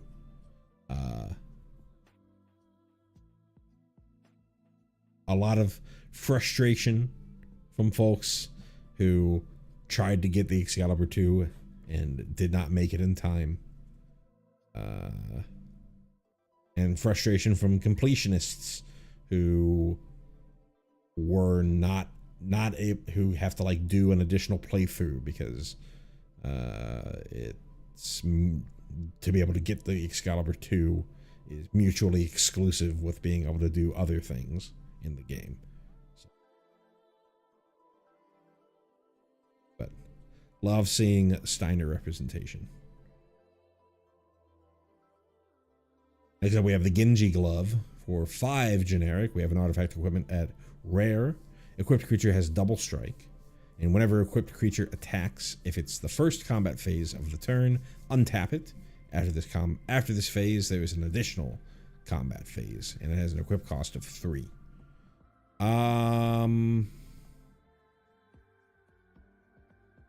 Way too expensive, really, to see standard play. Both the generic the just play cost 5 total mana. And it has the equip cost of 3. You could get away with it with Excalibur 2 because the cost to play it was so low. Here you're having to wait all the way to turn 5 to even get it on the board. Too much. Double strike is powerful. Extra combat phases are powerful. Way too expensive. Reference here, I don't know the specific reference of the Genji Glove, but that's Gilgamesh in the background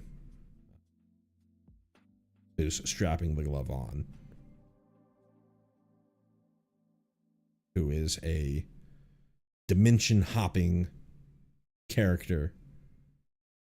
Might be one of the few characters in Final Fantasy that is actually the same character across multiple Final Fantasies. Multiple numbered Final Fantasies.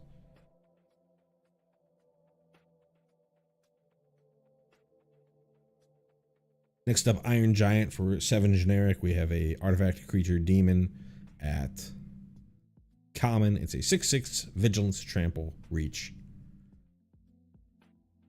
Not really much to say here. This is just filling out a play booster. Generic enemy. This is the 15 version of them.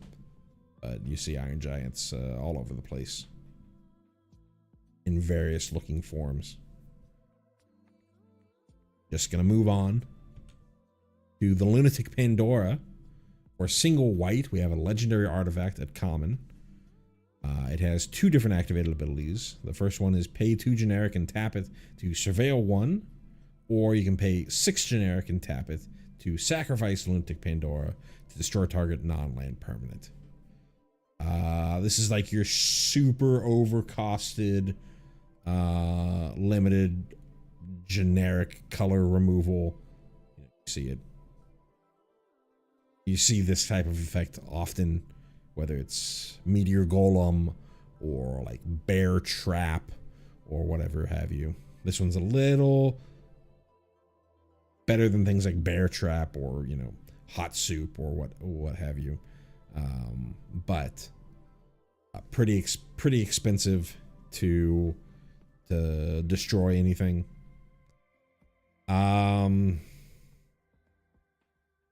Is also legendary, so you can't have multiple of them out at a time.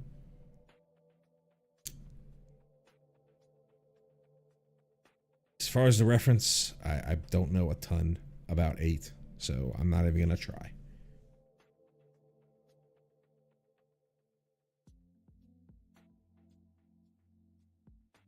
Next up is Magic Pot. For 3 generic, we have an artifact creature, Goblin Construct, at common. It is a 1/4 with when this creature dies, create a treasure token. First reference to treasure tokens. They're artifacts with tap, sacrifice this token to add 1 mana of any color.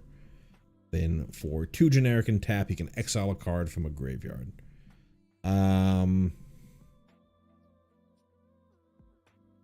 This is draft chaff. If you're looking for if you're looking for graveyard hate, a million better options. This is generic graveyard hate in draft, which could be relevant. But it's a 1/4 body. You know, not much else to talk about this. Lore wise, pretty generic enemy. See this a bunch of times. You can technically give it what it's asking for, in this case an elixir, and it will do something for you. Actually reference to this exact enemy in the most recent patch content in Final Fantasy XIV. Next up we have the Masamune. For 3 generic, we have a legendary artifact equipment at rare. That has an equip cost of 2. And as long as equipped creature is attacking, it has first strike and must be blocked if able. And equipped creature has, if a creature dying causes a triggered ability of this creature or emblem you own to trigger, that ability triggers an additional time. It is Sephiroth's sword, his extremely long sword in game. And in Magic works very well with Sephiroth, who has triggers that care about things dying, things leaving the battlefield. Well, specifically dying, entering the graveyard.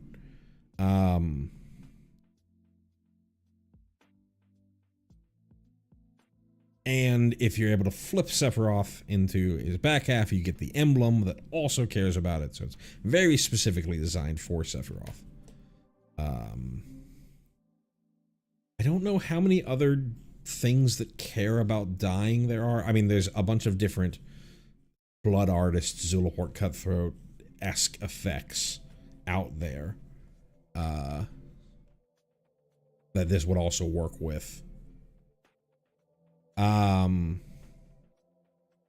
The attack trigger, it's not really an attack trigger, it just happens if it is attacking.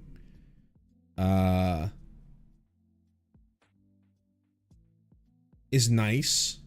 Giving it first strike and must be blocked means that you're almost certainly killing something. But this doesn't give any sort of power and toughness.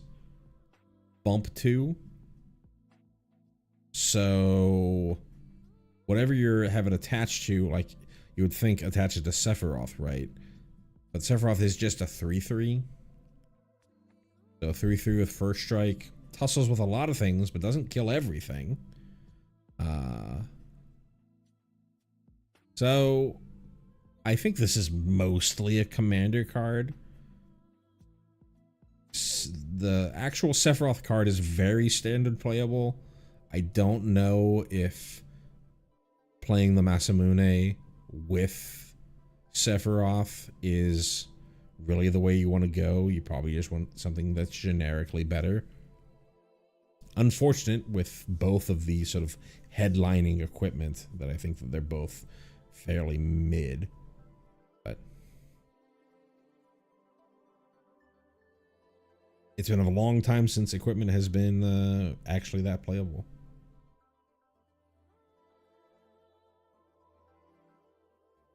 Speaking of a very mid equipment, we have Monk's Fist for 2 generic. We have an artifact equipment at common. It has job select. Equip creature gets +1/+0 and as a monk, and it has an equip cost of 2. This is your I desperately need 2 drops. I desperately need playables in draft. I'm gonna pick up this 2 mana 2/1. Literally all it is. Sure, you can attach it to other things, but you never really want to be doing that. You never really want to pick this up in anything, and it's your desperate I need playables draft pick. It's one of the options that you have in FF1 to have your characters be and they look like this. You have your character be a monk. Not much else to say there.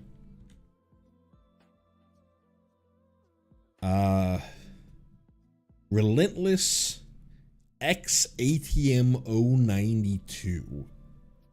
We have a 6 generic artifact creature robot spider at uncommon. It's a 6/5 with this creature can't be blocked except by 3 or more creatures. And then for 8 generic, return this card from your graveyard to the battlefield tapped with a finality counter on it. I believe this is fairly early in the game. You are kind of fighting this, but mostly just fleeing from this. I think that's the big reference here. I haven't played basically any of 8, so outside of just watching my friend play through the very start of 8 and not remembering much of it, that's basically all I remember. Playability, 6 mana for a 6/5. Has the Troll of Khazad-dûm, like Ultra Menace thing going on with it, but unlike Troll of Khazad-dûm, you can't get this into your graveyard quickly, so it's not like this is going to be the new Legacy Reanimator target.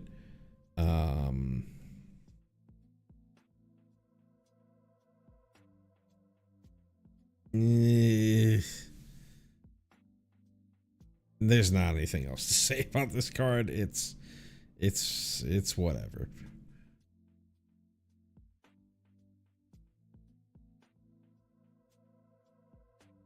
Next up, Ring of the Lucy.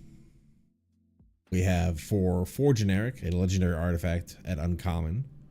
And you can tap it to add 2 generic or 2 colorless to your mana pool, or you can pay 2, tap, pay 1 life to tap target non-land permanent.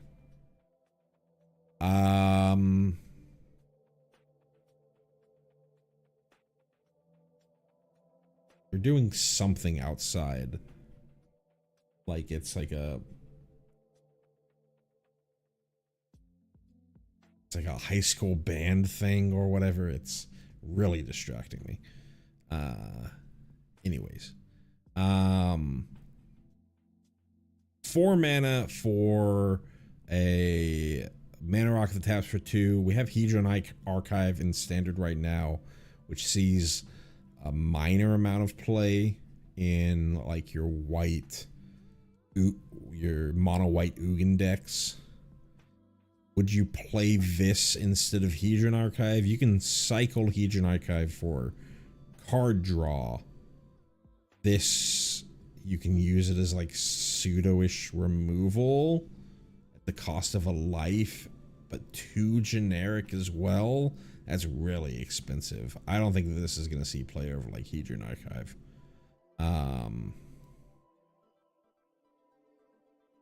In the standard. As far as the reference, I don't know a ton about FF15. I know this is Noctis's Ring, and that's about it.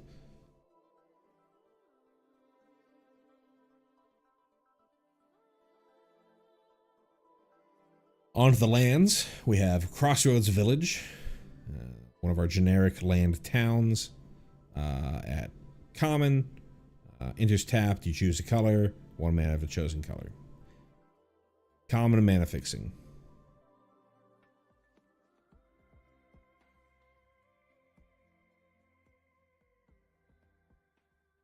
Eden, Seat of the Sanctum.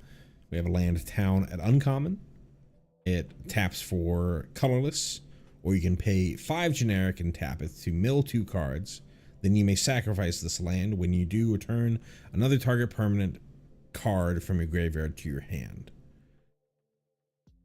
It is just a land, so cost of inclusion is fairly low, but it is also a colorless land, and you have to go down the land to get the card back from your graveyard to your hand. If you're just trying, you technically don't have to sacrifice this. If you're just trying to mill yourself, it's repeatable mill yourself, but that's very expensive for that effect. Maybe this sees like some play in like a really controlling Azorius Artifacts deck or something like that. But I think for the most part, if you're wanting to do that kind of thing, you'd rather just play Ishgard than this.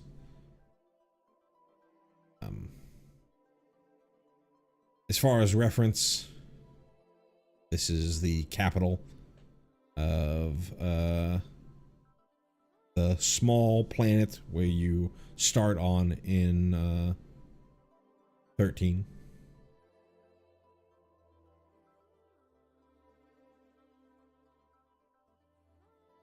Ooh, and I think, does that mean that we are at the end of all of the cards that I hadn't yet seen or talked about in on the stream? So that means we're through every card that was part of the standard product for the Final Fantasy Magic the Gathering crossover expansion set. So I'm going to mute my mic, pause this for a little bit, set up for talking about the my overall thoughts on the set, grab some water, do a little bit more setup and stuff. So give me like 5 minutes or so and I'll be back to talk about my thoughts on the set, talk about my winners, my losers of the set, cards that I think you should look out for, sleepers, overrated cards, things like that. So see you in a little bit.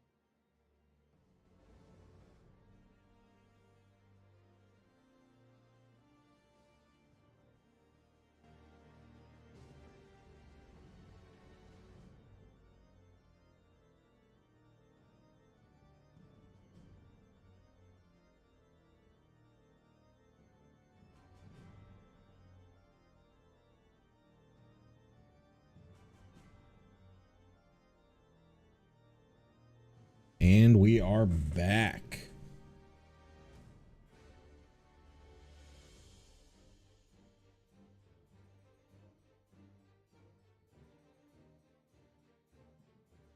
Actually, yeah, no. Okay. Now we are back.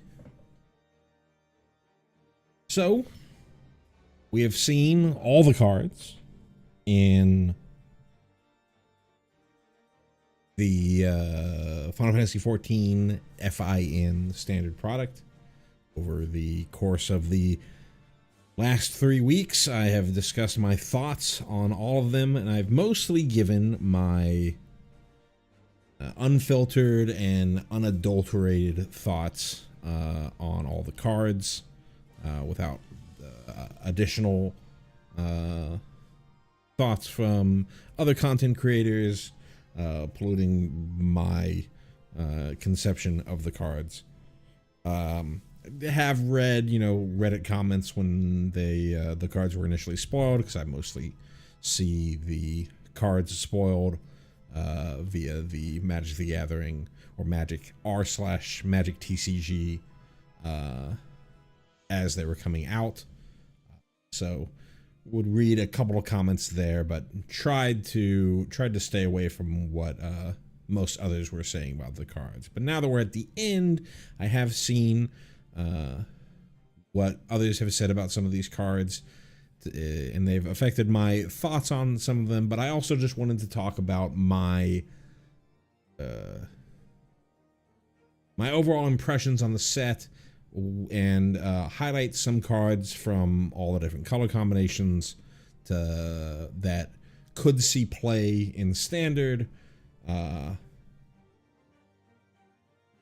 whether it is as part of an entirely new archetype, or uplifting a borderline archetype to potentially tier 1, to cards that are sort of good sideboard options to come out of the set, but not really going to elevate a deck from where it was to new heights, to also cards that I think people have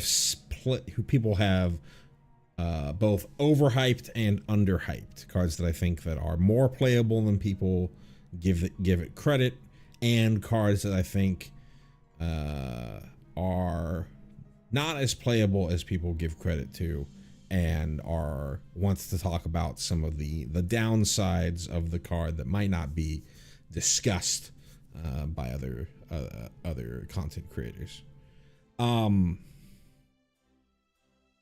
Overall, I think that the set is mostly hits from the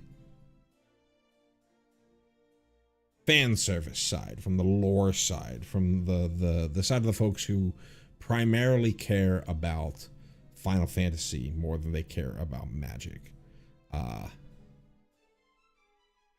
The vast majority of the cards that we've seen hit the vast majority of the most popular characters in the franchise. There are obviously some misses, and people can argue until the end of time about whether this card or that card should have been mythic or should have been rare, or why did this one show up. Those are mostly, personal opinions by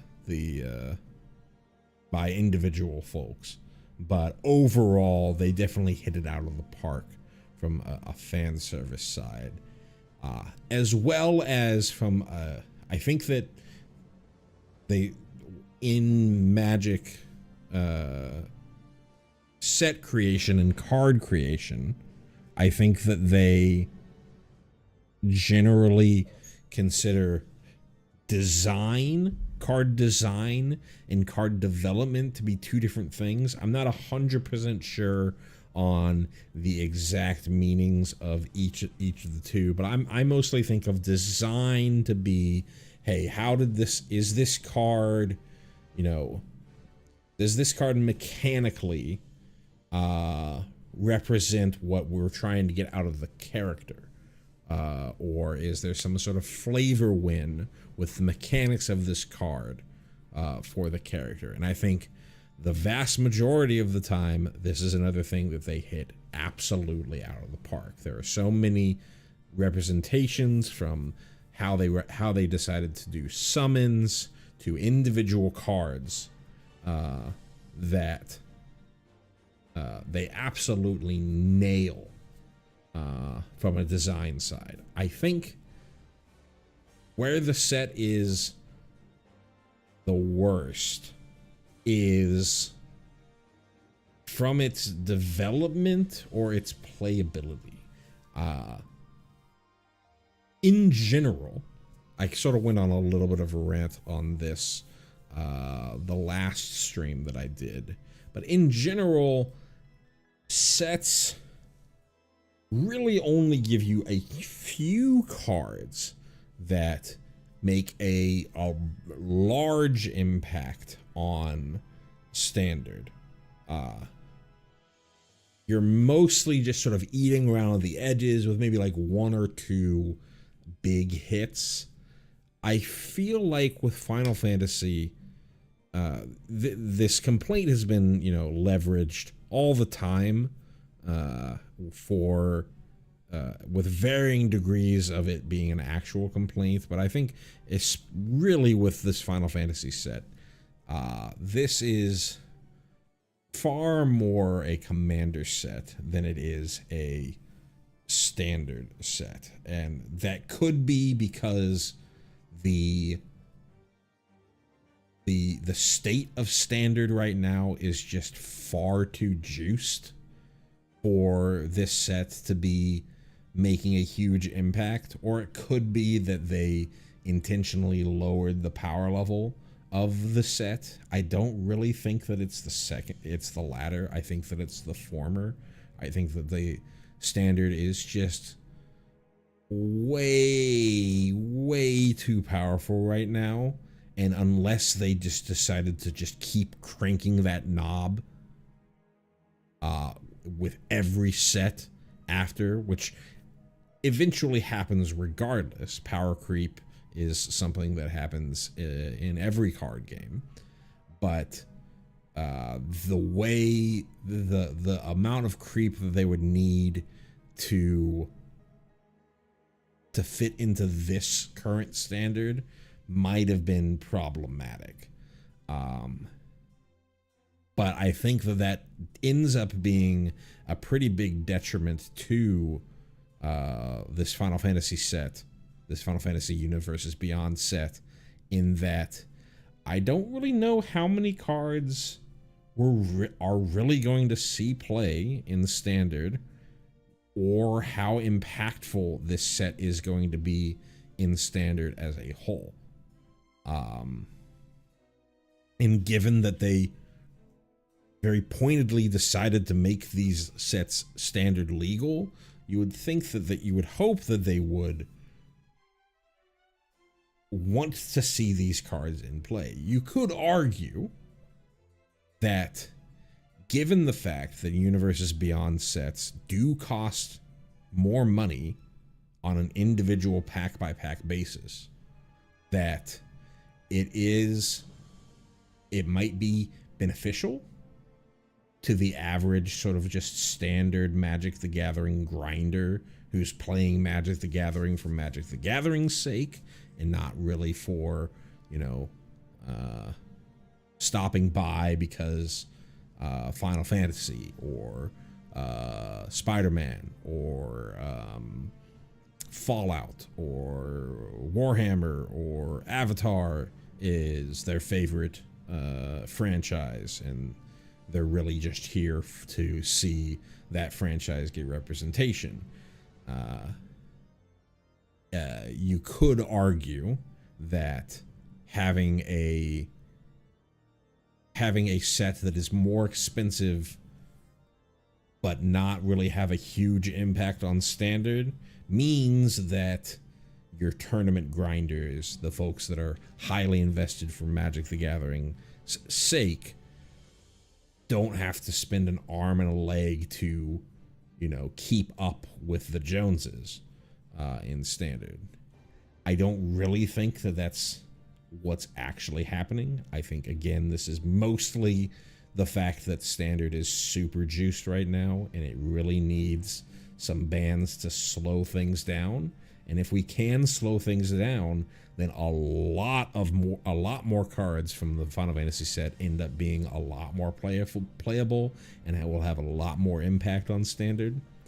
But I don't think we're not going to see, even if we were going to get bans in Standard, it's not going to be until after the Pro Tour for Final Fantasy, at which point the biggest impact point that the set would have already gone on by, and you'd really have to wait for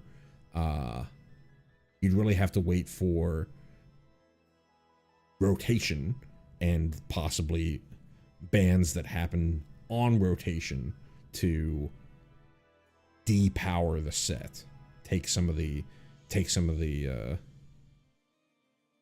turn 3 kills, the turn 4 inevitability, stuff like that out of the set, so that a lot of these fairly good mid-rangey cards that are coming out of this Final Fantasy set can actually see play. Given all of that, overall, I do think that there are still quite a few cards that we can talk about that could have impact on Standard. I think that there are a couple of standouts that almost certainly will have an impact on Standard.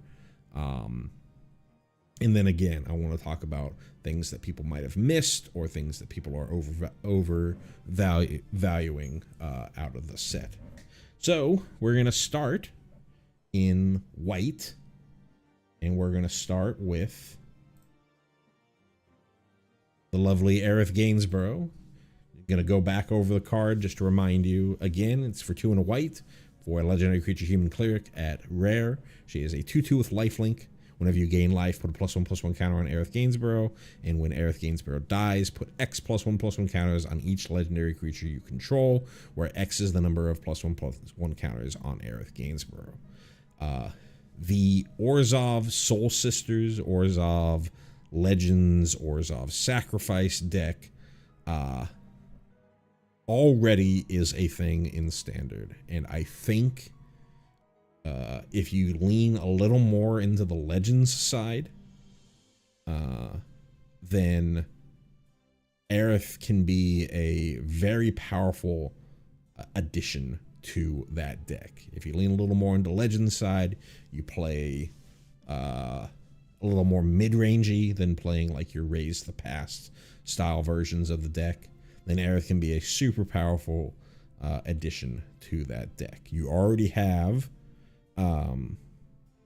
Amalia, you already have Elisel Core, you can add Zoraline as a 3-drop legend, you can add Sephiroth, you can add Zac Fair to that deck. There are a number of good legends in, you can add Squall to that deck. There are a number of good legends from 1 to 4 mana in those colors that work very well with Aerith as both ways to proc the life gain with things like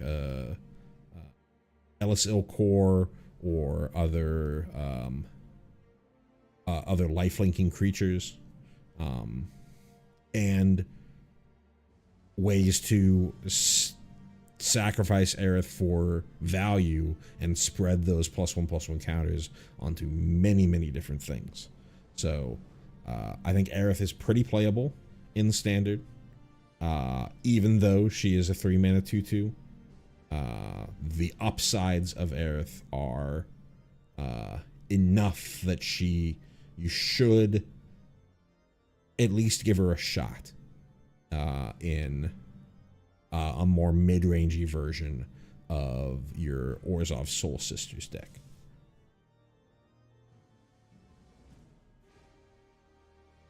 Next, this is a card that when I first evaluated, I missed.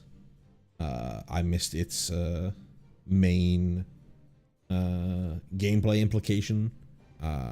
This is one where someone had to point it out to me, and it went from I didn't really care too much about this card to this might be the best white card in the set. So Phoenix Down, for a single white, we have an artifact at uncommon, and then for 1 and a white, you can tap and exile this artifact to choose one. Return target creature with mana value 4 or less from your graveyard to the battlefield tapped, or exile target skeleton, spirit, or zombie. So the thing that I missed is that this is a Brightglass Gearhulk target, a tutor target with Brightglass Gearhulk that can return a Brightglass Gearhulk from your graveyard to the battlefield. So if you are playing either Selesnya Cage or just Selesnya Gearhulk, and you know that you're playing against an opponent who is, removal heavy, probably has an answer for your Gearhulk, just have your Gearhulk enter the battlefield, go pick up a copy of Phoenix Down as part of it, of one of the two things that you grab out of your deck. Then sure, they can use removal on the Gearhulk, but if it's not exile-based removal, then you're just immediately getting the Gearhulk again, and with this Phoenix Down, and re-triggering its Enter's ability to go find maybe another copy of Phoenix Down or something, whatever else that you need. There are other 4-drops that you can go that this brings up. When I was initially evaluating it, I was thinking about this card in respect to Jeskai Oculus, but you really have to look specifically at the 4-drops. There are a couple of other 4-drops that you can go get that this works well with, mostly Shieldred is the big one. But there's also the Dimir Gearhulk that you can bring back. There's like Warren War Leader from the Bunnies deck that you can bring back. There's Beza that you can bring back with this. But the really big synergy is this is a Brightglass Gearhulk tutor target that lets you get your Brightglass Gearhulk back after they kill it. And then the exile target skeleton, spirit, or zombie. It's obviously flavorful from the sets, from the the design side of that's what Phoenix Downs do in game. You use that on an undead monster, and they just instantly die to it. In Magic, though, I actually decided to look at those creature types, and it's more relevant than you think. Like, you kind of think, oh yeah, okay, your opponent's playing skeletons and you can shoot like a tiny bones or whatever. But spirits, Screaming Nemesis is a spirit. Shiko, Paragon of the Way, is a spirit dragon. And zombies, Unstoppable Slasher is a zombie.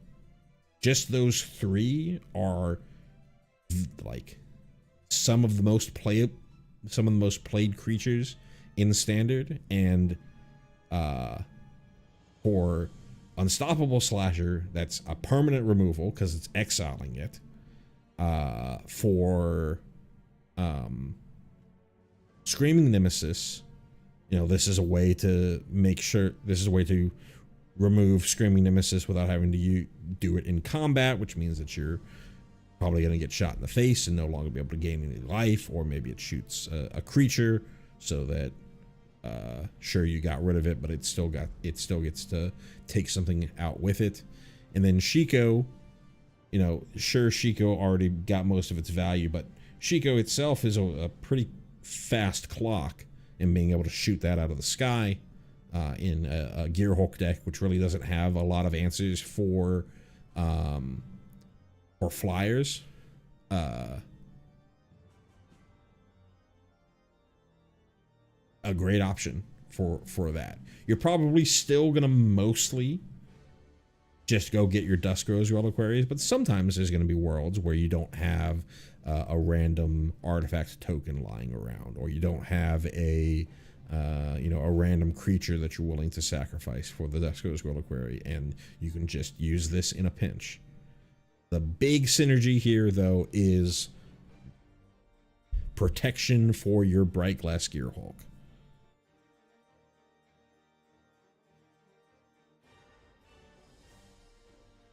And being able to re-trigger that into the battlefield. So I think this is very, very, very, very playable in a deck that already is sort of 1.5-ish.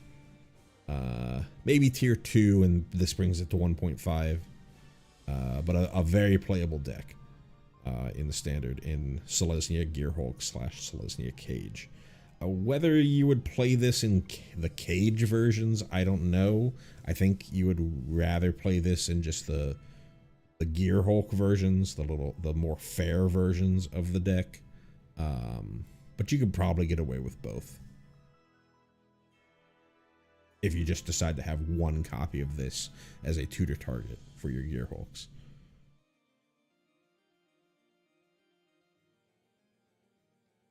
Next up is Ultima. For 3 white, we have a sorcery at rare. Destroy all artifacts and creatures end the turn. This is obviously a very powerful board wipe. But I said when I first looked at the card, and I'll say it again, this isn't just your like, okay, I'm going to replace every copy of Split Up or Day of Judgment or Sunfall with Ultima, because of its value against something like Corey Steelcutter. So we'll talk about the good parts of this, right? The good parts are against prowess. This will kill all of their Corey Steelcutters and all of the prowess monk tokens and whatever other nonsense they have on the board. Against the Battlefront decks, especially the Azorius Battlefront decks, or even against the Boros Battlefront decks, your Azorius control decks don't really have a ton of good answers for artifacts. Get Lost only hits creatures, enchantments, or planeswalkers. So if somebody resolves an Urbrask's Forge or has a Simulacrum Synthesizer, it's really tough for a control deck to come back from that scenario without just like countering everything, or like hoping to get to the point where they can Meringue River Regent, or maybe if they're Jeskai, they have a little bit of a better option because they can play Brotherhood's End. But especially if you're Azorius,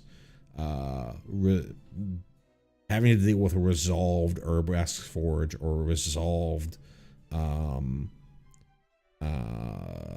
Simulacrum Synthesizer, you're like hoping that you run into like the one copy of like Exercise or Destroy Evil, or maybe not Destroy Evil, I think that's only enchantments. Your one copy of your Disenchant effect that you're deciding to play main deck because you got to hate on Corey Steelcutter.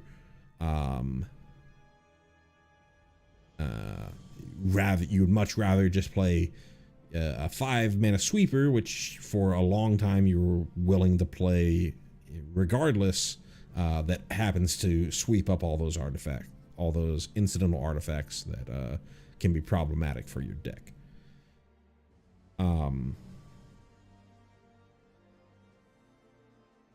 The big problem with this card is the end of the turn.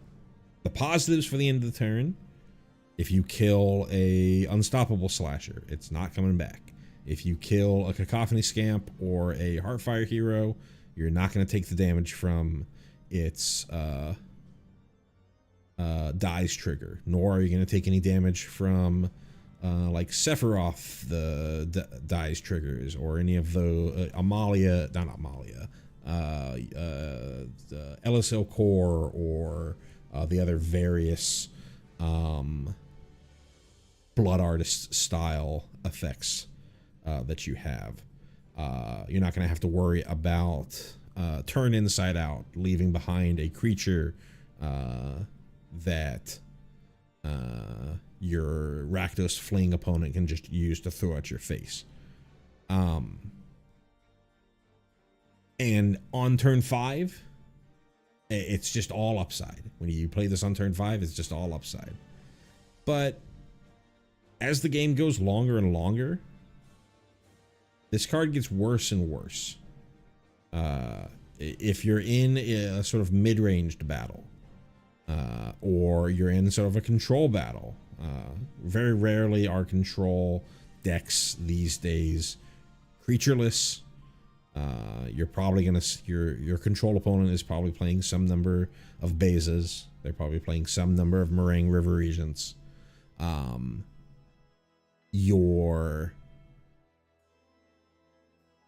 Your control, you'll eventually probably decide to need to use your sweepers to deal with something on your opponent's board, or against mid-range. You're going to need to use your sweepers eventually as they start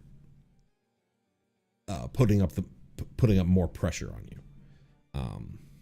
And one of the big play patterns in those scenarios is you can go sweeper into something else, either sweeper into a Beza on your side to stabilize your life total, maybe get a treasure token or something,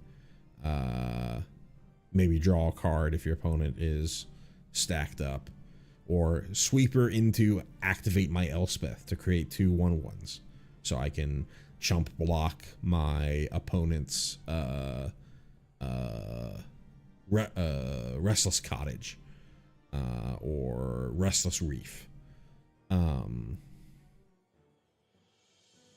And because you're ending the turn, you can't do that. You don't have anything to do after you cast the spell. Your turn's over. You can't go, I have 8 mana up, I'm going to Ultima, holding up counter magic, and then if my opponent didn't cast anything and let the Ultima resolve, then post sweeper, I'm going to cast my stock up. You'll have to be, okay, I have to cast stock up now and then cast Ultima and cross my fingers that my opponent doesn't have counter magic for it. If you want to be able to do that stock up thing, or you just have to be willing to leave that 3 mana open for a counter spell, or for something else, something instant speed that you do on your opponent's turn. So, well, I think this card is great, and I think this card is going to be very, very helpful for Azorius control. It's not, you can't just go, okay, I'm going to get rid of all my temporary lockdowns, I'm going to switch all my sweepers to this, because you still have to bridge the gap. Standard is too fast to just be relying on 5 mana sweepers. This doesn't gain you any life on top of it, and there are real positives and negatives to playing this versus playing Day of Judgment, versus playing Split Up, versus even going back to Sunfall. So I mostly wanted to talk about it from that perspective. I think it's very powerful. I think it's going to see play, but it is not the slam dunk auto include, auto swap out that you might think that it is.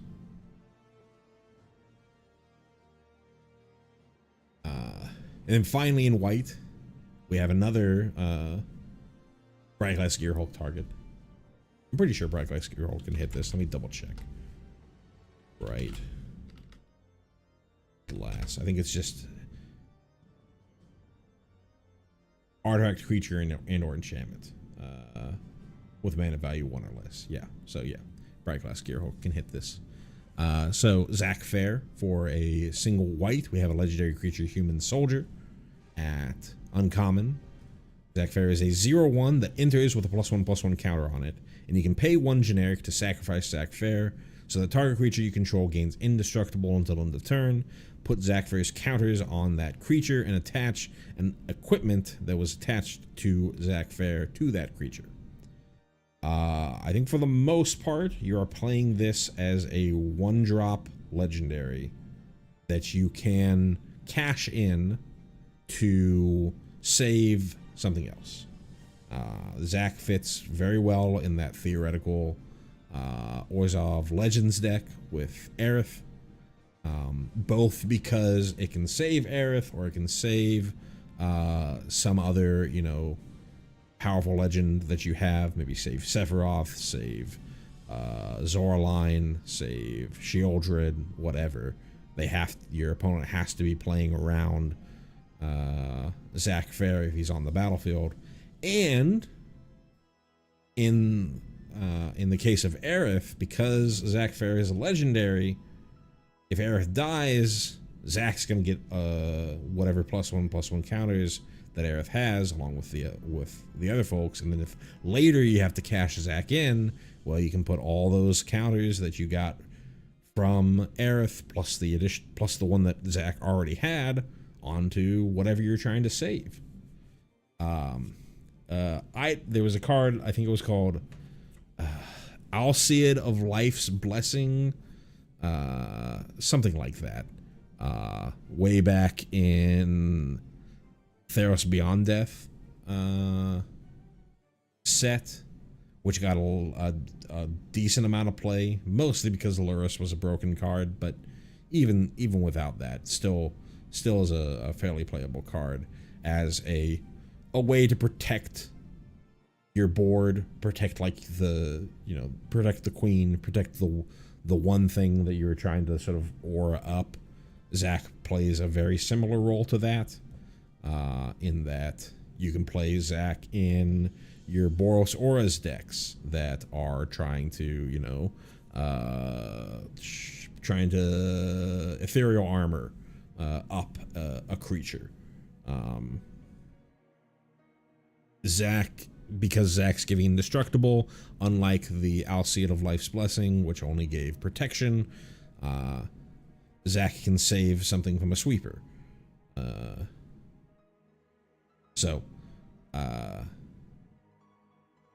I think just generically a very, very playable card. 1-drop, 1/2, perfectly fine. Not the greatest thing in the world, but because you're mostly playing the card here as my opponent has to kill Zac before they can kill my better thing.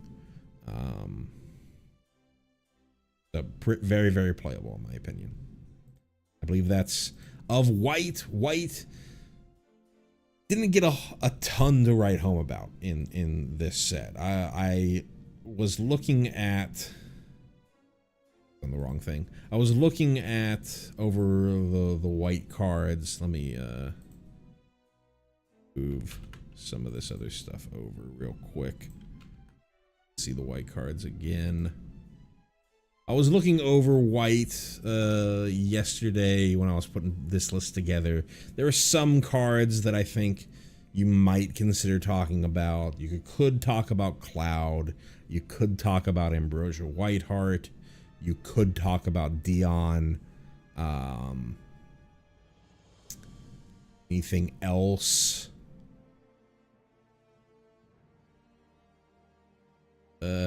You could talk about Summon Knights of the Round. You could talk about Vana, but they're mostly pretty far. They're like, I've got to be stretching pretty far to really consider them playable in Standard. The ones that I talked about were the cards that I feel like are almost certainly going to see play, whether or not that they should see play is a different question. So, only 4 cards out of white. Moving on to blue.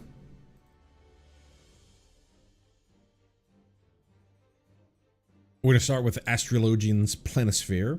For 1 and a blue, we have an artifact equipment at rare. It's a job select equipment.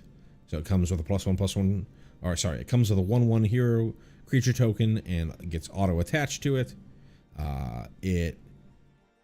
The hero becomes a wizard as well as a hero and has whenever you cast a non-creature spell and whenever you draw your 3rd card each turn, put a +1/+1 counter on this creature.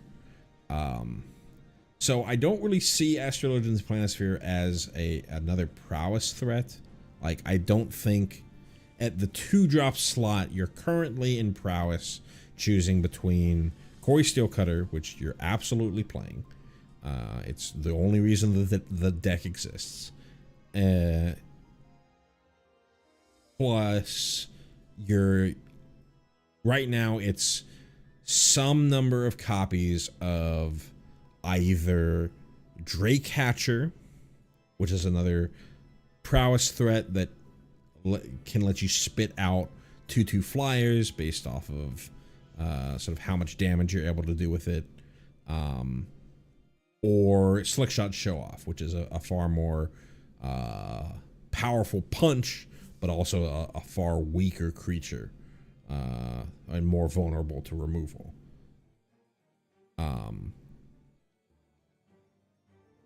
And I don't think Astrologian's Planisphere quite fits in or quite meets either Drakehatcher or the levels of Drakehatcher or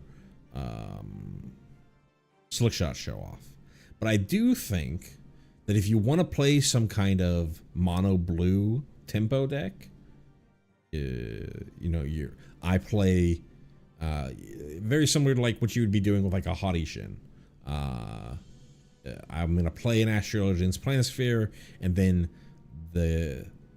I'm either gonna be playing other flash threats, or I'm gonna be playing like a ton of counter spells and bounce spells and stuff like that, along with more traditional card draw that I can play at instant speed. Then this is sort of a threat that you can try and put your entire game plan behind, and your opponent very quickly kill your opponent. I think that's where this card lives.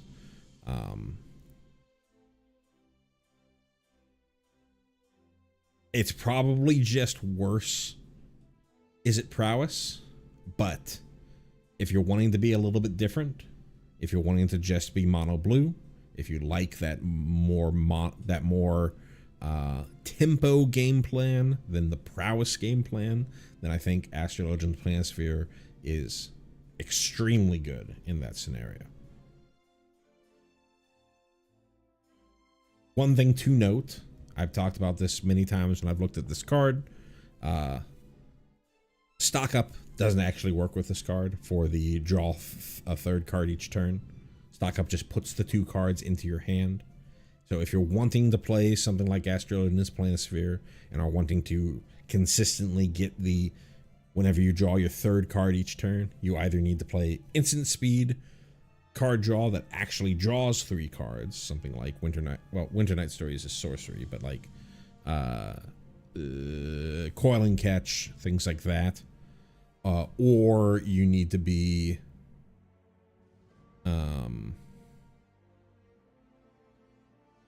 playing sorcery speed card draw that actually draws cards rather than like Chart a Course or Rolling Dragonstorm, stuff like that, so that you can get the draw from your draw step plus 2 other actual card draw spells, or 2 other actual cards drawn rather than Stock Up. Next up, Go-Go, Master of Mimicry. For 2 and a blue, we have a legendary creature wizard at Mythic.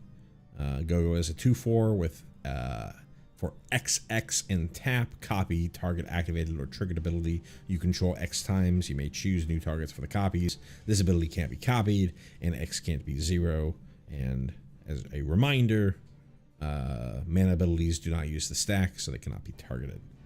I'm really only bringing up Go-Go from the fact that Go-Go is either unplayable or broken. There's no real in between. I don't think that there's going to be a value Go-Go deck where you're just, you know, oh, I'm gonna copy this thing twice, and then I'm gonna copy this thing, or I'm gonna copy this thing once to get one extra trigger here, or I'm gonna copy this thing once to get one extra trigger here. You're either doing a degenerate combo that instantly wins the game, which can happen literally right now, but most of the time the ones that I've seen are like 4-card combos. They're not really degenerate combos. But if Go-Go becomes part of a competitive deck, then Go-Go is broken, and it will probably be the best thing that you can be doing. So that's really the only reason that I'm bringing them up here, is either unplayable trash or broken. So from a standard perspective. So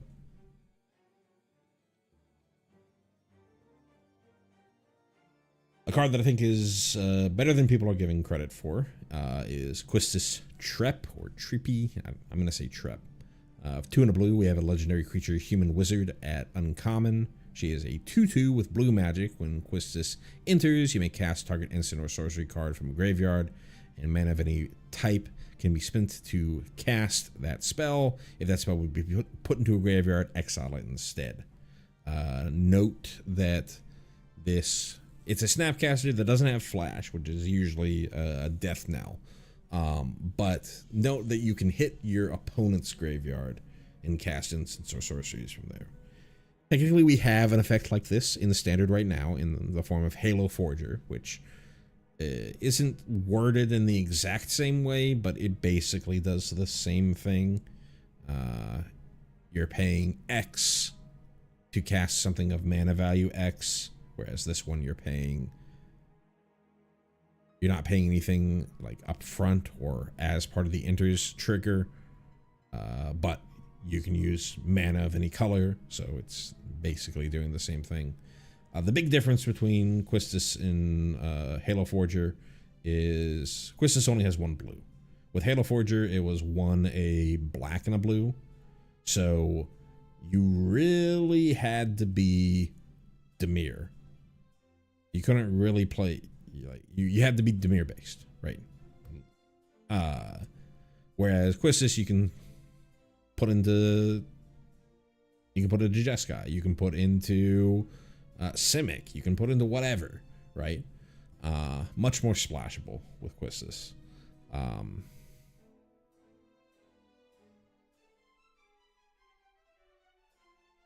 Not much else to say there. It's a relatively cheap Snapcaster Mage that doesn't have flash, but can hit your opponent's graveyard, and is not as taxing on the colors of mana that you need compared to something like Halo Forger. Is a wizard, so there could be worlds where being a wizard is important when we're talking about like the Kuja deck, but yeah, not much else to say there with Quistis. Next up is Stolen Uniform. For a single blue, we have an instant at uncommon. Choose target creature you control and target equipment. Gain control of that equipment until end of turn. Attach it to the chosen creature. When you lose control of that equipment this turn, if it's attached to a creature you control, unattach it. This isn't really playable for its equipment stealing abilities. This is really only playable for its ability to let you equip an equipment you control permanently for 1 blue. There are a number of powerful equipment we have seen and we are going to talk about later on that don't have job select, so they need a little help. And if those equipment are going to be playable, Stolen Uniform is how they become playable. I think that this sees more play in older formats where you have things like Colossus Hammer. We don't really have a Colossus Hammer equivalent in the standard right now. But this is also a card that I would put on the sort of like keep in mind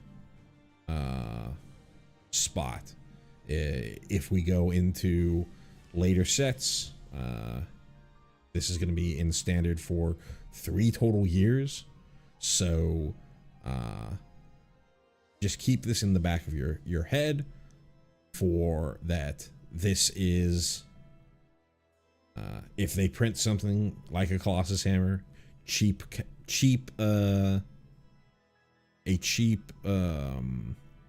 casting cost, but prohibitively expensive equip cost, well, Stolen Uniform is there to save your day. Next, this is one of my, I think, underrated cards, but doesn't look like much on the face of it, but I think can see play in the right deck. Summon Shiva for 3 blue. We have a enchantment creature, Saga Elemental at uncommon. She is a 4/5 with the first 2 chapters being the same. Heavenly Strike, tap target creature an opponent controls, put a stun counter on it. And then for its 3rd chapter, Diamond Dust, draw a card for each tapped creature your opponents control. 5 mana for 4/5.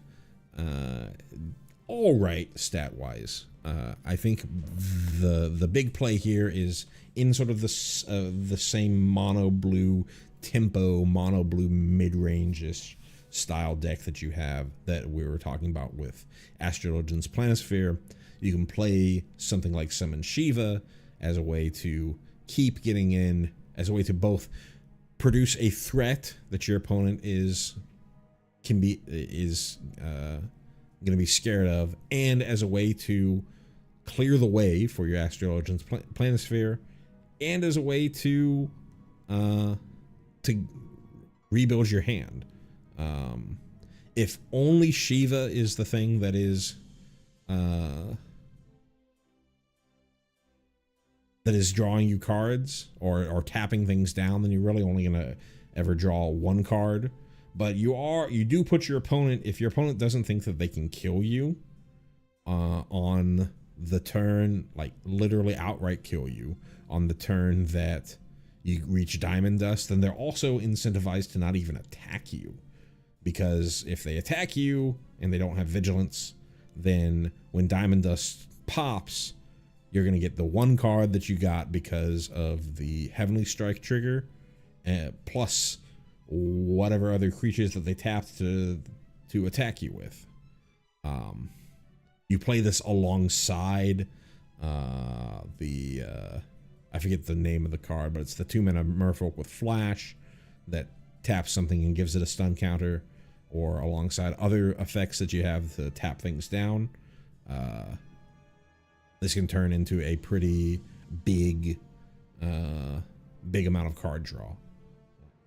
So I think this is a little bit of a sleeper. I don't think it's going to like set the world on fire, but I think this is more playable than you think.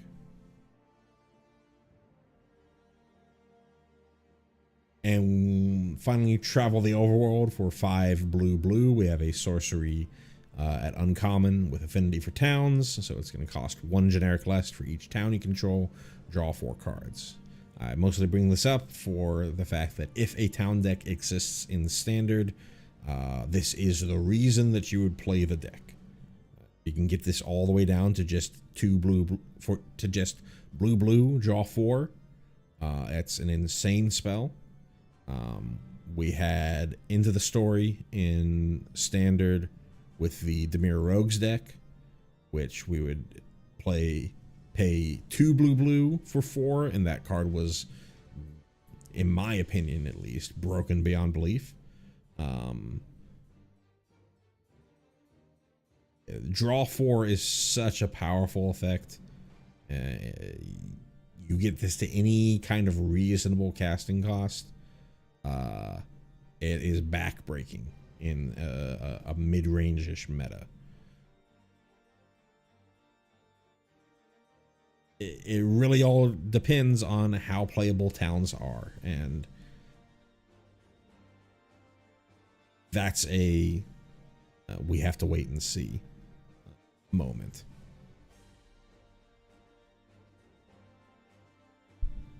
I believe that's the last of the blue cards that we had. So let's go ahead and move on to black.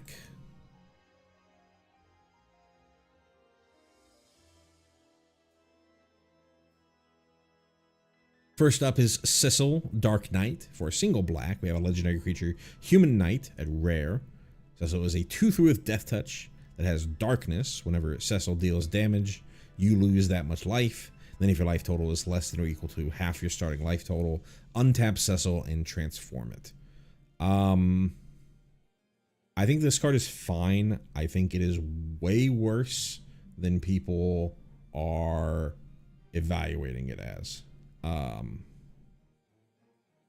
A 1-mana 2/3 with Death Touch is good, right? Your opponent is really disincentivized to attack into Cecil because it's going to trade with everything. But you can make that argument for Grand Pulse Ochu. It's a, you know, a 1-mana 1/1 with Death Touch. Your opponent is never going to want to trade into it because they're at a mana disadvantage there. So you really would need to evaluate Cecil as not a blocker, but as an attacker. And I think that the meta is so fast and so damaging that you are just helping your opponent. You think of your life total as a resource. You don't have enough life. you don't have enough life to flip Cecil around and start regaining life. You are helping your opponent and they are killing you. And it mostly comes down to the fact that Cecil doesn't, it's not like Cecil is constantly checking your life total and as soon as you get to 10, boom, flip. Cecil has to deal damage, cause you to lose some life, and then it checks to see if your life total is less than or equal to half your starting life total. So if you are at like turn 2 or turn 3 and you swung with Cecil and you left yourself at 12 or whatever, your prowess opponent is just going to kill you. Just going to absolutely murder you. And if you're like, okay, well, I'm at it's turn 2 or turn 3 or whatever, and I'm at 12, I'll just leave Cecil behind. Okay, they still kill you. Do I block with Cecil and have him deal 2 additional to me? Probably still die.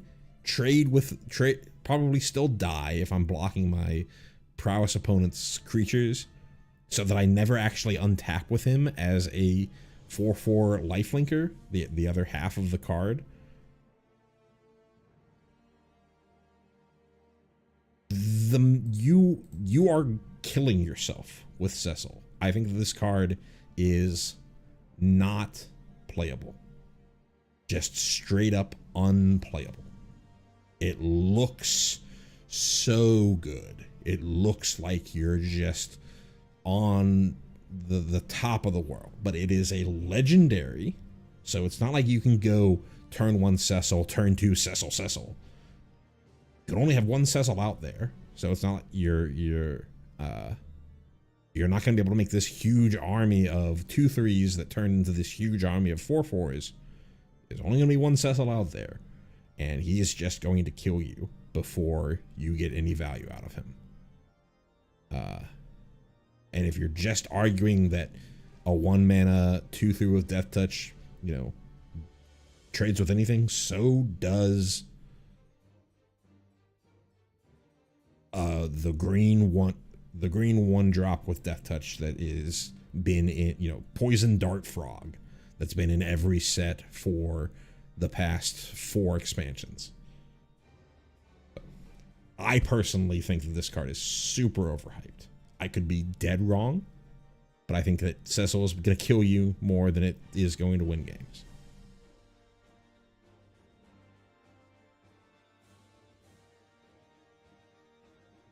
On to Dark Confidant.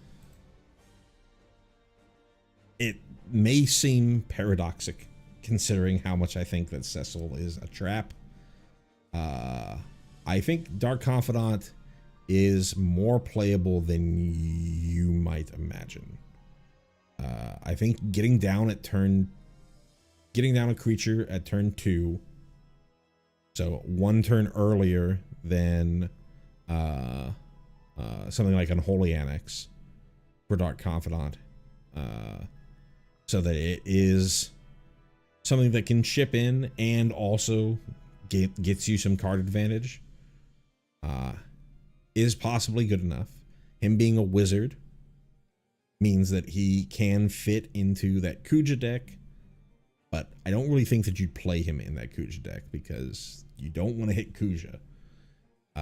I do think that you can build a deck in Standard that can really take advantage specifically of Dark Confidant, and that is your mono black discard, where you are topping the curve at 3, maybe even just topping the curve at 2. You're just playing Tiny Bones joins up, Tiny Bones, Duress, Intimidation Tactics, Dreams of Steel and Oil, what's the Bandit's Talent. You're just playing all these super, along with, you know, your suite of removal.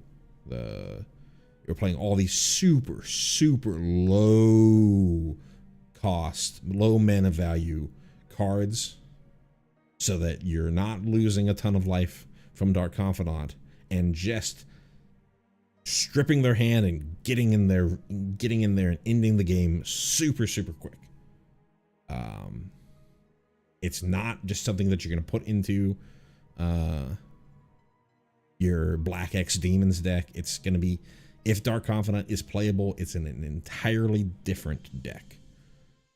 And I think that one can exist.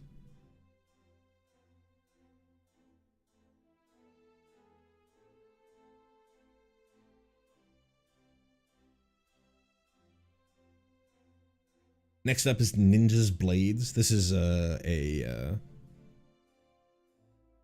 speculative pick, kind of like Dark Confidant. For 2 and a black, we have an artifact equipment at rare. It has job select. Equipped creature gets +1/+1, is a ninja in addition to its other types, and has, whenever this creature deals combat damage to a player, draw a card, then discard a card. That player loses 2 life. Loses life equal to the discarded card's mana value, and then it has an equip cost of 2. 2 things related to this card. Well, 2 things related to this card that somebody had to point out to me for it. Having only an equip cost of 2 means that, unlike a lot of the other equipment that you have, even the other job select equipment that you have, this is much more realistic to have something else pick up the Ninja Blades if your initial job select creature dies. It's pretty easy to think about the world where you have a Spyglass Siren, equip your Ninja Blades, or you have a Deep Cavern Bat, equip your Ninja Blades, something with built-in evasion so that you can get that combat damage in. The other part is that it is a ninja. So in a Dimir mid-range deck with Kaido, the ninja, the +1 on Kaido is going to start buffing whatever creature has the Ninja Blades equipped. Both of those things mean that I think that you could consider playing with this card you don't really have to go deep into this card. You don't have to like be doing the full-on Yuriko thing of I'm going to play a bunch of like super expensive cards so that I can just start doming my opponents. You can just play your normal deck with just a couple copies of Ninja Blades instead of you know, like Preacher of the Schism or Farsi Revenant, you know, as sort of misers copies, and try and go with that plan there. So yeah, a pretty speculative pick, but I think one that you should try out. At least give it a shot before dismissing it offhand. On to probably one of 2 or 3 cards that are almost certainly seeing play in, I'm using as many weasel words as possible, in Standard. We have Sephiroth Fabled Soldier. For 2 and a black, we have a legendary creature, Human Avatar Soldier at Mythic. Sephiroth is a 3/3 that has both an enter and attack trigger that are the same. When you enter or attack, you may sacrifice another creature. If you do, draw a card, and then whenever another creature dies, target opponent loses 1 life and you gain 1 life. If this is the 4th time this ability resolved this turn, transform Sephiroth. As just a body, a 3-mana 3/3 is playable, but you're looking for a little bit more. But Sephiroth has so much more. The ETB sack draw card. We've already talked about the whole Orzhov sacrifice, Orzhov Amalia decks that already exist.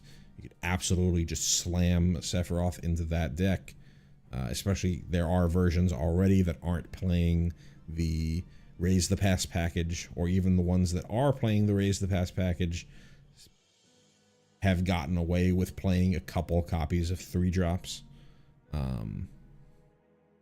And the important thing to note is this is a straight up Blood Artist trigger, not a only creatures you control dying. So you can just play Sephiroth in a more mid-range shell, or keep it in your sacrifice deck, but play some amount of removal in that sacrifice deck to just start hosing your opponent's creatures, and pretty easily reach the point where you trigger this thing 4 or more times. At which point, when you flip it over into a Sephiroth One-Winged Angel, you get a 5/5 flyer that gives you the Blood Artist effect as an emblem upon transformation.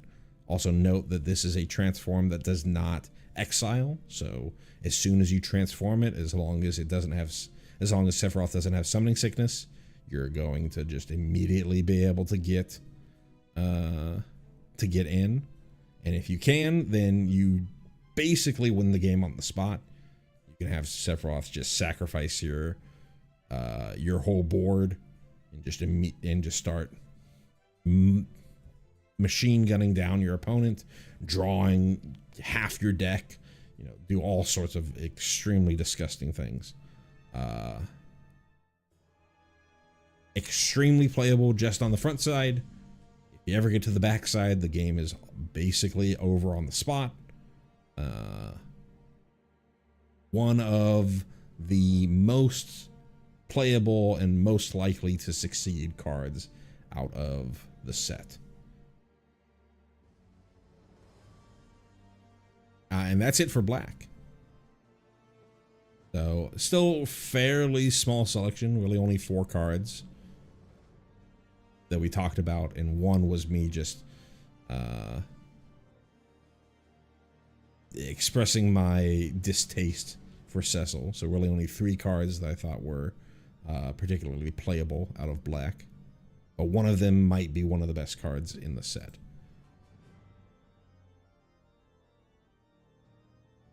Next up on to red. Red is pretty stacked. Some of them are speculative picks. a lot of them are speculative picks, but some of them I think are slam dunks. So we're going to start with a speculative pick. Coral Sword for a single red. We have an artifact equipment at uncommon. It has flash. When this equipment enters, attaches to target creature you control. That creature gains first strike until end of turn. An equipped creature gets +1/+0, and it only has an equip cost of 1. The big thing here is that this is both a combat trick and a game object that sticks around. You know, the combat trick side, you just give something first strike. You get to probably eat something of your opponents in battle. It's got flash, so it can be used as a combat trick. It's going to trigger Valiant for any of your mice. You already see things like Mirror and Bane Splitter used in standard, especially post rotation. For any deck that was playing Mirror and Bane Splitter, they'll probably just switch over to Coral Sword.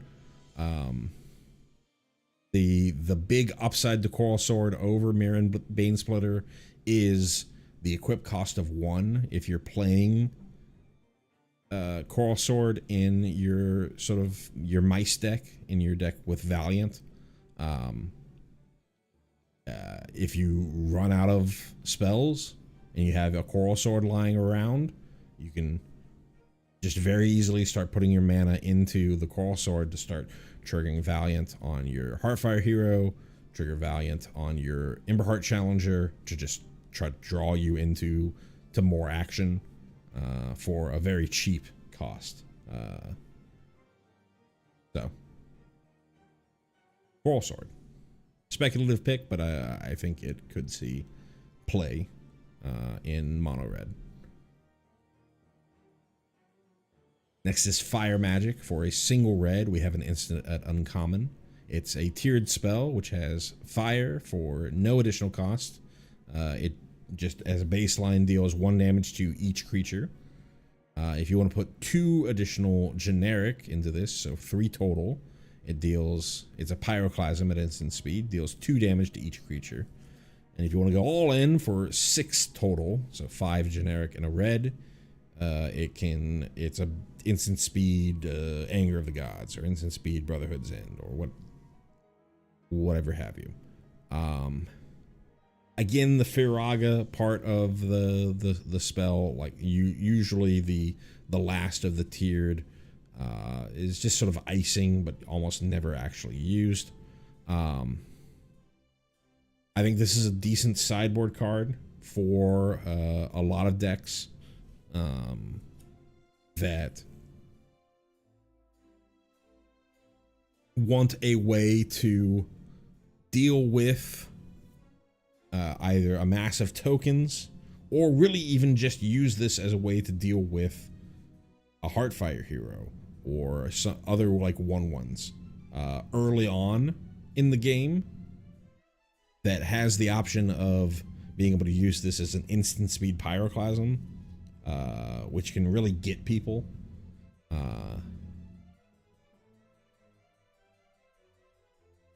I don't think it's like gonna set the world on fire or like be like the silver bullet against prowess, because a decent number of prowess creatures, well, I shouldn't say a decent number. Your Monastery Swift Spear is a 1/2, so it's going to, if they cast just 1 spell, it's going to get out of range. But since this is instant, you can do it in response. Your monk tokens, they're 1/1s, except for the one that already has, the Quarry Steel Cutter is attached to. That one's a 2/2, so again 1 spell, but again also you can do it in response. This does deal very well with your Slickshot show-offs. You do have to worry about things that have the monstrous token, the monstrous roll token on it, because those are going to be out of range of fire magic. But instant speed Pyroclasm is a decent sideboard option, while also being able to just turn 1 deal with the otter token. If you feel like you need to do that, or deal with a bunch of Elspeth tokens, things like that. So another speculative pick, but I think this card is great. Gilgamesh, Master at Arms, for 4 red. We have a legendary creature, Human Samurai, at rare. Gilgamesh is a 6/6 that has an enter and attack trigger that are the same. When it enters or attacks, look at the top 6 cards of your library.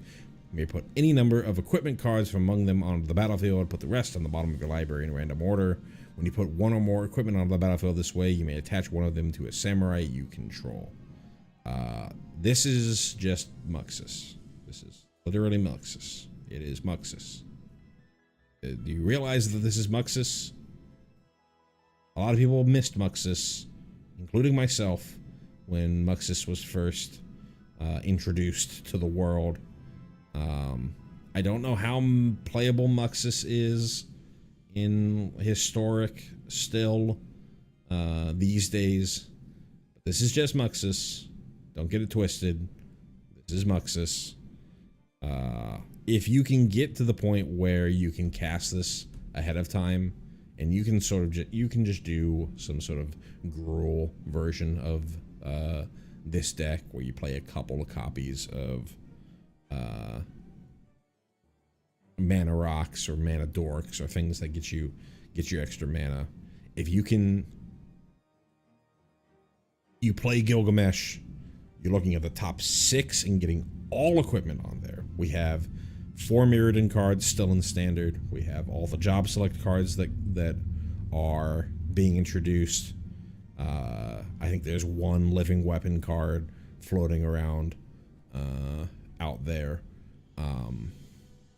Those are all technically creatures that you're getting, not just equipment.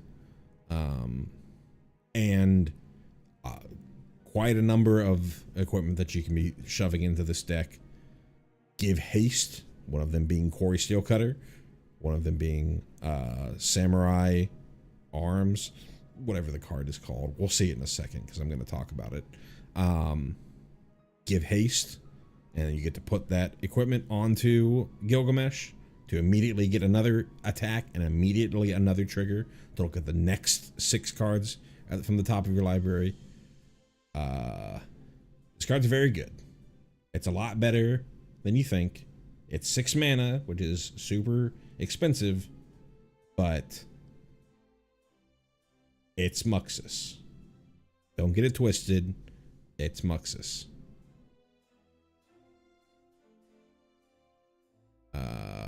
A non-speculative pick, a card that I think that is just going to slot immediately into a deck that does see play, is Opera Love Song. For 1 and a red, we have an instant at uncommon. Choose 1, exile the top 2 cards of your library. You may play those cards until your next instep, or 1 or 2 target creatures each get +2/+0 until end of turn. Primary spot for this is the folks who are trying to do mono red color were really searching for copies 5 through 8 of Rin's Resolve, and it's not literally, it's not exactly Rin's Resolve. It's instant speed, which can be better or worse, but it's definitely worse in the fact that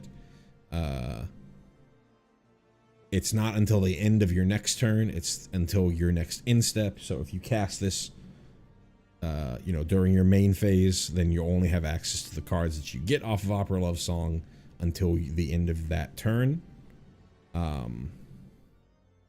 But this is probably the best bet that you're gonna get out of to be your Rin's Resolve 5 through 8 in mono red cutter.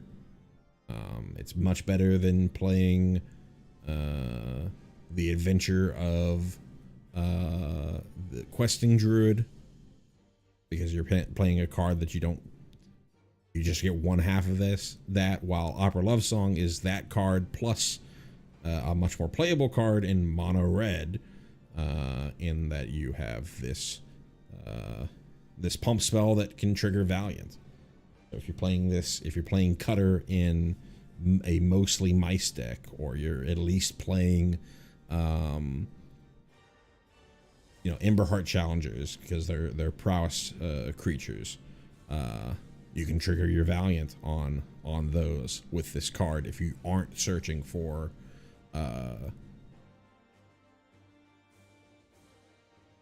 the card draw half of this, to force through more damage, to pump up to kind of get half the card draw by triggering the Valiant. A lot going on here. So I think this is very, very playable in mono red Cutter, and possibly just playable as a sideboard option in mono red mice, because of the fact that it can trigger Valiant, and as a way to add a little bit of extra card draw into your deck. You sometimes saw that the mono red decks were playing the red case to discard your hand and draw 2, and then if you had no cards in hand, then you got to draw an extra 2 cards each upkeep, or maybe it was just an extra 1 card each upkeep. I think this is probably just a more clean card draw option in red for your deck that also can just be used to trigger Valiant. Next up, another speculative pick, Raubon, Bowl of Alamigo. For 1 and a red, we have a legendary creature, Human Warrior. At rare, Raubon is a 2/2 that has ward, pay life equal to Raubon's power. And whenever Raubon attacks, attach up to 1 target equipment you control to target attacking creature. Could just be him.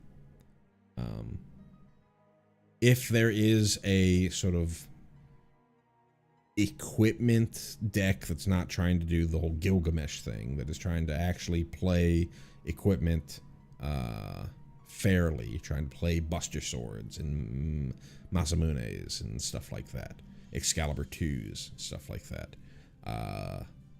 Raubon is sort of a linchpin for that, in the same way that Stolen Uniform is a linchpin. Raubon's a little more fair of a linchpin, because ultimately he's just a creature that you can reuse, and worst case scenario is a bear. Stolen Equipment is much more all in of a strategy. And also Raubon, your opponent can't really let Raubon get going, because they wait too long. It's going to be painful to both take the hit from Raubon, because he's likely been equipped up with a Buster Sword or whatever have you, but it's also going to be painful to try and kill Raubon, in the same way that it's very similar to how killing a Heartfire hero is very painful if you weren't able to kill it early enough. So, speculative pick, but I think possibly playable. Sabotinder. For 1 and a red, we have a creature plant at common. It's a 2/1 with reach and landfall. Whenever a land you control enters, this creature deals 1 damage to each opponent. We talked about this card today, but I'm just going to reiterate. I think that the redundancy that this provides to your lizard that you were playing that dealt damage to each opponent on landfall means that sort of landfall machine gun strategy, your Jund landfall combo lists, are much more viable. and I would love to see them do well.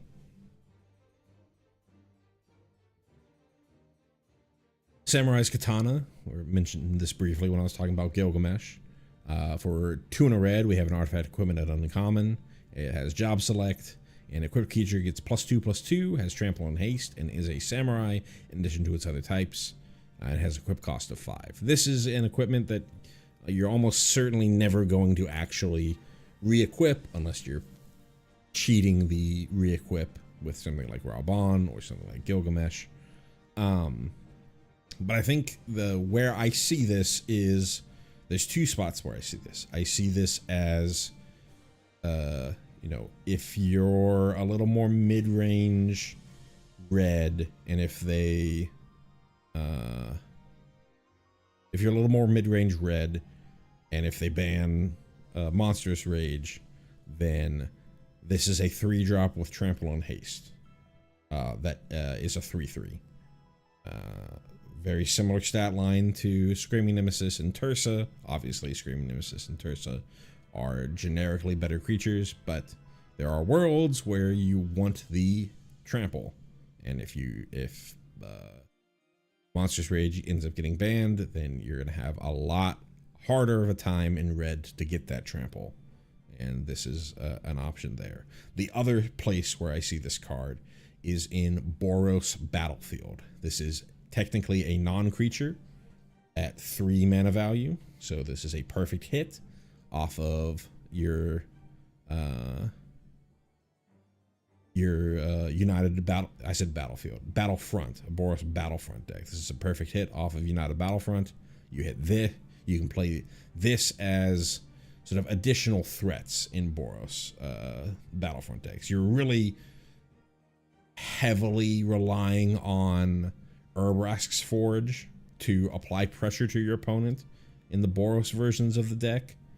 Now you've got, and since you weren't the Azorius versions, Azorius is a lot more of a controlling version of the deck. Boros, you don't have braided nets and things like that. But with Samurai's Katana, boom, you have you basically can turn your United Battlefront into a sorcery speed collected company, because this is a non-creature spell in your deck that turns into a creature when it hits the battlefield. So I'm gonna be trying it out in Boros Battlefront, and I think you should too. We talked about Seifer earlier today, but again, just to reiterate, for 3 in a red, we get a legendary creature, Human Knight, at rare. He's a 3/5 with whenever a creature you control attacks alone, it gains double strike until end of turn, and then whenever Seifer deals combat damage to a player, you may cast target instant or sorcery card with mana value 3 or less from your graveyard without paying its mana cost. That's what will be put into your graveyard, exile it instead.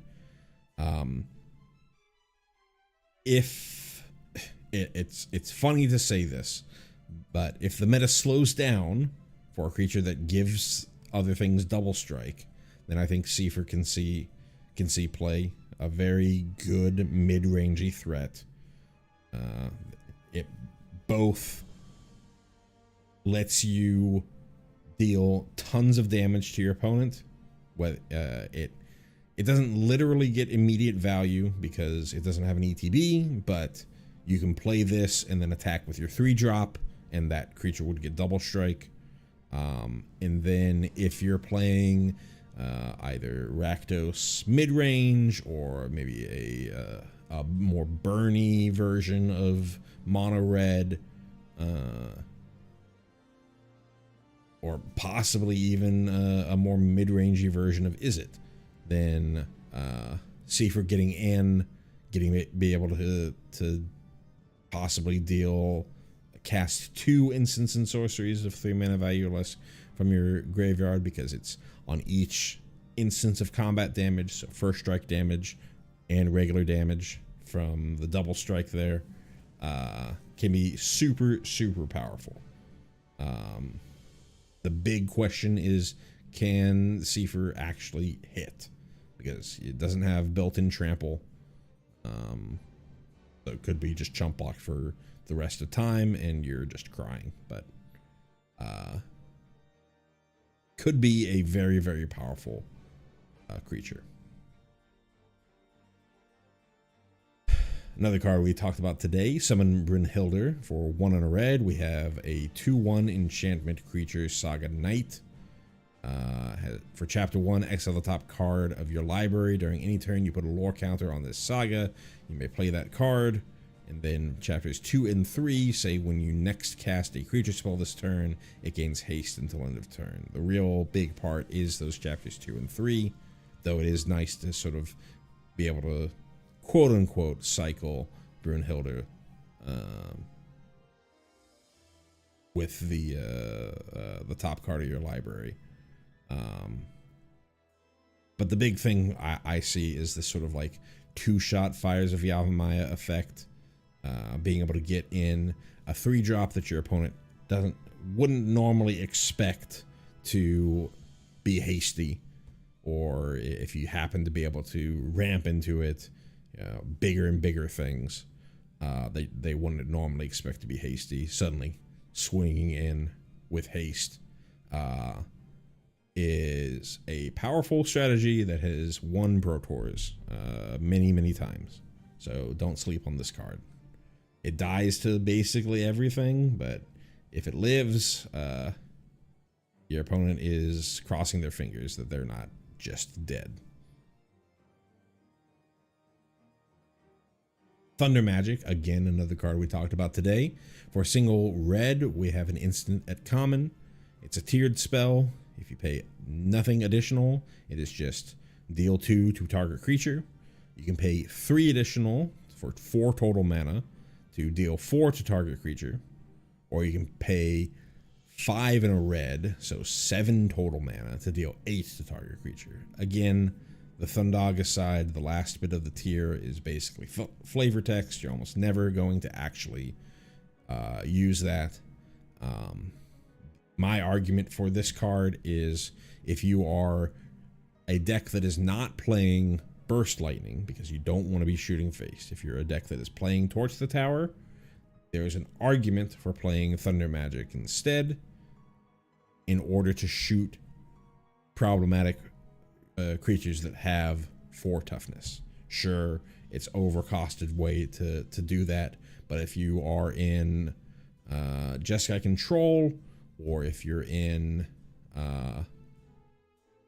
if you just have a red splash, don't have like a black don't have black in your color combination, or don't have white in your color combination, then you probably have a lot of difficulty dealing with those 4-drops. And this is just an option to be both good enough against your opponent's fast starts, shooting their Llanowar Elves, shooting their Monasteries for Spears and things like that, while also in a pinch being able to answer your bigger things. So keep it in mind. Don't just assume that Torch the Tower is your only option, or your more controlling red shocks. This is a huge speculative choice. Vaughn, Street Thief. For 2 and a red, we have a legendary creature, Human Scout. At rare, it's a 2/2. Whenever one or more scouts, pirates, and or rogues you control deal combat damage to a player, exile the top card of that player's library. You may cast it. If you don't, create a treasure token, and then whenever you cast a spell you don't own, put a +1/+1 counter on each scout, pirate, and rogue you control. I initially was going to think of this as just entirely a commander card, but yesterday I looked through the list of all scouts, pirates, and rogues that are legal in standard or will be legal with this set coming out, with the Final Fantasy set FIN coming into standard, and there are a lot more cards than you think that are a scout, a pirate, or a rogue. And giving all of them, they don't all, it's very unfortunate that this is not written in the way that it's every single pirate, scout, or rogue turns into a Ragavan. Maybe that's for the best. But I still think that there's a world where you can put together a red-based pirate deck or red-based Vaughn deck that can get more value off of Vaughn than you could with, just playing like an Enduring Curiosity or something like that. And that bottom half here with being able to mass pump your team whenever you cast something that you don't own is also a big benefit. Plus the ramp that you're getting when you can't actually play it or you can't actually cast it because it's a land or you don't have the mana for it at the moment is also powerful. So a very speculative pick, but a card that I'm willing to try and put my deck building skills to the test against. And that's it for red. A lot of speculative picks in red, not like outside of maybe Opera Love Song, not a ton of, or maybe like Brunhilde, not a ton of like big slam dunks, but a lot of speculative options in red. On to green. Green with another pretty big collection of speculative picks. I think I see 2 or 3 cards that I think are slam dunks, so pretty good coming out of green. Here's a speculative option, Bartz and Boko. For 3 green, we get a legendary creature, human bird, at rare. It's a 4/3 with affinity for birds. So you can get this down to as cheap as green. When Bartz or Boko enters, each other bird you control deals damage equal to its power to target creature an opponent controls. Very, very unfortunate that it is not each bird, because if Bartz and Boko is the only thing that you have, then you're not going to deal any damage to, you're not going to be able to FTK something. But if there is a bird deck, then this is a great option for it. If you can get this down as a 2-mana 4/3 that lets you, and the only way that you would get it down to there is if you already had other birds, that lets you FTK something. That is huge. Very speculative. The birds deck has to work for this card to be playable, but if the birds deck works, this card goes in it. Clash of the Icons. For a single green, we have a sorcery at uncommon. Choose one or more. Target creature you control fights target creature an opponent controls. Remove a lore counter from target saga you control. A reminder that removing lore counters doesn't cause chapter abilities to trigger, or put a lore counter on target saga you control. Adding lore counters would cause chapter abilities to trigger. This is mostly here for the removing and adding parts. When I talked about this card, it was in relation to another card that we're going to see as a way to get to do both fights and re-trigger its chapter 1. We talked about how fights really aren't terribly playable in standard right now, but there are a couple, or really one bushwhack that sees a decent amount of play, and it's because you can do other things with it. If you don't have a good fight thing going on here, you can do other things with it. If summons are have really any viability in standard, this is one of the cards that allows them to have viability.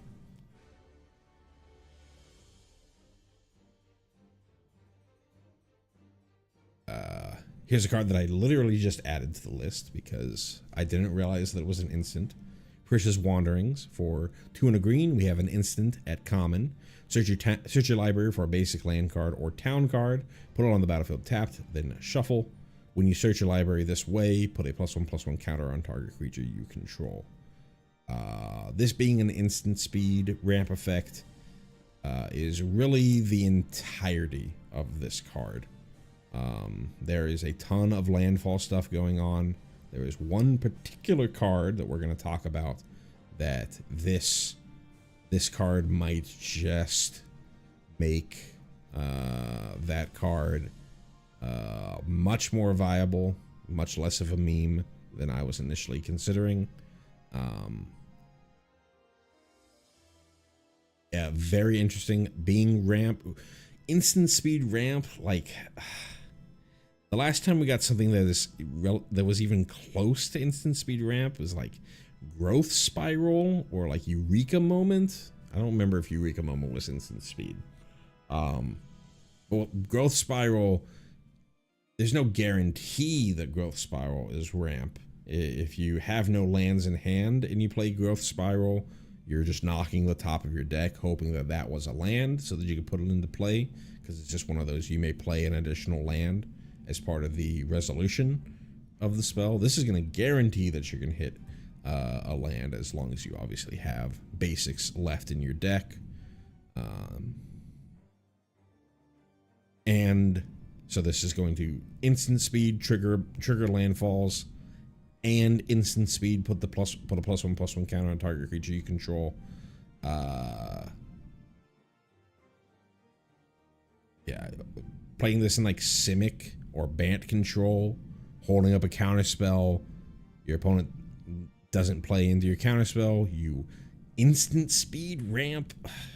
Man, this card way better than I initially thought.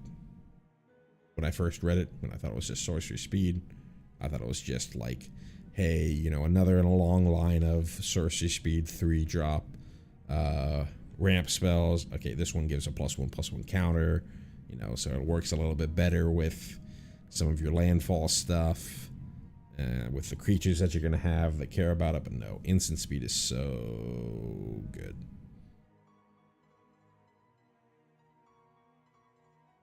This is a very speculative pick. Quina Q Gourmet, 2 and a green. We have a creature, legendary creature Q at uncommon. It's a 2/3. If one or more tokens would be created under your control, those tokens plus a 1/1 green frog creature token are created instead.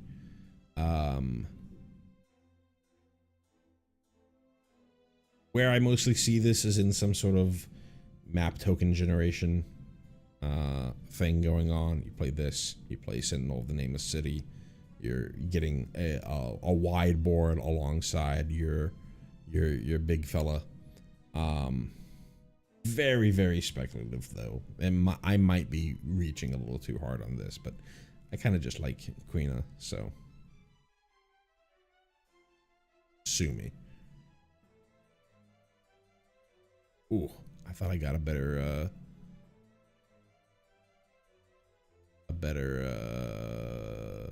image for this. Another pretty speculative pick in Ride the Shoepuff. For 1 and a green, we have an enchantment at uncommon. Landfall, whenever land you control enters, put a +1/+1 counter on target creature you control. And then for 5 green, this enchantment becomes a 7/7 beast creature in addition to its other types. I kind of see this as if you're trying to do it, you can argue about whether you want to play something like this or whether you want to play something like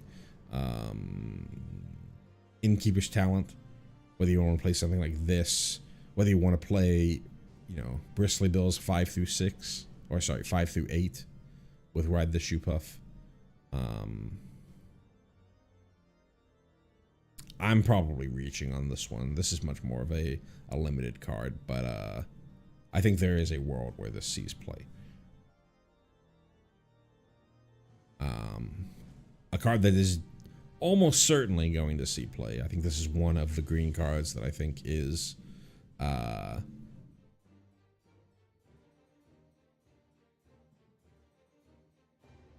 that it is really going to help green out a lot is Zaz's Chocobo. For a single green, we have a creature bird at uncommon. It's an 0/1 that has landfall. When a land you control enters, put a +1/+1 counter on this creature. We have a decent number of hardened scales-esque effects going on in standard. This being a 1-drop is a huge benefit to it.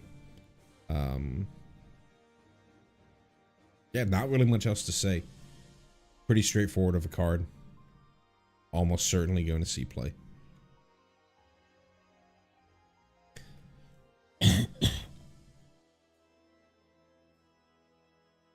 Next up is Side Quest Raise a Chocobo. For 1 in a green, we have an enchantment at uncommon. When this enchantment enters, create a Chocobo.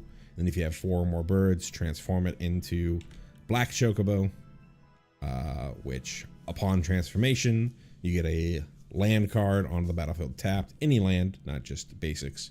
Then shuffle. And then whenever a land you control enters, birds you control get +1/+0. Again, this is a speculative pick on the power of the birds deck. It itself is just a 2 mana for a 2/2 with landfall. But if you can get the birds things going, this is a great finisher for the deck. Note that it just transforms. It doesn't exile and transform. So as soon as you transform Black Chocobo, as long as this wasn't the turn that you played it, then you're going to immediately be able to attack with Black Chocobo. Also, unlike the vast majority of cards in the set, this is not a legendary, so you can just play a bunch of these enchantments and try and just get this really big, this flip, have a bunch of Black Chocobos, play a land, and just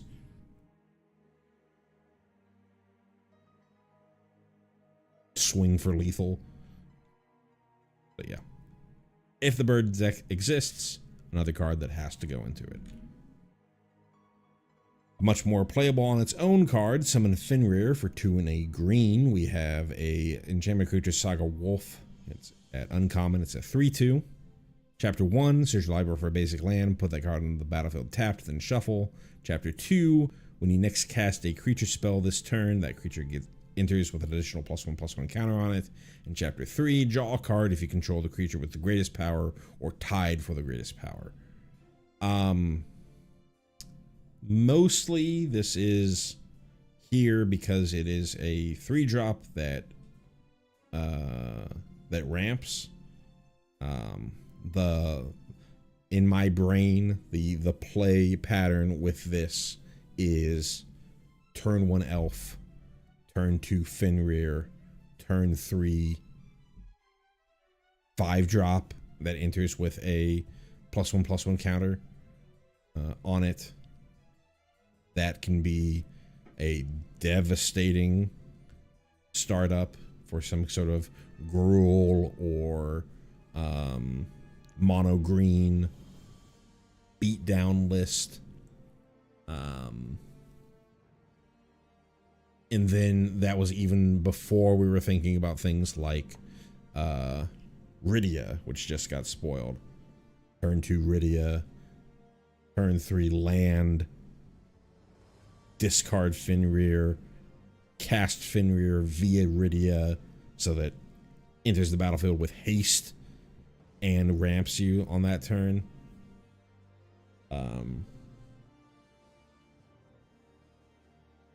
One of the cards that both can be just good enough on its own and is extremely powerful with Rydia.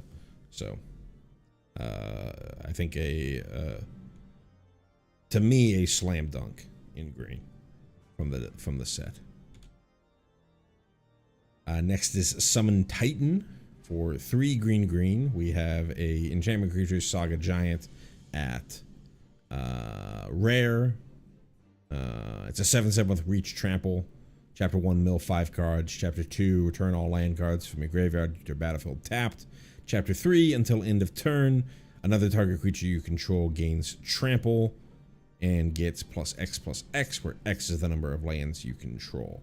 There's 2 places that I see Titan, or 3 places in just sort of the Gruul beatdown or mono green beatdown list that we just talked about with Fenrir.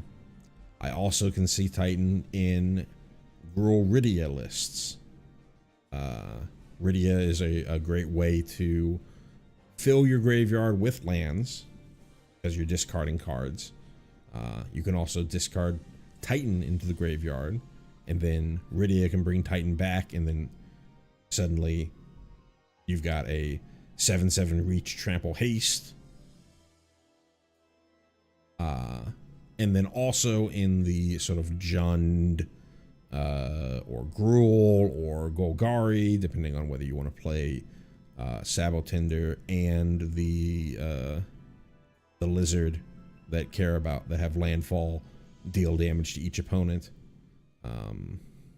Titan is just sort of your, either you can think of Titan as redundant copies of Lumra, or Lumra as redundant copies of Titan, as a way to go off on that sort of combo kill. I think Titan might just, well, they both have their benefits. Titan can give your, Sabotender the ability to swing in for the final bit of lethal. Lumra sticks around, so is a threat in and of itself. But yeah, I think pretty playable. You could argue that this is speculative, but I think Summon Titan's pretty playable. Another speculative hit, Summoner's Grimoire for 3 and a green. We have an artifact equipment at rare. It's got job select, so it's going to make a 1/1 like auto attached. And equipped creature is a shaman in addition to its other types, and has, whenever this creature attacks, you may put a creature card from your hand onto the battlefield. If that card is an enchantment, it enters the battlefield tapped and attacking, and it equips for 3. Elvish Pipers are generally worse than, are more of like a Timmy card, and generally worse than they feel. The reason that I'm giving this one a shot is if you summon an actual summon, it's tapped and attacking, so you can bring in a Titan. It's also an attack trigger. It doesn't cost any mana to do. And really the big thing here is it's an equipment. So, unlike a Kono Rescue Beastie or just, the Elvish Piper of old, right? They deal with the creature version of the thing that can poop things from your hand onto the battlefield. And then you're kind of like, okay, well, I just got really owned. I've got this big thing that isn't going to be castable for another 3-4 turns. I'm probably dead. With Summoner's Grimoire, if you are, Llanowar Elvesing into Summoner's Grimoire, if they kill the first thing that was holding the book, you can just equip it to the elf and then attack, which is not an unreasonable play. They have to basically just sit there and be like, I gotta kill everything that my opponent plays. And sure, that can happen, but they'll eventually run out of removal spells. If you think that your opponent's just gonna always have removal and also be able to kill you, you're giving your opponent too much credit. Could this just be too slow for standard? Possibly, but I think that this is better than Kono Rescue Beastie.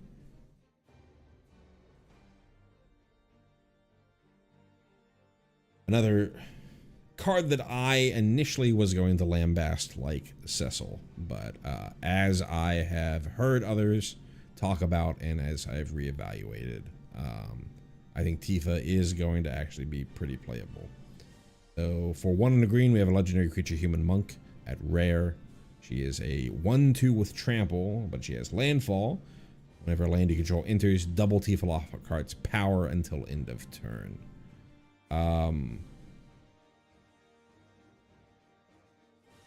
The thing that I initially thought was not going to be good enough was her just doubling power, but there's 2 reasons that I think that this is going to be just fine in standard. Fine as in playable, like actually a playable card. Not necessarily going to like break the format open, but a perfectly playable card is Slickshot Show Off coming back into standard. Shows me that even a card that is really, really, really fragile, as long as you can just get in that 1 hit, you can make up the rest. You can make up the rest of the damage elsewhere over the course of the next 2 turns or so to finish them off. And Tifa is, that hit is going to be a big hit. My big worry with Tifa was, how do you really get her to, you know, super high power?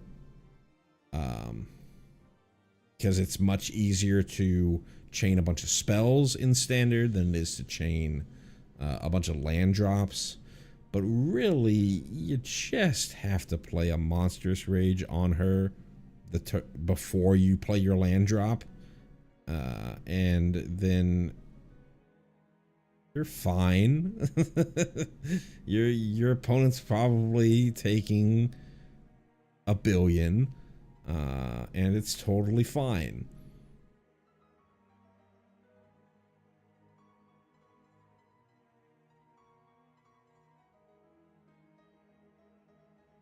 So yeah, I think Tifa's pretty playable.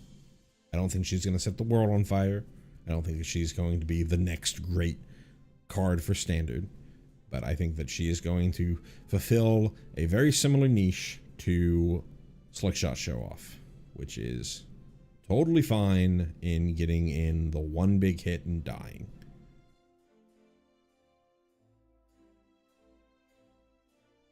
Next is Town Greeter. For 1 in the green, we have a 1/1 creature, Human Citizen, at common. When the creature enters, mill 4 cards. You may put a land from among them into your hand. If you put a town card into your hand this way, you gain 2 life. Very good incentive to have towns in your deck to be able to gain that incidental life. But really, this is Satyr Wayfinder, a very playable card in the standards of past. I would imagine still playable now. There's a lot of times that you can argue that they become old standard staples are no longer playable. For this card, however, there's enough cards in standard that actually care about the graveyard and care about taking things out of the graveyard, that this card is a pretty great option to go alongside of your cash grabs or your Insidious Roots decks, things like that. So, not much else to say there. Finally, Traveling Chocobo. For 2 in a green, we have a creature, Bird, at Mythic. It is a 3/2. You may look at the top card of your library at any time. You may play lands and cast bird spells from the top of your library. If a land or bird you control entering the battlefield causes a triggered ability of a permanent you control to trigger, that ability triggers an additional time. Certainly, you can talk about the bird side of this, and if birds are a deck, you're definitely putting this into that deck.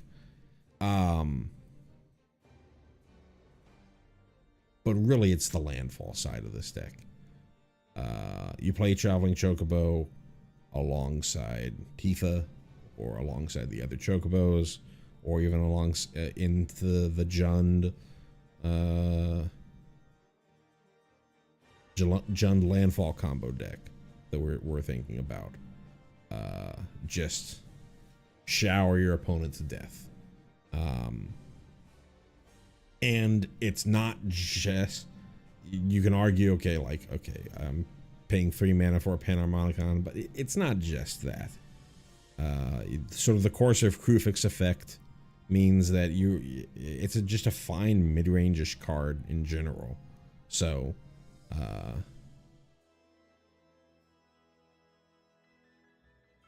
this card's going to be great. I think this card's going to be great.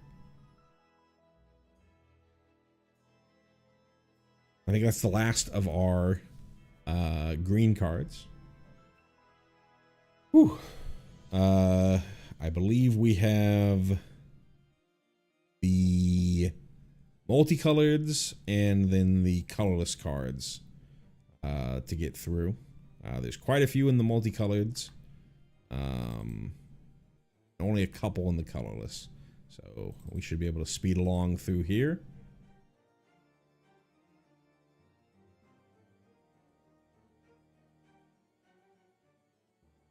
For multicolored, we have more speculative bird cards, but this is an extremely powerful effect. Choco, Seeker of Paradise. For 1, a green, a white, and a blue, we have a legendary creature bird at rare. It's a 3/5 with whenever one or more birds you control attack. Look at the top. Look at that many cards from the top of your library. You may put one of them into your hand.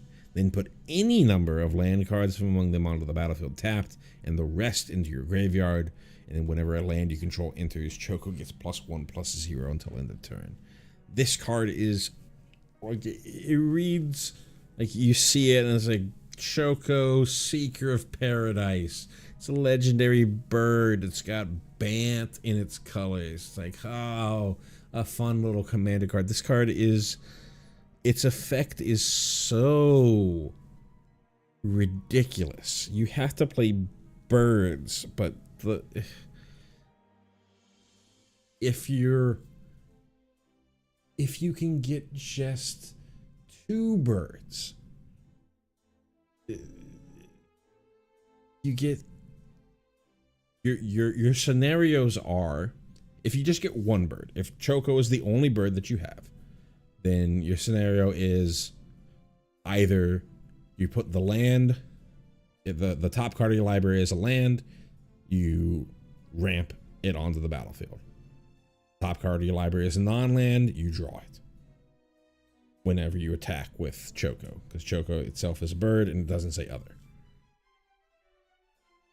If you have 2 birds, your scenarios are the top 2 cards of the library are lands, so they both ramp, both trigger landfall off of Choco. So Choco is attacking with 5 power.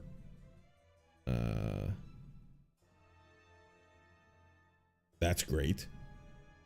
If one of the cards is a land and one of the cards is not a land, then the land goes into play and you put the other card in your hand. The worst case scenario is you get to pick the best of the top 2 cards of your library.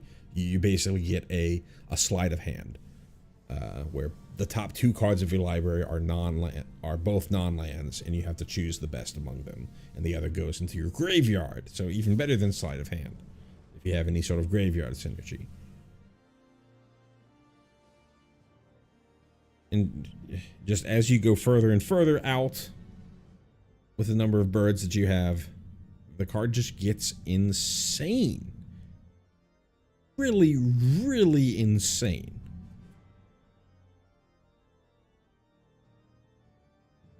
This is the main reason that I think we've talked about, if the bird deck exists, then this card has to be. This is the main reason that I think that the bird deck can exist, is Choco. Is the format too fast for Choco? Possibly. But it's a great card.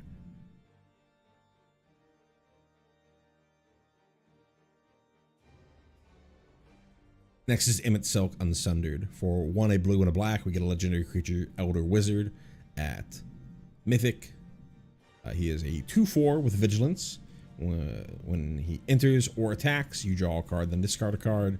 And then at the beginning of your upkeep, if there are 14 or more cards in your graveyard, you may transform Emmett Silk. And we've already talked about this card when we first saw it, so we can just immediately go to Hades, Sorcerer of Eld. It is now a 6/6 with Vigilance that has, during your turn, Yawgmoth Will. You may play cards from your graveyard. If a card or token will be put into your graveyard from anywhere, exile it instead. So I think Emmett is insane.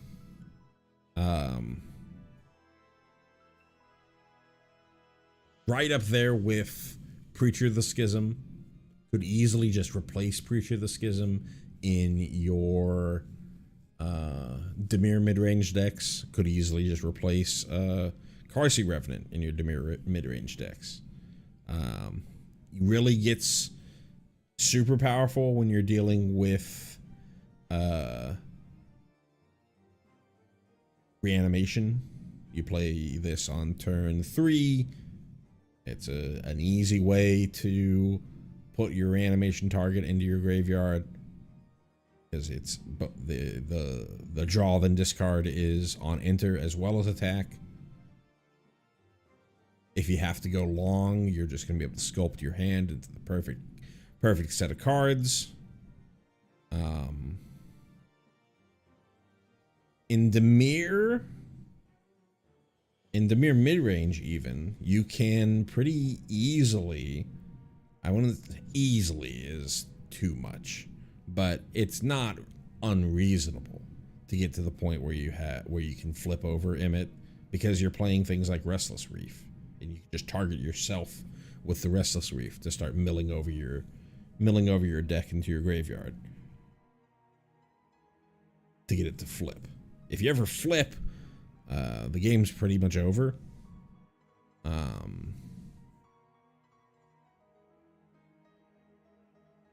But I think Emmett is good enough on his front side, just being a nice value 3-drop, that he's going to see play in Standard.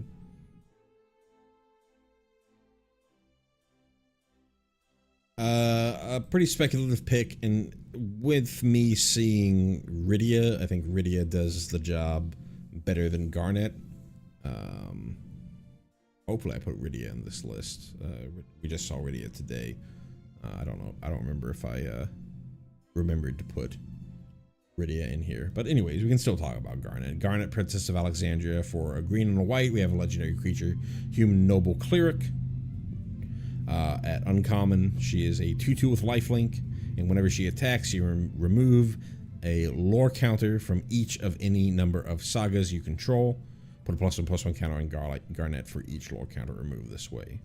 So, a way to keep your summons around for longer, a way to re-trigger particular chapters, and a way for Garnet to build a very, very strong Garnet that has lifelink. Like I said, we hadn't seen Rydia when I first made this list. I think Rydia is the better version of the cares about summons creature out there. But Garnet is, nothing to shake a stick at. Also, possibly can go into a Selesnya Legends deck with Aerith and like Sarah. So keep that in mind as well. Golbez, Crystal Collector, legendary creature, human wizard at rare. So 1/4. Whenever an artifact you control enters Surveil 1. At the beginning of your end step, if you control 4 or more artifacts, return target creature card from your graveyard to your hand. Then if you control 8 or more artifacts, each opponent loses life equal to that card's power. I think Golbez is really outside looking in, but an extremely powerful effect for a 2-drop. It doesn't say non-token. Any artifact that enters, you get to surveil one. I think the biggest problem with Golbez is I'm not sure how easy in Dimir it is to generate 4 or more artifacts in standard. If you're in green or white, then I think it'd be a lot easier. But I think it's still possible with to do it with Golbez. Doesn't fit into the existing Dimir mid-range archetype, but you could put together a world where you get a mid-range deck that Golbez thrives in.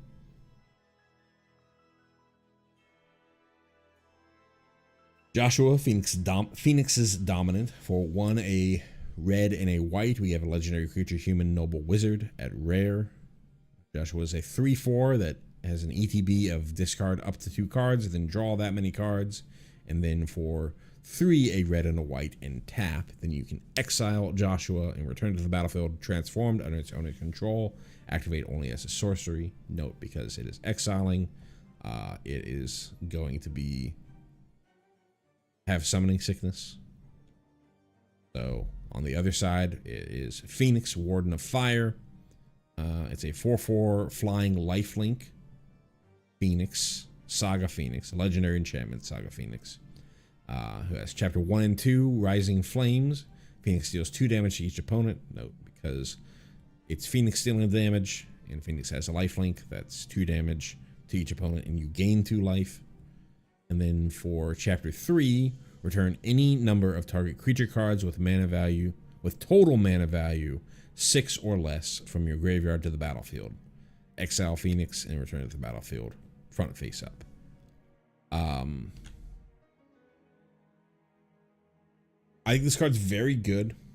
I do want to caution about this card just being sort of a slam dunk in Jeskai Oculus. I think instead this card fits in a Boros mid-rangey or Jeskai mid-rangey deck that's not specifically Oculus. Probably more of a Boros or maybe even a Mardu mid-rangey deck than a Jeskai deck. I think all of the other 3-drops in Jeskai Oculus work with that particular game plan better than Joshua.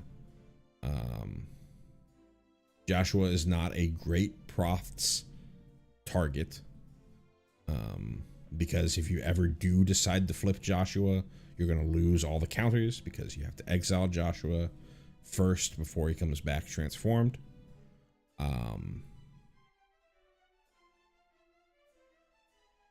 And because Joshua doesn't have haste, you lose the upside of Tursa being able to do the same. The enters ability of Joshua and Tursa are the exact same, but Tursa has haste, so if you have a Profts out, Tursa gets in for 5, whereas Joshua becomes a 5/6. So no out of nowhere damage from Joshua. And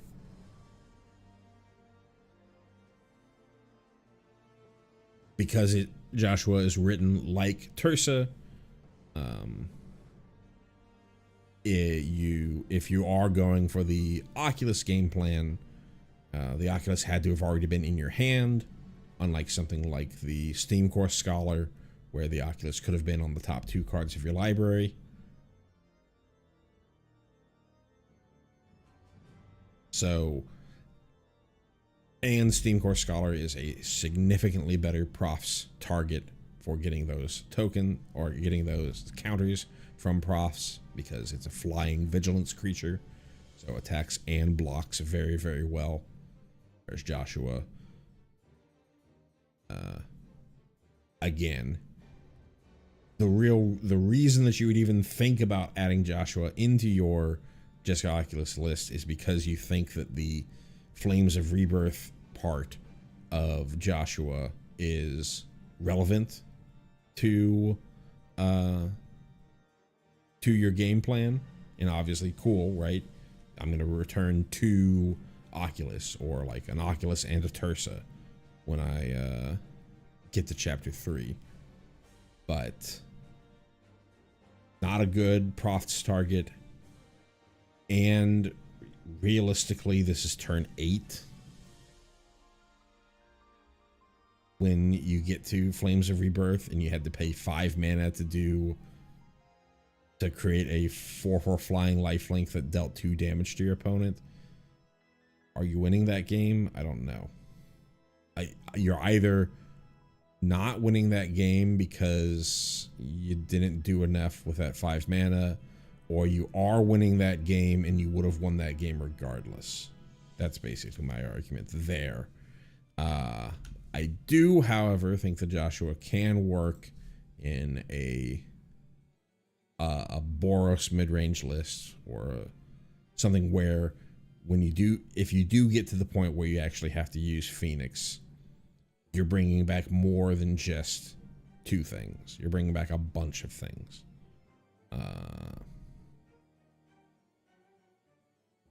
So a Boros mid-range, or a Mardu mid-range, something like that.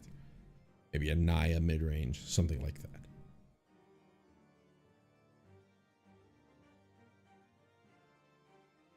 Next up, probably my favorite card of the set, and something that I'm going to try to build around, even if it ends up not being as good as I want it to be. Kefka Court Mage for 2, a blue, a black, and a red. We have Legendary Creature Human Wizard at Mythic. Kefka is a 4/5, so stat-wise, fine stats, but not incredible. But has an ETB and attack of, when Kefka enters or attacks, each player discards a card. Then you draw a card for each card type among the cards discarded this way. And you can also pay 8 generic and force each opponent to sacrifice a permanent of their choice, and then transform Kefka, but you can only do this as a sorcery. And then we've already done our initial evaluation. I already think Kefka is great, so we can go ahead and look at the back half. Kefka Ruler of Ruin is a legendary creature avatar wizard, 5/7 flyer, with whenever an opponent loses life during your turn, you draw that many cards. That's obviously hugely powerful. But 8, just like when we were talking about Vana earlier today, 8 is pretty expensive.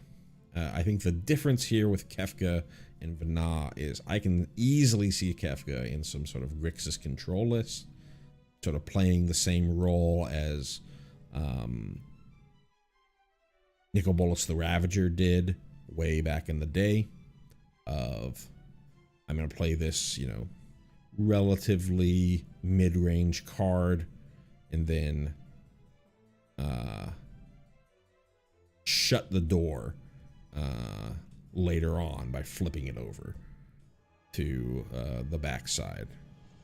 There it was Nicol Bolas Planeswalker. Here it is the backside here of Kefka. But I think most of the value here comes from the front half, the enters or attacks. You could just play this in generic control. Kefka itself,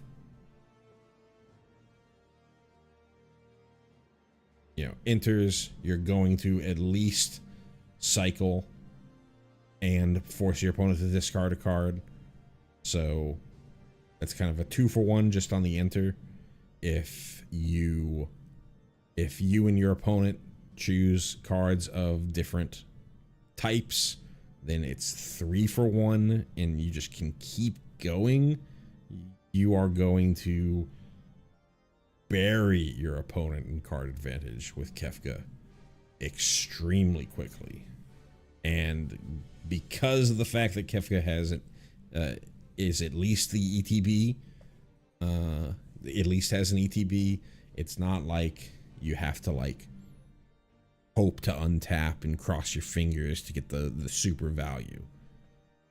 You would love to untap with Kefka, but you're at least getting a card out of your opponent's hand and at least cycling a card from your hand. Could easily get rid of the worst card and then draw 2. Now you can also build a deck that really takes advantage of for each card type among cards discarded this way game plan, because you are playing Fear of Missing Outs and other summons that are enchantment creatures or artifact creatures or whatever have you, right? And maybe play Valgavoth's Lair, enchantment land, right? Really trying to take advantage of multiple card types, kind of playing it Delirium-esque.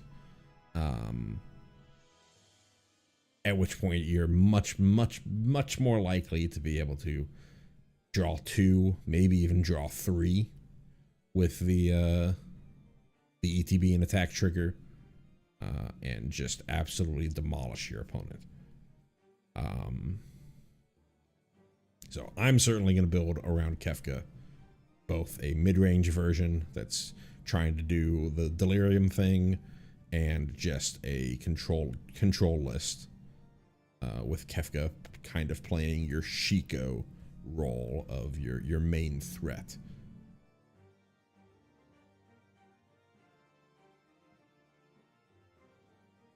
A little more speculative, but another card that I want to build around, Kuja Genome Sorcerer. For 2, a black and a red, we have a legendary creature, human mutant wizard. At rare, a 3/4 that has at the beginning of your end step, create a tapped 0/1 black wizard creature token. Or sorry, create a tapped black mage. We said we were going to just refer to these as black mages. Then if you control 4 more wizards, transform Kuja. So note, Kuja is a wizard, and the black mage that you create on your end step would also count towards this count. So you just need 2 other wizards. And to make it through your end step with Kuja. And it's at your end step you can switch it over and transform it. So unless your opponent is expecting it, it's not like they can stop the switch.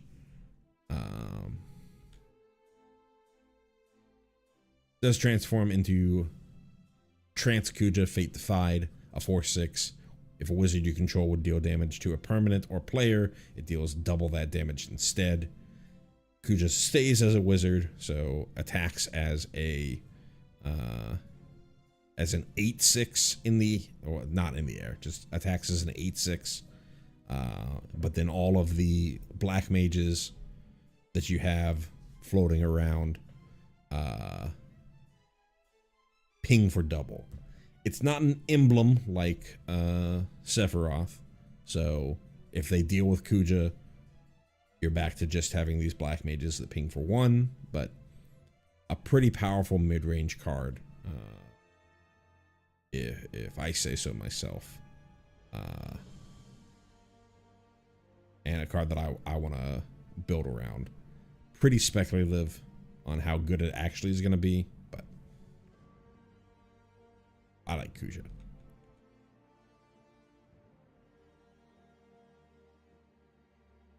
Another card. I think it's a slam dunk. I've heard others say that it's not there. Lightning Army of 1 for 1, a red and a white. We have a legendary creature, Human Soldier. 3/2 with first strike, trample on lifelink, and has stagger. Whenever lightning deals combat damage to a player until your next turn, if a source would deal damage to that player or permanent that player controls, it deals double that damage instead. I can see it as the top end of a Boros aggro list. You can argue it doesn't have haste, so how do I play it? Well, play Brunhilde for two, and then on turn 2, and then play lightning. Pretty easy 1-2 going on right there. I think all the other, really the only thing that lightning needs is haste, there's a pretty easy way to give haste to lightning. And I think even without haste, there's enough times that this is just going to win you the game. First strike and lifelink blocks very, very well. First strike plus the stagger and have its trample means when it's time for you to swing in,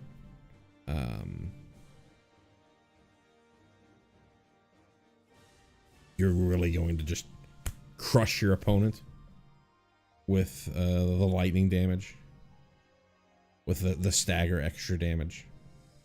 I think a very good card.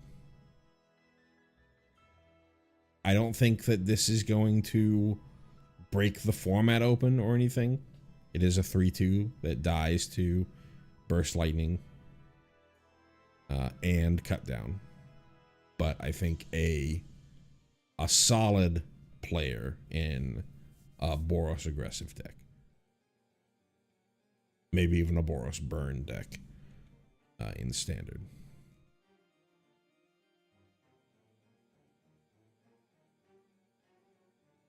Another solid role player, Lock Cole, for 1, a blue and a black. We have a legendary creature, Human Rogue, at uncommon. Lock is a 2/3 with Death Touch and Lifelink. And whenever Lock Cole deals combat damage to a player, draw a card, then discard a card.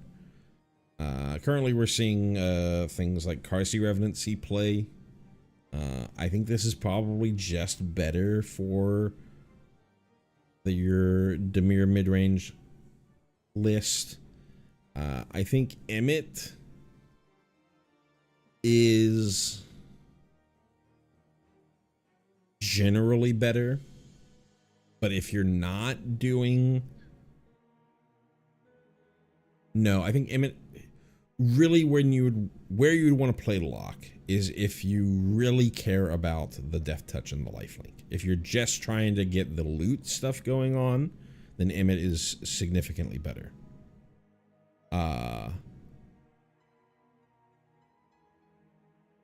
If you are... But if you need a blocker or you need the lifelink, then there's an argument for Lock. Got a question here. Dumb question. The Omega Collector's Booster Box. Will that box still contain cards like the rare Chocobo cards in the collector's... What is the Omega Collector's Booster Box? I don't know what that is. Okay, look at the where to collect. Where to find, collect Final Fantasy MTG. One showing up on GameStop's website. No idea what you're talking about. I'm just gonna look at the... That might be something that GameStop themselves is like putting together. Anything that is for as what will be in what, you'll be able to get from either this article that I just linked, or you'll be able to get from the card image gallery. We'll tell you explicitly the sanctioned Wizards products that have this thing. Whatever GameStop is doing, GameStop.com, trading cards. What am I even looking at? See, like new trading cards.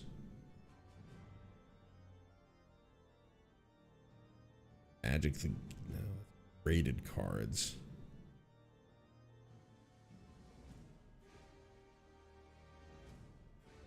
You're gonna have to give me a link for whatever it is you're talking about. But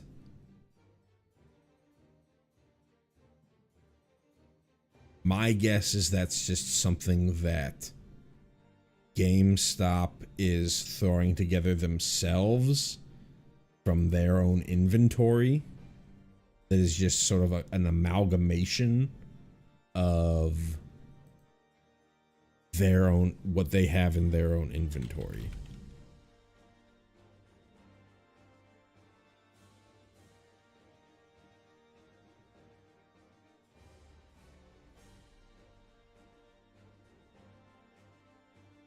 You can just give me a link. I'm not going to spend forever looking around for something.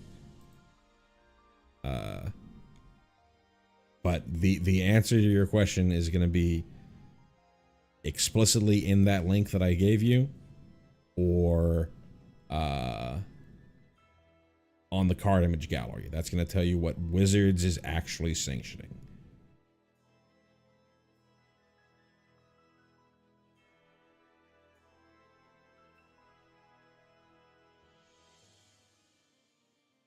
Next, we have Sin, Spear's Punishment. For 4, a black, a green, and a blue, we have a legendary creature, Leviathan Avatar, at rare. It's a flying 7/7 when Sin enters or attacks. So again, another enter or attacks. Exile a permanent card from your graveyard at random, then create a tapped token that's a copy of that card. If the exiled card is a land card, repeat this process. I'm mainly bringing up this one because I think this is a pretty good reanimation target. It's not going to beat out Atraxa or Atali right now, but those cards are rotating relatively soon. And I think this is probably either the first or second best option post rotation to bring up.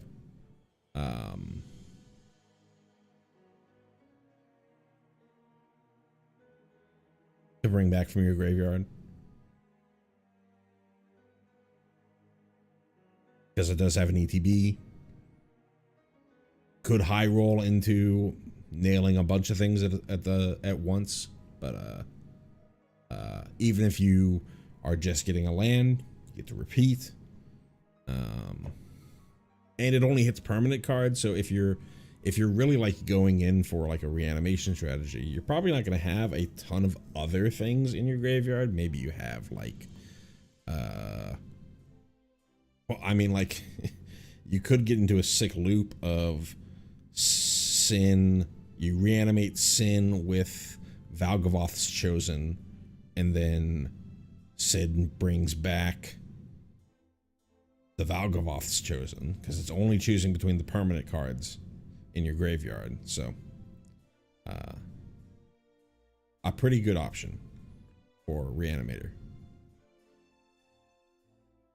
Squall, Seed, Mercenary. We talked about Seifer.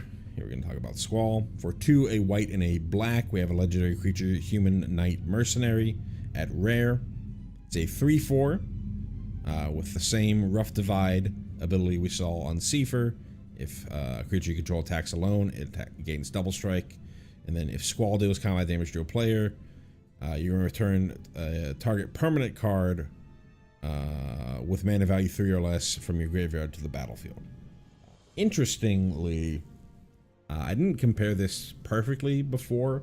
Interesting to see that Squall, so like Seifer, the spell that you're bringing back gets exiled when you cast it. The things that Squall brings back don't get finality counters. So I suppose the argument for the Seifer side is if Seifer gets a double strike hit, so they get the first strike plus the regular damage hit, you don't want somebody to be able to go, okay, I'm gonna cast, I have like one stock up in my graveyard, I'm gonna be able to cast stock up, that resolves, goes back into my graveyard, and then I cast it again. Since it's permanents that you're bringing back onto the battlefield, they're no longer going to be in the graveyard, so that you can't hit it again. That might be why they're doing that. Why they're making you exile when you recast it from your graveyard on the Seifer side. I think as a mid-range option. Squall is much better than Seifer. I think Seifer,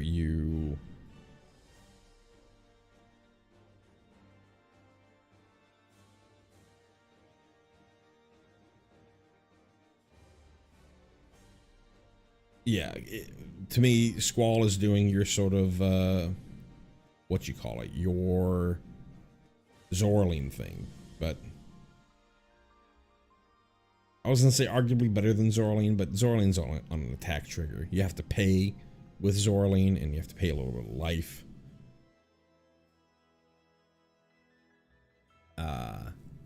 As opposed to Squall, but here you could get multiple at once, as opposed to Zorling. I think Zorling does bring them back with finality counters, whereas Squall would not. I think overall, I think a pretty good mid-range target that has the same flaws that Seifer has. So pretty speculative. Not speculative, 100%. One of the best cards in the set. VV on a tier for a blue and a red. We have a legendary creature wizard at Mythic. VV is an 0/3 that has, we'll read the triggered ability first. Whenever you cast a non-creature spell, put a +1/+1 counter on VV, and it deals 1 damage to each opponent. So VV is a black mage, so he has the ping part of it, but also has the +1/+1 counters on. Also gets this the sort of super what you call it, prowess that we saw on the Astrologians planisphere. So permanently grows a bunch. So that in and of itself is already pretty good. But then we have the activated ability, what we skipped over.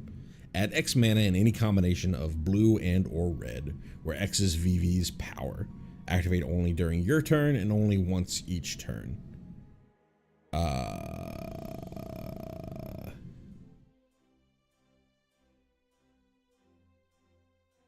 It's insane. It's just an insane activated ability. You just turn 3 VV, turn 4 Monstrous Rage. VV is a 5/5 that makes 5 mana and already dealt 1 before even attacking. Just an insane card. We got a train going by as I'm talking about VV. Obviously, in older formats where you have 0-cost non-creatures, you technically have a 0-cost non-creature spell in Mox Jasper right now. I don't really think that you're gonna play Mox Jasper in a VV deck, but if you're like ultra desperate,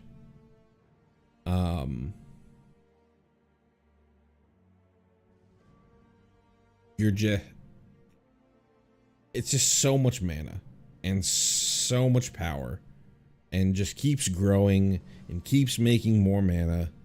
Just a disgusting card.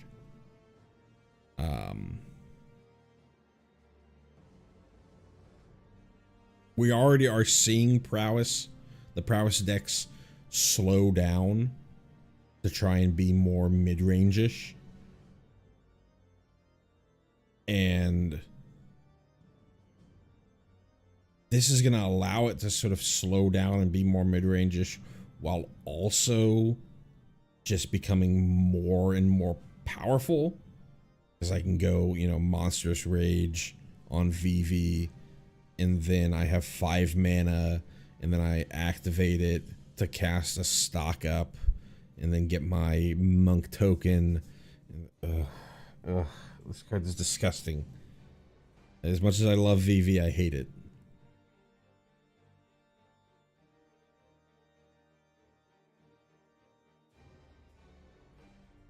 The Wandering Minstrel for a green and a blue. We have a legendary creature, Human Bard, at rare.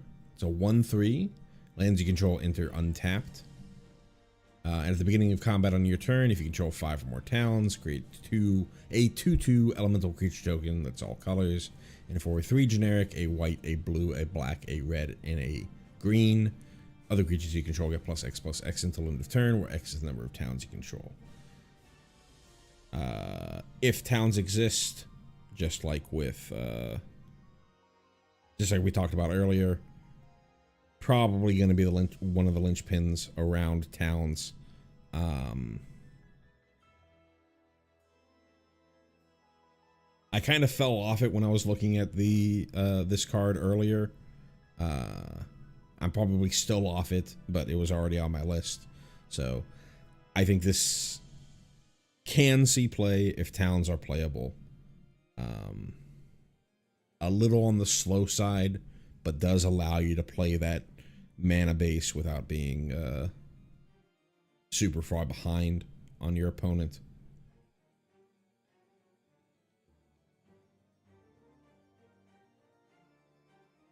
Yuna, Hope of Spira. For 3 a green and a white, we have a legendary creature, Human Cleric. It's a 3/5 that says during your turn, Yuna and enchantment creatures you control have trample, lifelink, and ward 2. And at the beginning of your end step, return up to 1 target enchantment card from your graveyard to the battlefield with a finality counter on it. I like this card as a fair card that allows you to re-get your summons and whatnot. It's sort of playing a very similar role to whatever the card is, Zur in your domains list. It doesn't just say sagas that you can get back, it just says enchantments. So you can get back your overlords with Yuna. And very much like Zur, they're going to get lifelink on your turn. It's not permanent life. I shouldn't say permanent, but it's not always having lifelink like you have with Zur as long as you controlled Zur. But it's close enough. Also getting ward can be helpful. Yuna herself getting ward. One of the problems with Zur is a pretty easy target to kill and doesn't have hexproof himself. So if they can get rid of Zur with like a cut down, then they can immediately start shooting your other things. Here, Yuna has protection herself, so it's much harder to get rid of Yuna on your turn at instant speed. They could just wait for sorcery speed to shoot Yuna. But I think really what Yuna is, or what Yuna can be, though I don't know how good it's going to actually be, is redundant copies of Abuelo's Awakening. You're going to have to go into 3-color instead of just be Azorius, but for 1 extra mana, you get copies 5 through 8 of a way to bring back Omniscience. It's in-step trigger. It's much more fragile than Abuelo's, but that's why it's copies 5 through 8.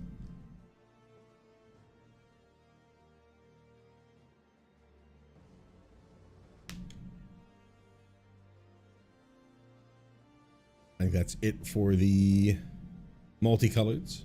So we're going to move on to our colorless in our lands.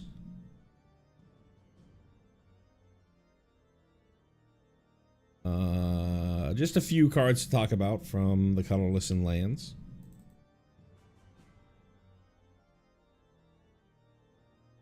We have Summon Bahamut for 9 generic. We have a 9/9 enchantment creature, Saga Dragon at Mythic with flying. Destroy up to 1 target non-land permanent for its first 2 chapters. Chapter 3, draw 2 cards. And then Chapter 4, this creature deals damage equal to the total mana value of their permanents you control to each opponent. Obviously, a ridiculous amount of power coming out of this card. You're never casting this for 9. You're trying to cheat this out. Easiest way is to reanimate it with Zombify. It has immediate value when you hit it.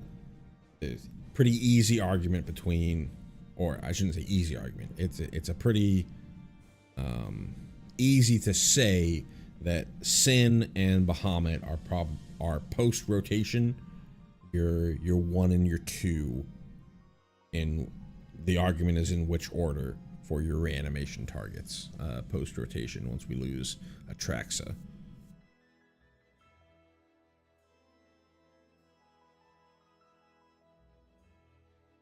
Next is the Buster Sword. For 3 generic, we have an artifact equipment at Mythic. It has an equip cost of 2. Equipped creature gets +3/+2. Whenever equipped creature deals combat damage to a player, draw a card. Then you may cast a spell from your hand with mana value less than or equal to the mana to that damage without paying its mana cost. For a while, I thought that this wasn't quite there. I think with Ralban, Buster Sword gets back into viability. Because you have that free equip, you can just go turn 2 Ralban, turn 3 Buster Sword, attack. Ralban equips the Buster Sword, and you get to get in with at that point a 5/4 that if your opponent lets hit them, they're gonna be super far behind.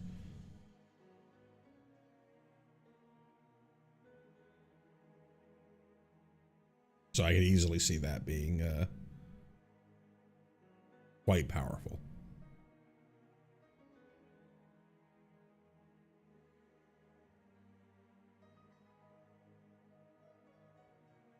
Next up is Elixir. For a single generic, we have an artifact at uncommon.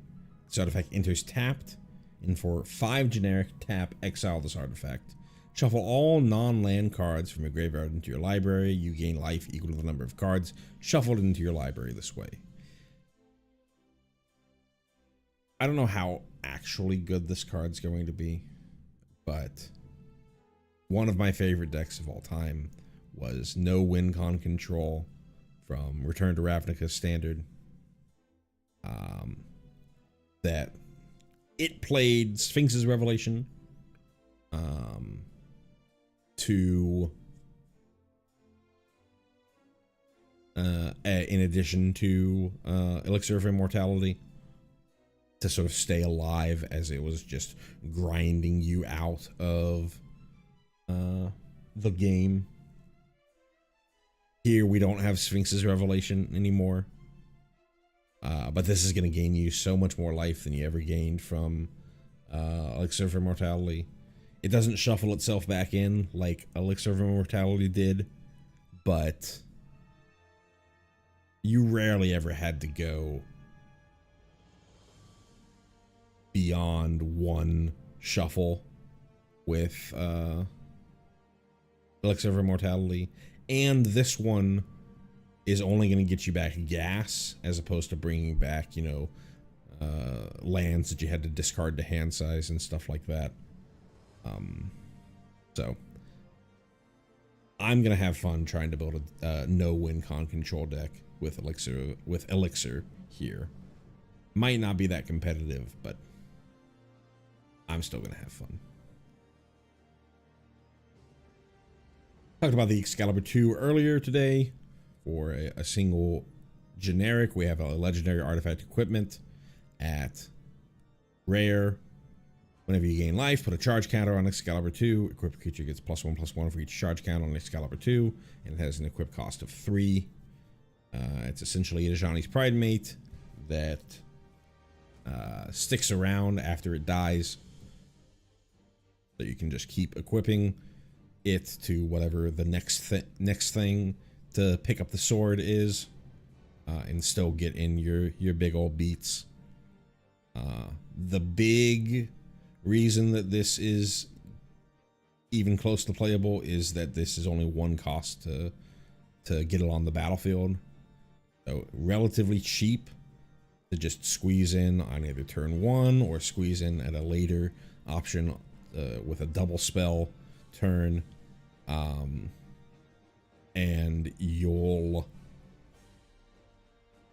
it's just gonna sit there and get bigger and bigger and bigger, and then you finally equip it and your opponent is, I have to deal with that creature or deal with the Excalibur right now or I am dead. And even if they deal with the creature, again, the next thing up can pick it right on up.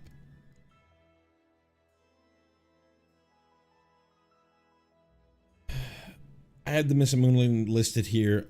I'm off the Masamune. We can just move on to a much better card. The Regalia. For 4 generic, we have a legendary artifact vehicle at rare. It is a 4/4 with haste. That whenever it attacks, reveal the cards from the top of your library into reveal a land. Put that card on the battlefield tapped and the rest on the bottom of your library in a random order, and has a crew cost of 1.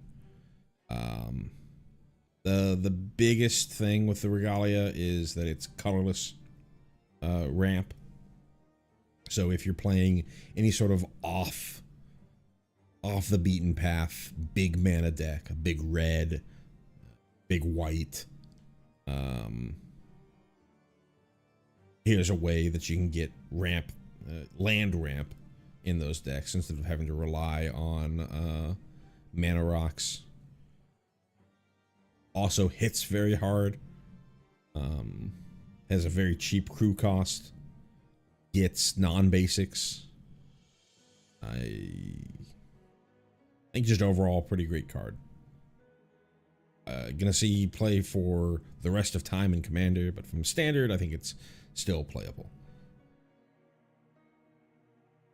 I'm going out on a limb here on the adventure towns. And I feel like Ishgard the Holy Sea is actually the most playable one. So it's a land town at rare. Land enters tapped, and you can tap it for a white. And on the adventure side, it's Faith and Grief. For 3 white, we have a sorcery adventure. Return up to 2 target artifact and or enchantment cards from your graveyard to your hand. And then it's an adventure, so you could later play the land side. I think the rest of the cards, the main reason that I'm talking about Ishgard versus the others is, I think Jador, its effect, I'm not a believer in mill, even if we've got a great mill card in Jace, the Perfected Mind. I just don't believe in it. And milling half your library, it's a half-life problem. It's always half their library. I don't think that the red one, while it is the only one that's instant speed and is tied for the cheapest, I don't think that there's any red deck that you would play in Standard that wants a land to enter tapped.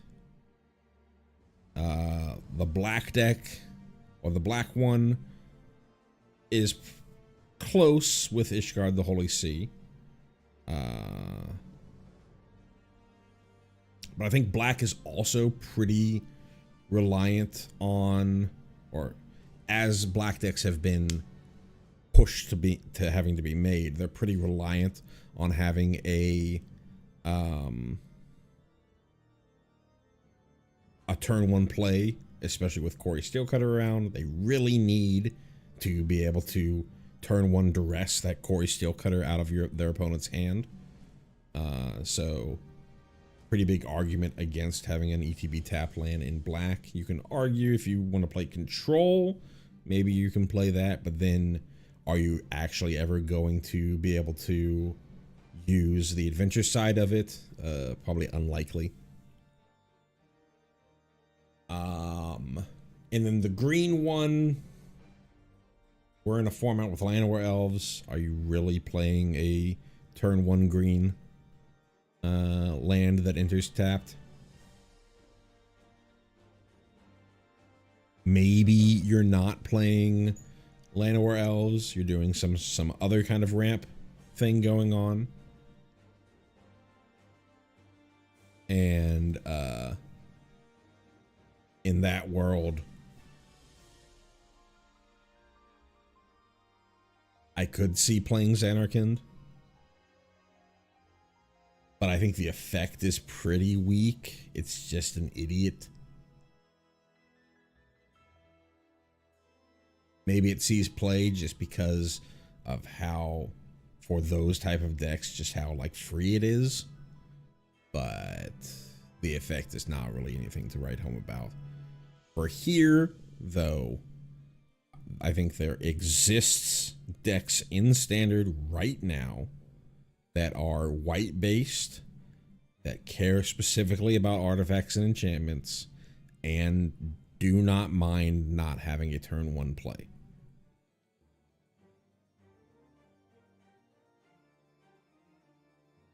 And being able to, given that there's going to be an uptick in artifact hate with Ultima being introduced, being able to get back your Simulacrum synthesizers or your Urbrask's forges from your graveyard could be a life send.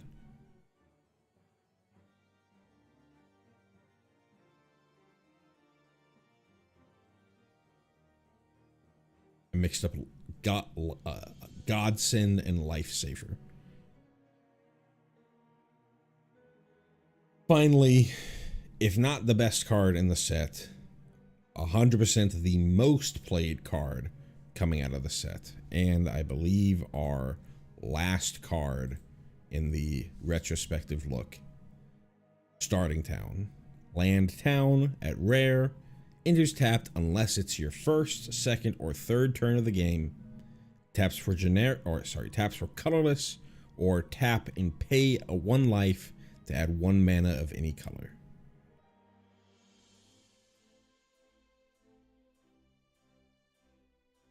Just my argument is that this is better than Mana Confluence, better than City of Brass.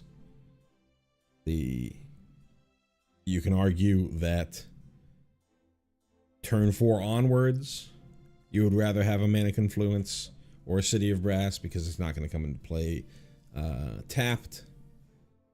My rebuttal against that is for the turns that matter, your first, second, or third turn, this comes into play untapped, just like Mana Confluence does.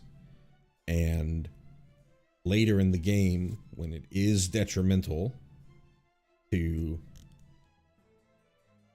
have to pay life, like you have to with City of Brass and Mana Confluence, and just tap this for generic when you found the colors that you need. And I think just as important, Starting Town allows you to play a lot more 3-color decks, even go into like 4-color decks in this sort of like very small window that we're going to have, where we're still going to have all the pain lands and the fast lands available. So there's going to be a little window where we can have really, really good mana and go super into it. And post rotation, for all the lands that end up getting rotated, Starting Town just slots right in. So definitely, if not the best card, 100% the most played card in the set. Whew. I am on nearly 8 hours, just over 7 hours and 30 minutes of yapping.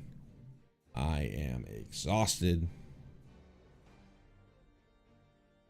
and I am ready to go to bed. I hope you enjoyed my my preview streams for Final Fantasy XIV. I hope you've enjoyed my I can't even think to what to say anymore. I hope you've enjoyed my analysis of the cards. I hope if you're a Magic player who didn't know much about Final Fantasy, I hope my references to where this comes from in Final Fantasy was good for you. And I hope if you're a Final Fantasy player who is just getting into Magic because of the set, I hope that I was able to explain what was going on with the cards in an easy enough fashion that you were able to understand.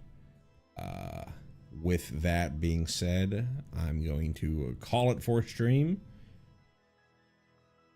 Thank you so much for watching. And as always, I will see you whenever I see you.